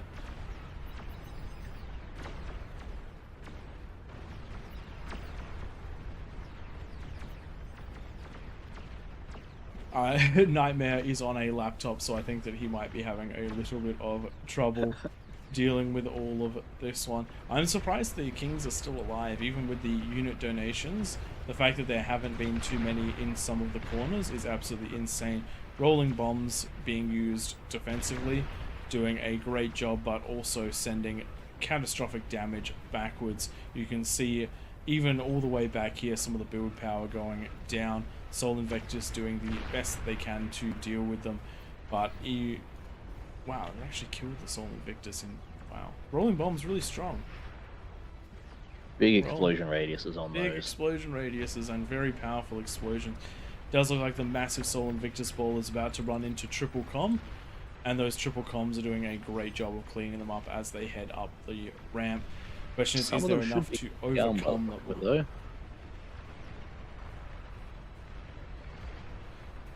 These comms doing a great job of holding the ramp. They got enough health that they can tank and start getting those D guns off. And those chain reactions do a lot of work. One of them going for the control D. I reckon I'd still be going for the D guns instead, but this could be a massive explosion potentially. There we go. The comms over here have whittled down this force to 21 Sol Invictus, and I believe there were 50. That is absolutely huge. Some of those are getting relatively close to being able to get into that build power. Does look like one of the pulsar balls was did just detonate. Has created a lovely little crater in front of the top base. Big explosion in that bottom left. Oh yes, so the oh, I missed it. No. Oh, Oh, that's so unfortunate. So the Oh, epic, there was a fusion up it was there. the epic That's what was fusion. It going on. must have just finished. No, it wasn't. It wasn't. It was just simply Oh, rolling fusions. bombs. Maybe a No, rolling I think bomb. that, I can see the rolling bombs though are coming over the hill, so they're kind of like termites and whatnot, like spiders. They can crawl up any vertical surface. Yeah. Now I'm really hoping that the epic fusion in the bottom left gets finished in time. Oh, actually, it's at 83%. It'll be finished in 40 seconds. Please, epic fusion, please. Though I think if you're listening, don't go south quite yet. Keep those solid Invictuses going to the left before they go south. does look like it's going to be defended by an epic bulwark and an epic arbutus. The Sol Invictus, though, have started targeting the production. They are going to start dealing damage and stopping anything from coming up for defense. We just need a little bit more. 20 seconds. 20 seconds. You can do it. You can do Gonna it. get him. I reckon the com's gonna get him. Yep.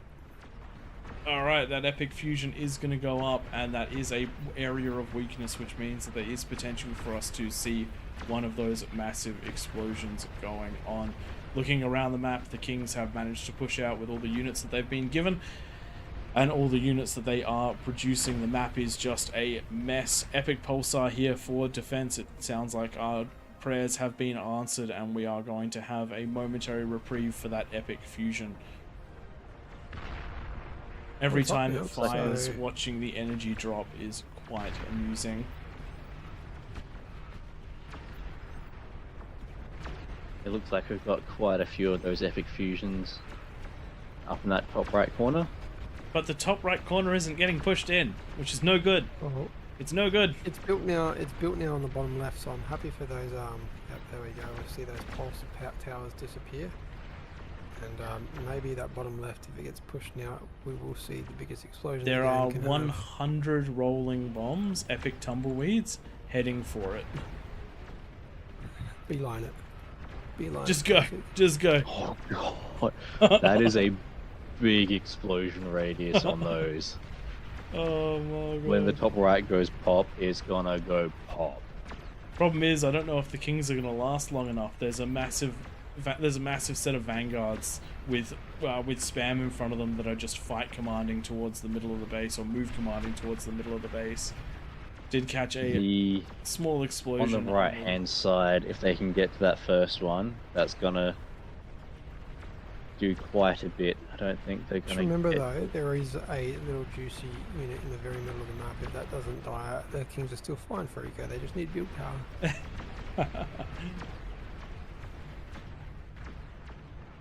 Just keeping an eye out over the map. The Sol Invictus march in the top left corner continues. The comms not defending this one quite as well as a lot of the others. The thing I want to see though is all those epic tumbleweeds just detonating. As soon as 2 of them go, the rest will detonate. It might actually only need to be 1. We do have a comm heading towards the epic tumbleweed ball. Please, please, this is going to be amazing. The comm is almost certainly going to die, but it's worth it. It's worth it.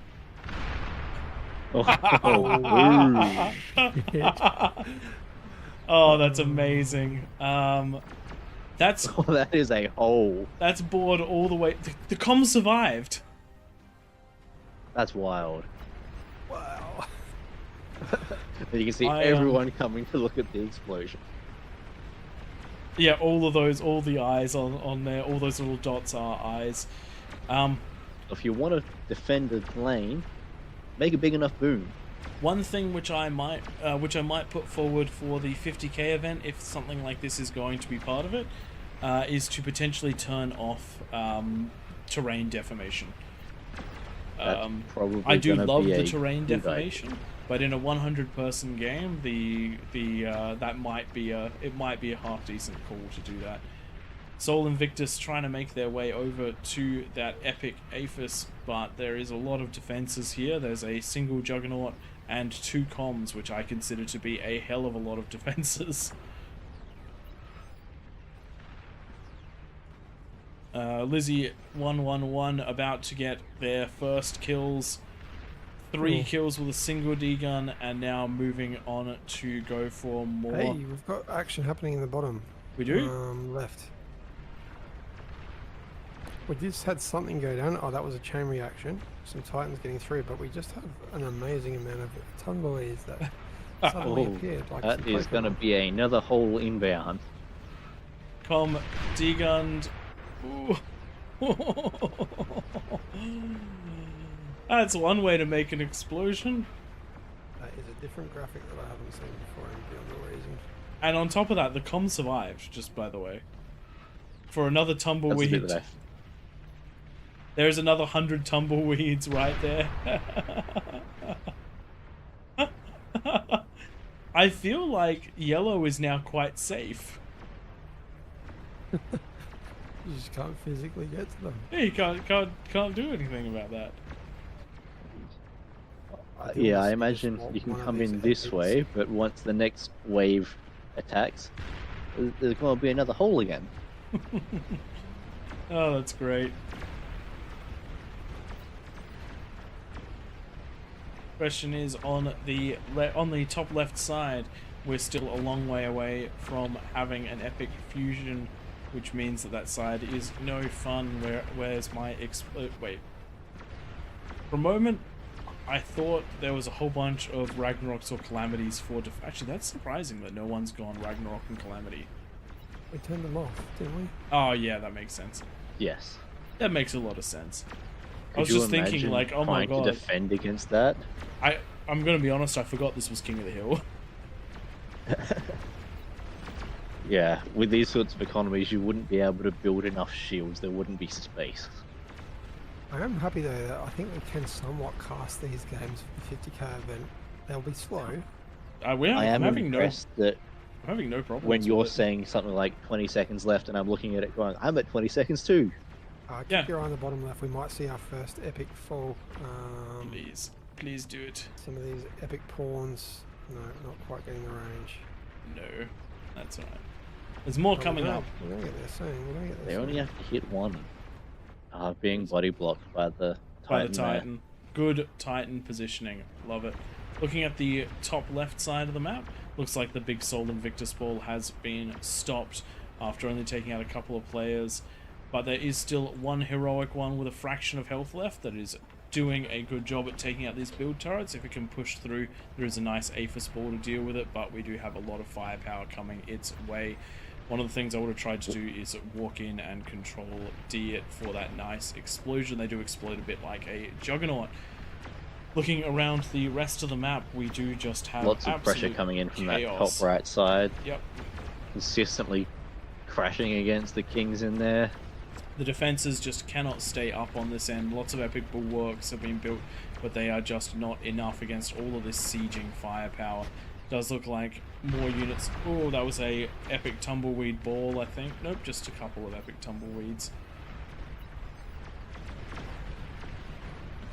Not enough to completely deform the terrain, but enough to give us a good shockwave. Very much so. I do like those 100 epic tumbleweeds, though. They do make for a very nice little explosion.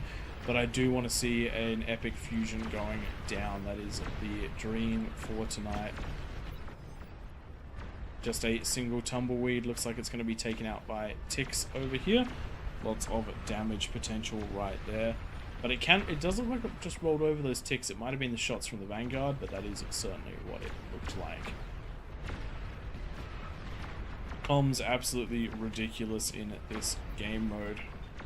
As we see the them. bottom left is going to potentially see some eco damage soon because we do not have any more commanders left down there. There we do. We've got Bottom one on right, the front. managing to push into the Kings. Did not see that. Taking out all the Titans. Oof. That is a nice chunk of damage there and a nice open space for units to start pouring into. We do have Juggernauts supported by Incinerators, Spam, and other such epic units making their way up. This could be a big problem. We do have some epic tumbleweeds making their way down. This is a big risk. If they are not far enough away from the base, they'll do more damage to the base than to the units does look like the massive siege force in the top right is starting to make real tracks in. One of the kings just lost their last set of production before getting into the middle of the base. We do need to see some units making their way around to try to defend this. The king's starting to really struggle here. That one juggernaut there is sitting at about 75% HP in the bottom right.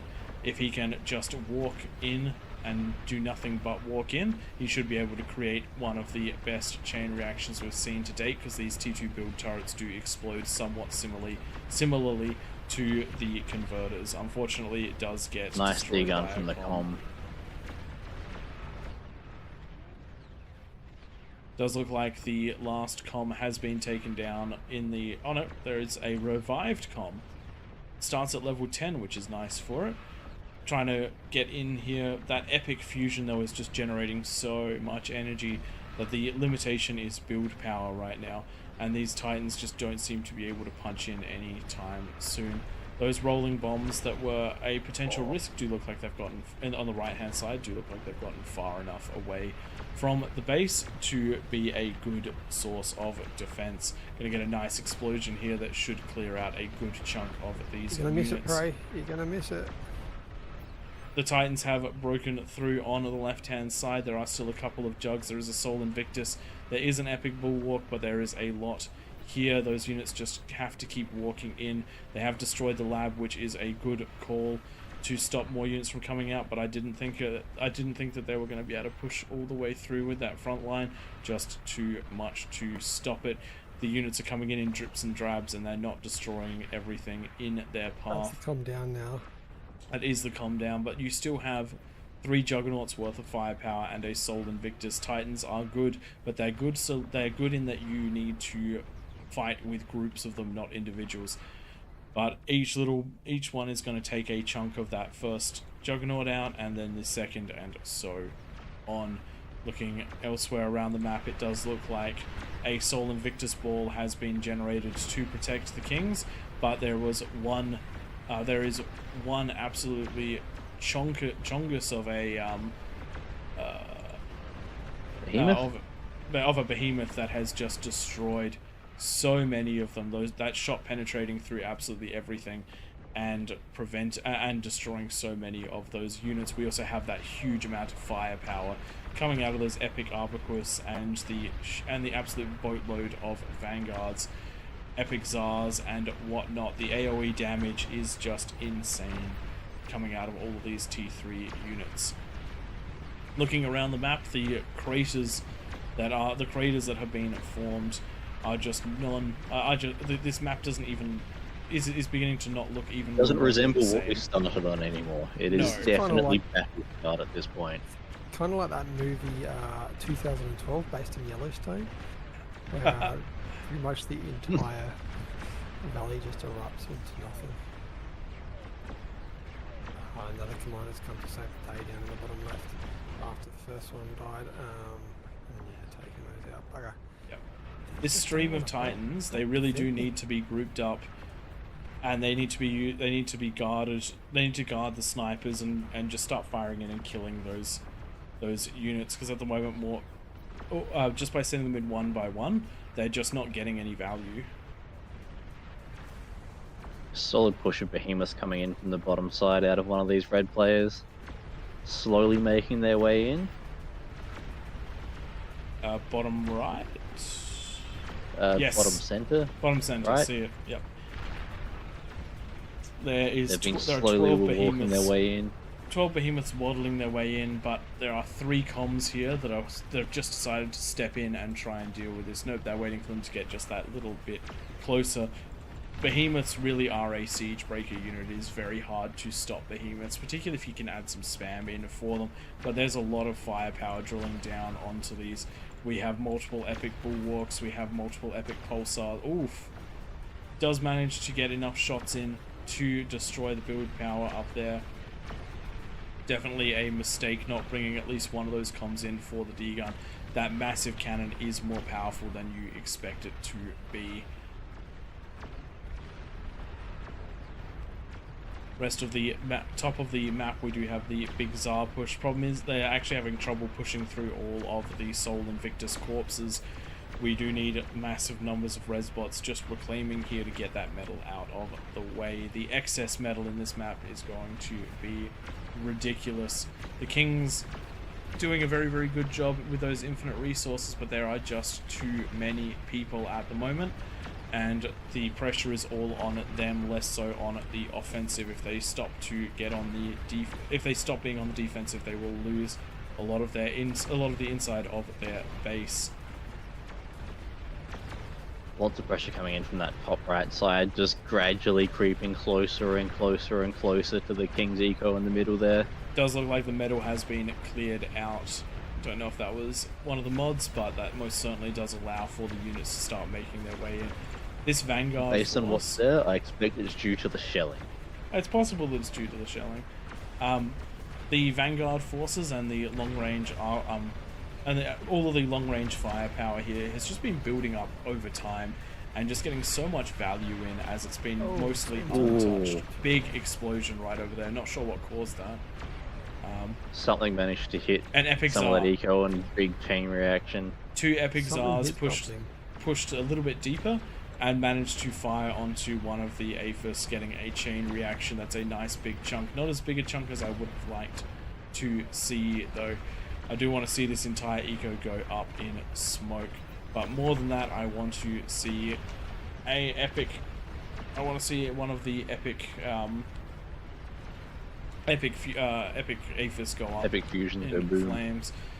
If it looks like this game is going to end before that happens, can I request that someone drops a nuke on one of those, We're please? seeing some tumbleweeds come through. Down in your favorite corner, picking a different attack vector. If one of those can get close, we should see booms. There is... Being able to make it through the lava craters that are being created. They are so slow. They are so slow. Oh yeah. And they're getting picked off by the long range epic Arbicus? epic rail guns. Is what they Big are. shooty boys.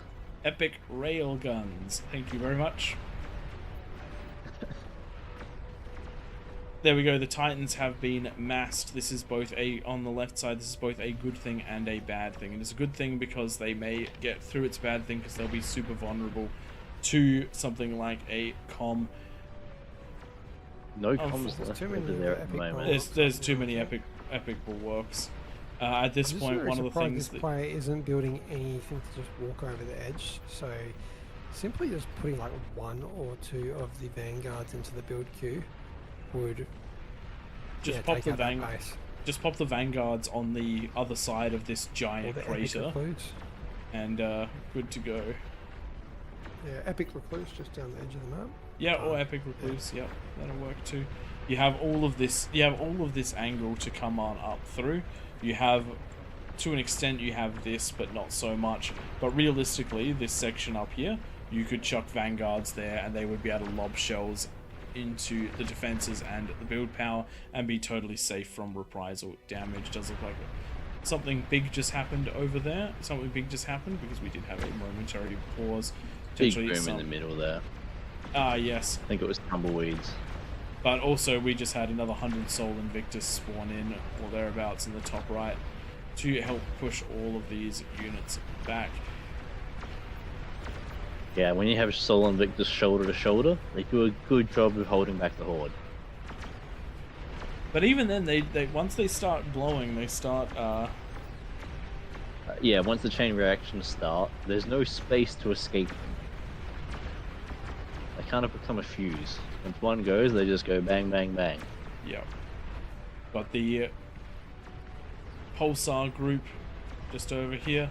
Hopefully it'll fire again in just a moment so we can see that. Is just taking a moment to recharge. There we go. The fan of pulsars, the waving of the air. What a fantastic little thing that they can spawn in. 71 of them all in one spot. The Soul Invictus have been mostly destroyed at this point. Again, it's all that long-range firepower and the detonations of the Soul Invictus that are really preventing them from getting much further away from where they start. The corpses all in the same spots yet again. That is a lot of corpses all powered up there. Could you imagine if this was a regular Kings game, we could reclaim that? Oh, That would be wild. so much metal. So The fact much that it's metal. big enough that the behemoths are walking around the wreckages says a lot. One thing I want to note is that the Kings have built the peasants have built defensive structures inside the inner ring because they control this space in the inner ring. That is perfectly acceptable. Not that we're And they've run playing out of by- space anywhere else to exist Yeah. at this point. Not that we're really playing by many rules at this point. Looking around the map, we do have a Sol Invictus push in the top left side that has managed to get back to some of the positioning that it was in before, and is now starting to try and push down at this left side. If they can break through this left side, there's a nice eco center and build power center to pop over here, and if they can reclaim this ground, they can actually have a fallback point and an area to rebuild in, and to start scaling in it yet again. Though I don't think that that's overly necessary, considering that they're currently running off infinite eco, but it is certainly a possibility. Epic Tumbleweed has made it all the way to the front lines right now of the yellow player. There is potential right here for this to go off and detonate all of these epic bulwarks. It just has to get a little bit closer. It is running along the side of that Seeing cliff. that control There D is- going off. There is a comm walking towards it to D-gun it though, so I don't think we're going to be quite lucky enough. It's going to get the D-gun off before it control Ds. If it did get the control D off, it would be a more powerful explosion. Unfortunately, though, those epic bulwarks have remained. The comm is still alive, and we are not in a better position to assault this epic Aphis. The epic Aphis, just too much energy, allowing for too much defenses. We've seen a situation like this in a game recently where there was just too much. Oh, big explosion on this side. On the top right, top left, one of the eco centers. Those units getting in. Once you get to this stage of the game, and there's so much eco that they basically will end up touching, you end up with some nice big chain reactions. It'd be great to see, and it looks like we might be seeing it. The Kings expanding out to use that left-hand side as another staging ground Good. to pump out more units. And they're going to need it because the assault is creeping ever closer forward from that top right-hand side. The vanguards, the vanguards, and the epic railguns being an absolute, having an absolutely huge effect on this. Just continuous damage raining on in. That's right, these are called epic railguns. You can see it in the name as I hover over it. See, epic railgun. Those epic Zars doing a lot of work. And a sizable amount of vanguards raining down fire as well. Thor's doing a great job defending in the top left-hand side. I was expecting them to do worse against the Sol Invictus than they actually are. But what it is that's causing the most damage up here is a couple of comms. The Kings using their comms offensively to take out eco positions and take out bases. They're just walking them in and doing as much damage as they can. After seeing what happened to them at the beginning, I can understand why they've picked this tactic. Those tier 10 comms absolutely crazy powerful, and they've essentially taken out an entire side of the base. If this last one can get over to the edge, unfortunately it cannot. But if it had, it would have been able to start a chain reaction from which there may have been no recovery. Green in that top left has a epic Aphis, and it looks like when that next round of chain reactions occurs, it might make it all the way across. So bad. We'll have to see. The thing that I'm looking at over here, if you look over in the top right hand corner, epic, epic, epic, epic, epic, epic, epic, epic. Apex, some of those, you can see that they easily overlap. Yeah, I want it. Oi. I want it so badly. I want to watch one of these go down, and I want to watch that entire corner explode. I'm actually thinking that what Tom pointed out will chain react the whole way through as well. Yes, I think it It's will. going to go a long way. There's not quite enough epics to make it chain the entire way across, but it is going to do some work. I want it so Ooh, badly. boom. What was that? That went boom. Where? Top right. Top right. Looks like more and more of these defenses are falling down. More and more of the attacks just coming on through, and this just huge force is just stacking up damage. Just a quick look for... Nope, we can't see anything in statistics, not even going to try. Oh, the vanguards on top left. They are getting in range now. Oh, come on, you can do it. You can do it. 96. Yep. It's gonna happen. 113 million damage done by the peasants so far this game. 96 million done by the Here we kings. go. There we go. There we go. Oh, look at it go. I'm gonna have to watch Yes. the replay because my computer doesn't like Yes. the explosion. Oh, keep going. And now that they've made it in, the next one probably goes to the corner. Just keep going. Keep going. I want to see it so bad. There's pressure coming in from the top right side as well. It's only going to take one more thing to make it to that build power. And once that build power goes, there isn't really going to be much saving of anything. But red is coming in with an absolute vengeance on the right hand side. All these players coming online in a really big way. The defenses have massively fallen. The units are getting inside of the center of the map. Big chain reactions though, keeping some of them out. All of the bastions doing their best. The epic pulsars doing their best. But there is so much pumping in from that top right hand corner with that big explosion on the left side. All of the players that were ecoing have switched on and are starting to push right into the middle of the map. They realize that it's now or never, because if one more explosion goes off for the peasant Commanders side... coming in on that top side by the look of it. Oh no! Thankfully there are two commanders there to defend against it, and I do believe that the commanders are going to push that back. Very nicely done. But all players are now trying to push into the center really hard. They've run out of space, they've run out of time, and they saw what happened if the kings get even just a little bit of damage onto them. They saw the huge chain reaction, and they are not a fan. They want to do it to the kings now. And as this line creeps closer and closer to the middle of the map, every unit that dies is generating a nuclear-like explosion and just going... So many chain reactions. It's even not just the chain reactions. As long as the line of scrimmage moves further forward, more and more things are going to die until there is an overwhelming chain reaction. We have Aphis basically exposed. That Juggernaut looks like it could get close enough to do some damage, not quite, but very, very close in.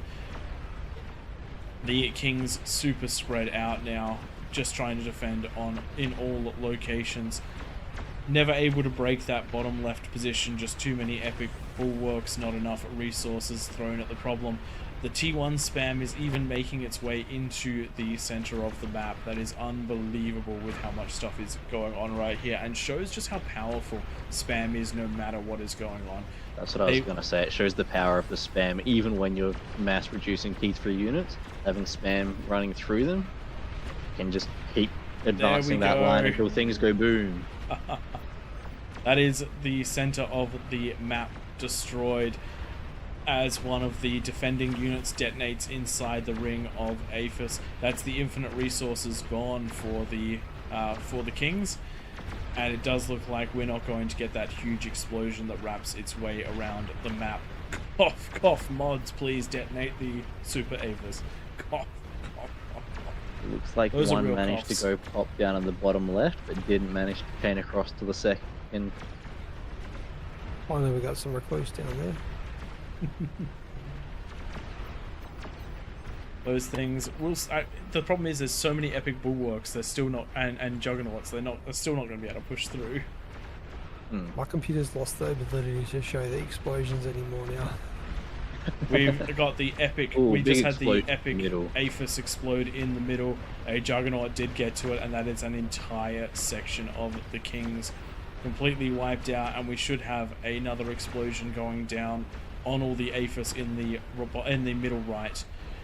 as all the Vanguard's fire is just now being redirected to those APHIS. There's a little bit of a lag, but those shots are starting to go off now, along with the long-range rail, as well as the epic rail guns. There we go. That is another eco center taken out.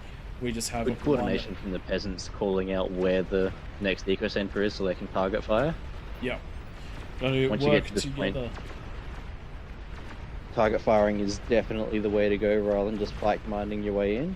There's enough units that's still coming out that if you're flight commanding, you'll just keep hitting armies. But when you've got the artillery, you can shoot over the top of the army into those eco centers and really do that damage.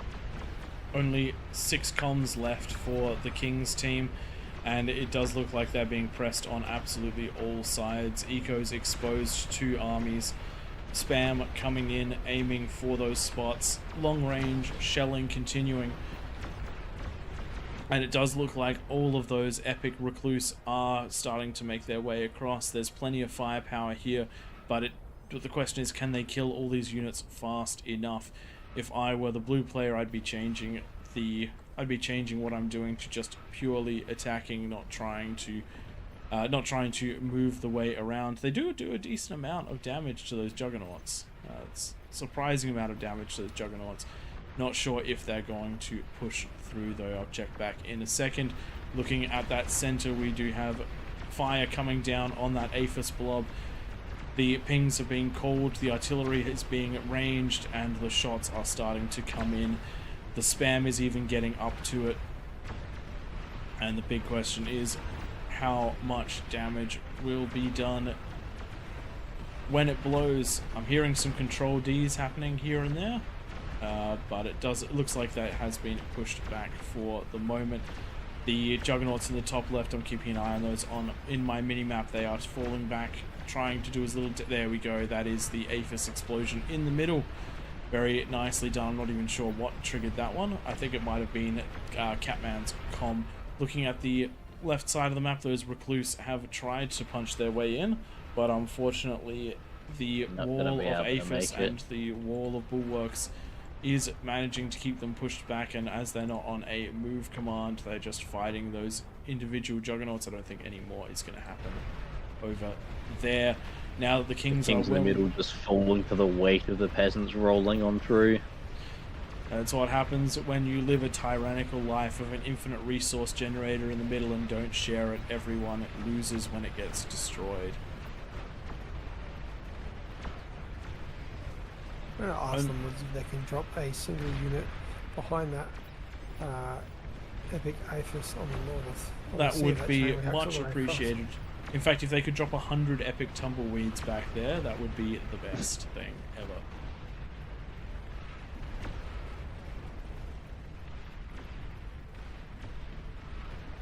I think the peasants are at the stage where they can just win it with the units that are on the field. Oh yeah, there's only 4 comms left, and 3 of them are in a clump in the middle, and the 4th one is in the last defensive bastion that there is. That last defensive bastion is more than half gone now. Oh yeah, it's not a strong defensive bastion. It's it's 3 defensive bastions and 3 pulsars. Yeah.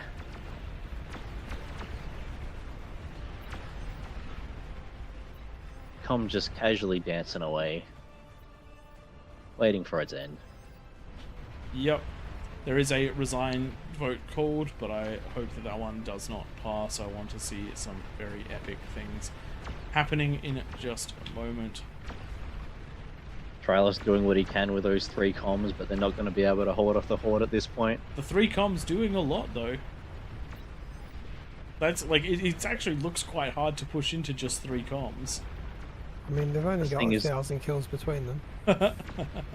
And it's not sooner like... or later the comms are going to run out of map. Yeah, they are running out of map.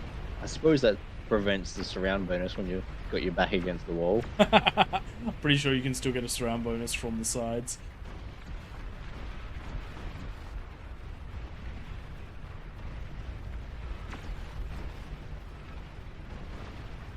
And things just coming to a bit of an end over here. Once the end started, it became somewhat inevitable to have an epic do have an epic fusion reactor in that back corner that is coming down, getting under range very, very quickly.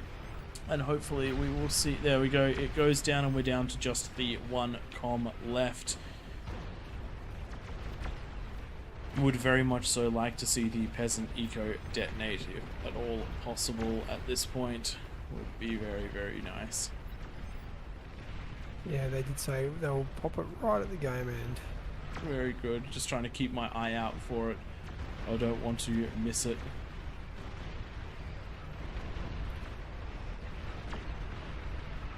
Yeah, maybe put a tumbleweed over here. No, no, no. then- But 100 tumbleweeds there.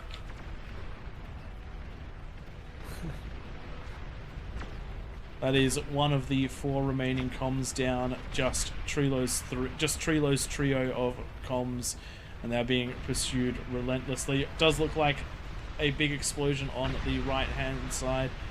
Lots of explosions going on around the map right now as something seems to have happened to the peasants' side. Rebellion, maybe? Who knows?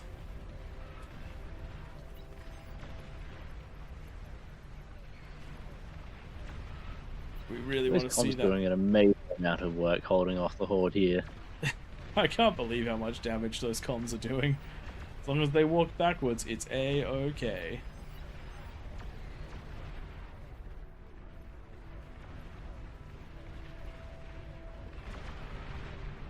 Does look like the final building has fallen for the King's team. Those 2 And- commanders behind them are going to do a lot of work. Fingers crossed for that one. There we go. Top right side has started detonating. Chain reaction of nukes. The entire area has gone.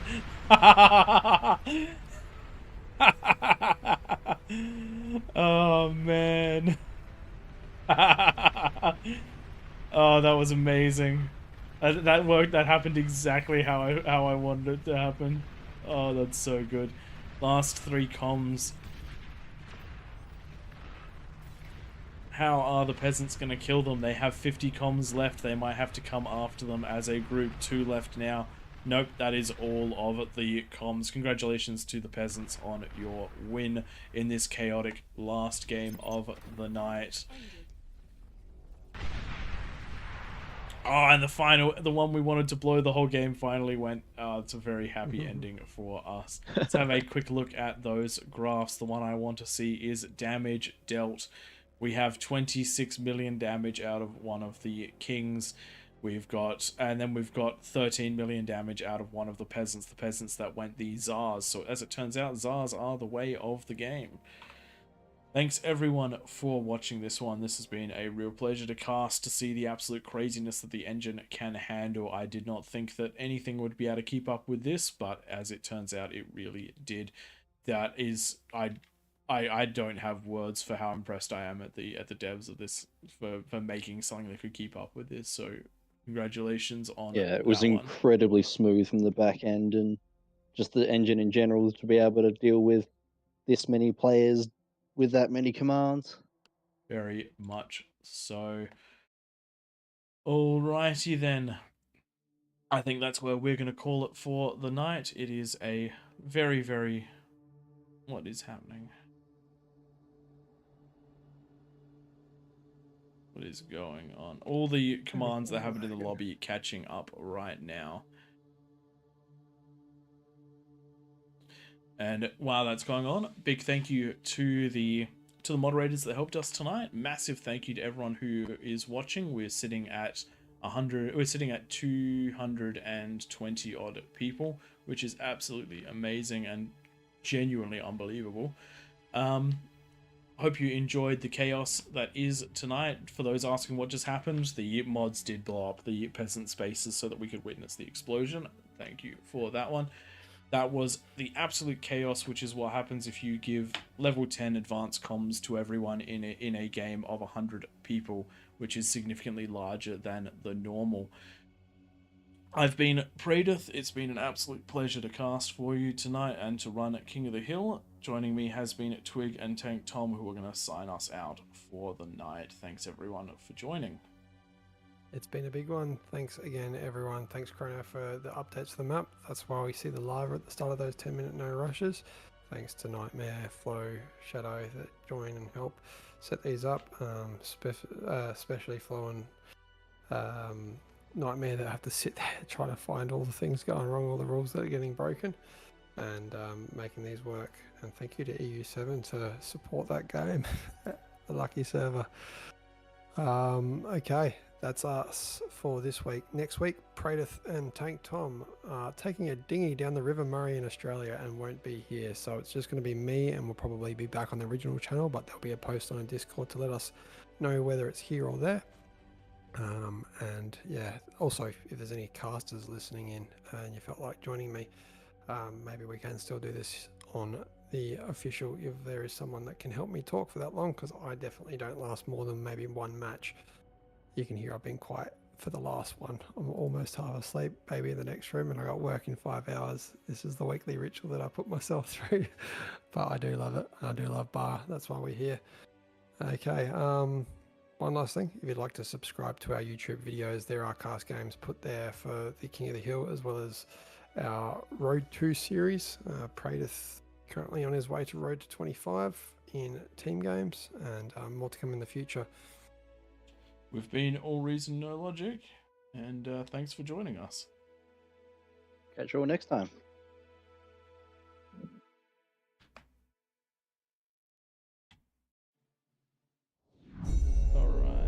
Beyond All Reason fans, welcome to King of the Hill by All Reason No Logic.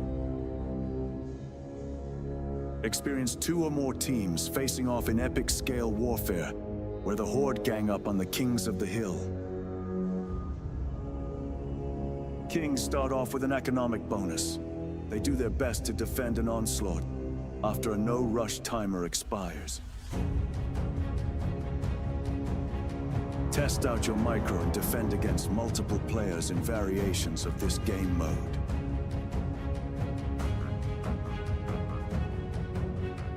Or be part of the masses.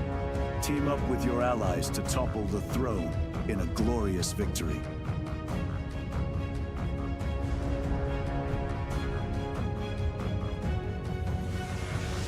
All Reason No Logic, hosting King of the Hill lobbies, most Sundays. Join our Discord to be part of the action.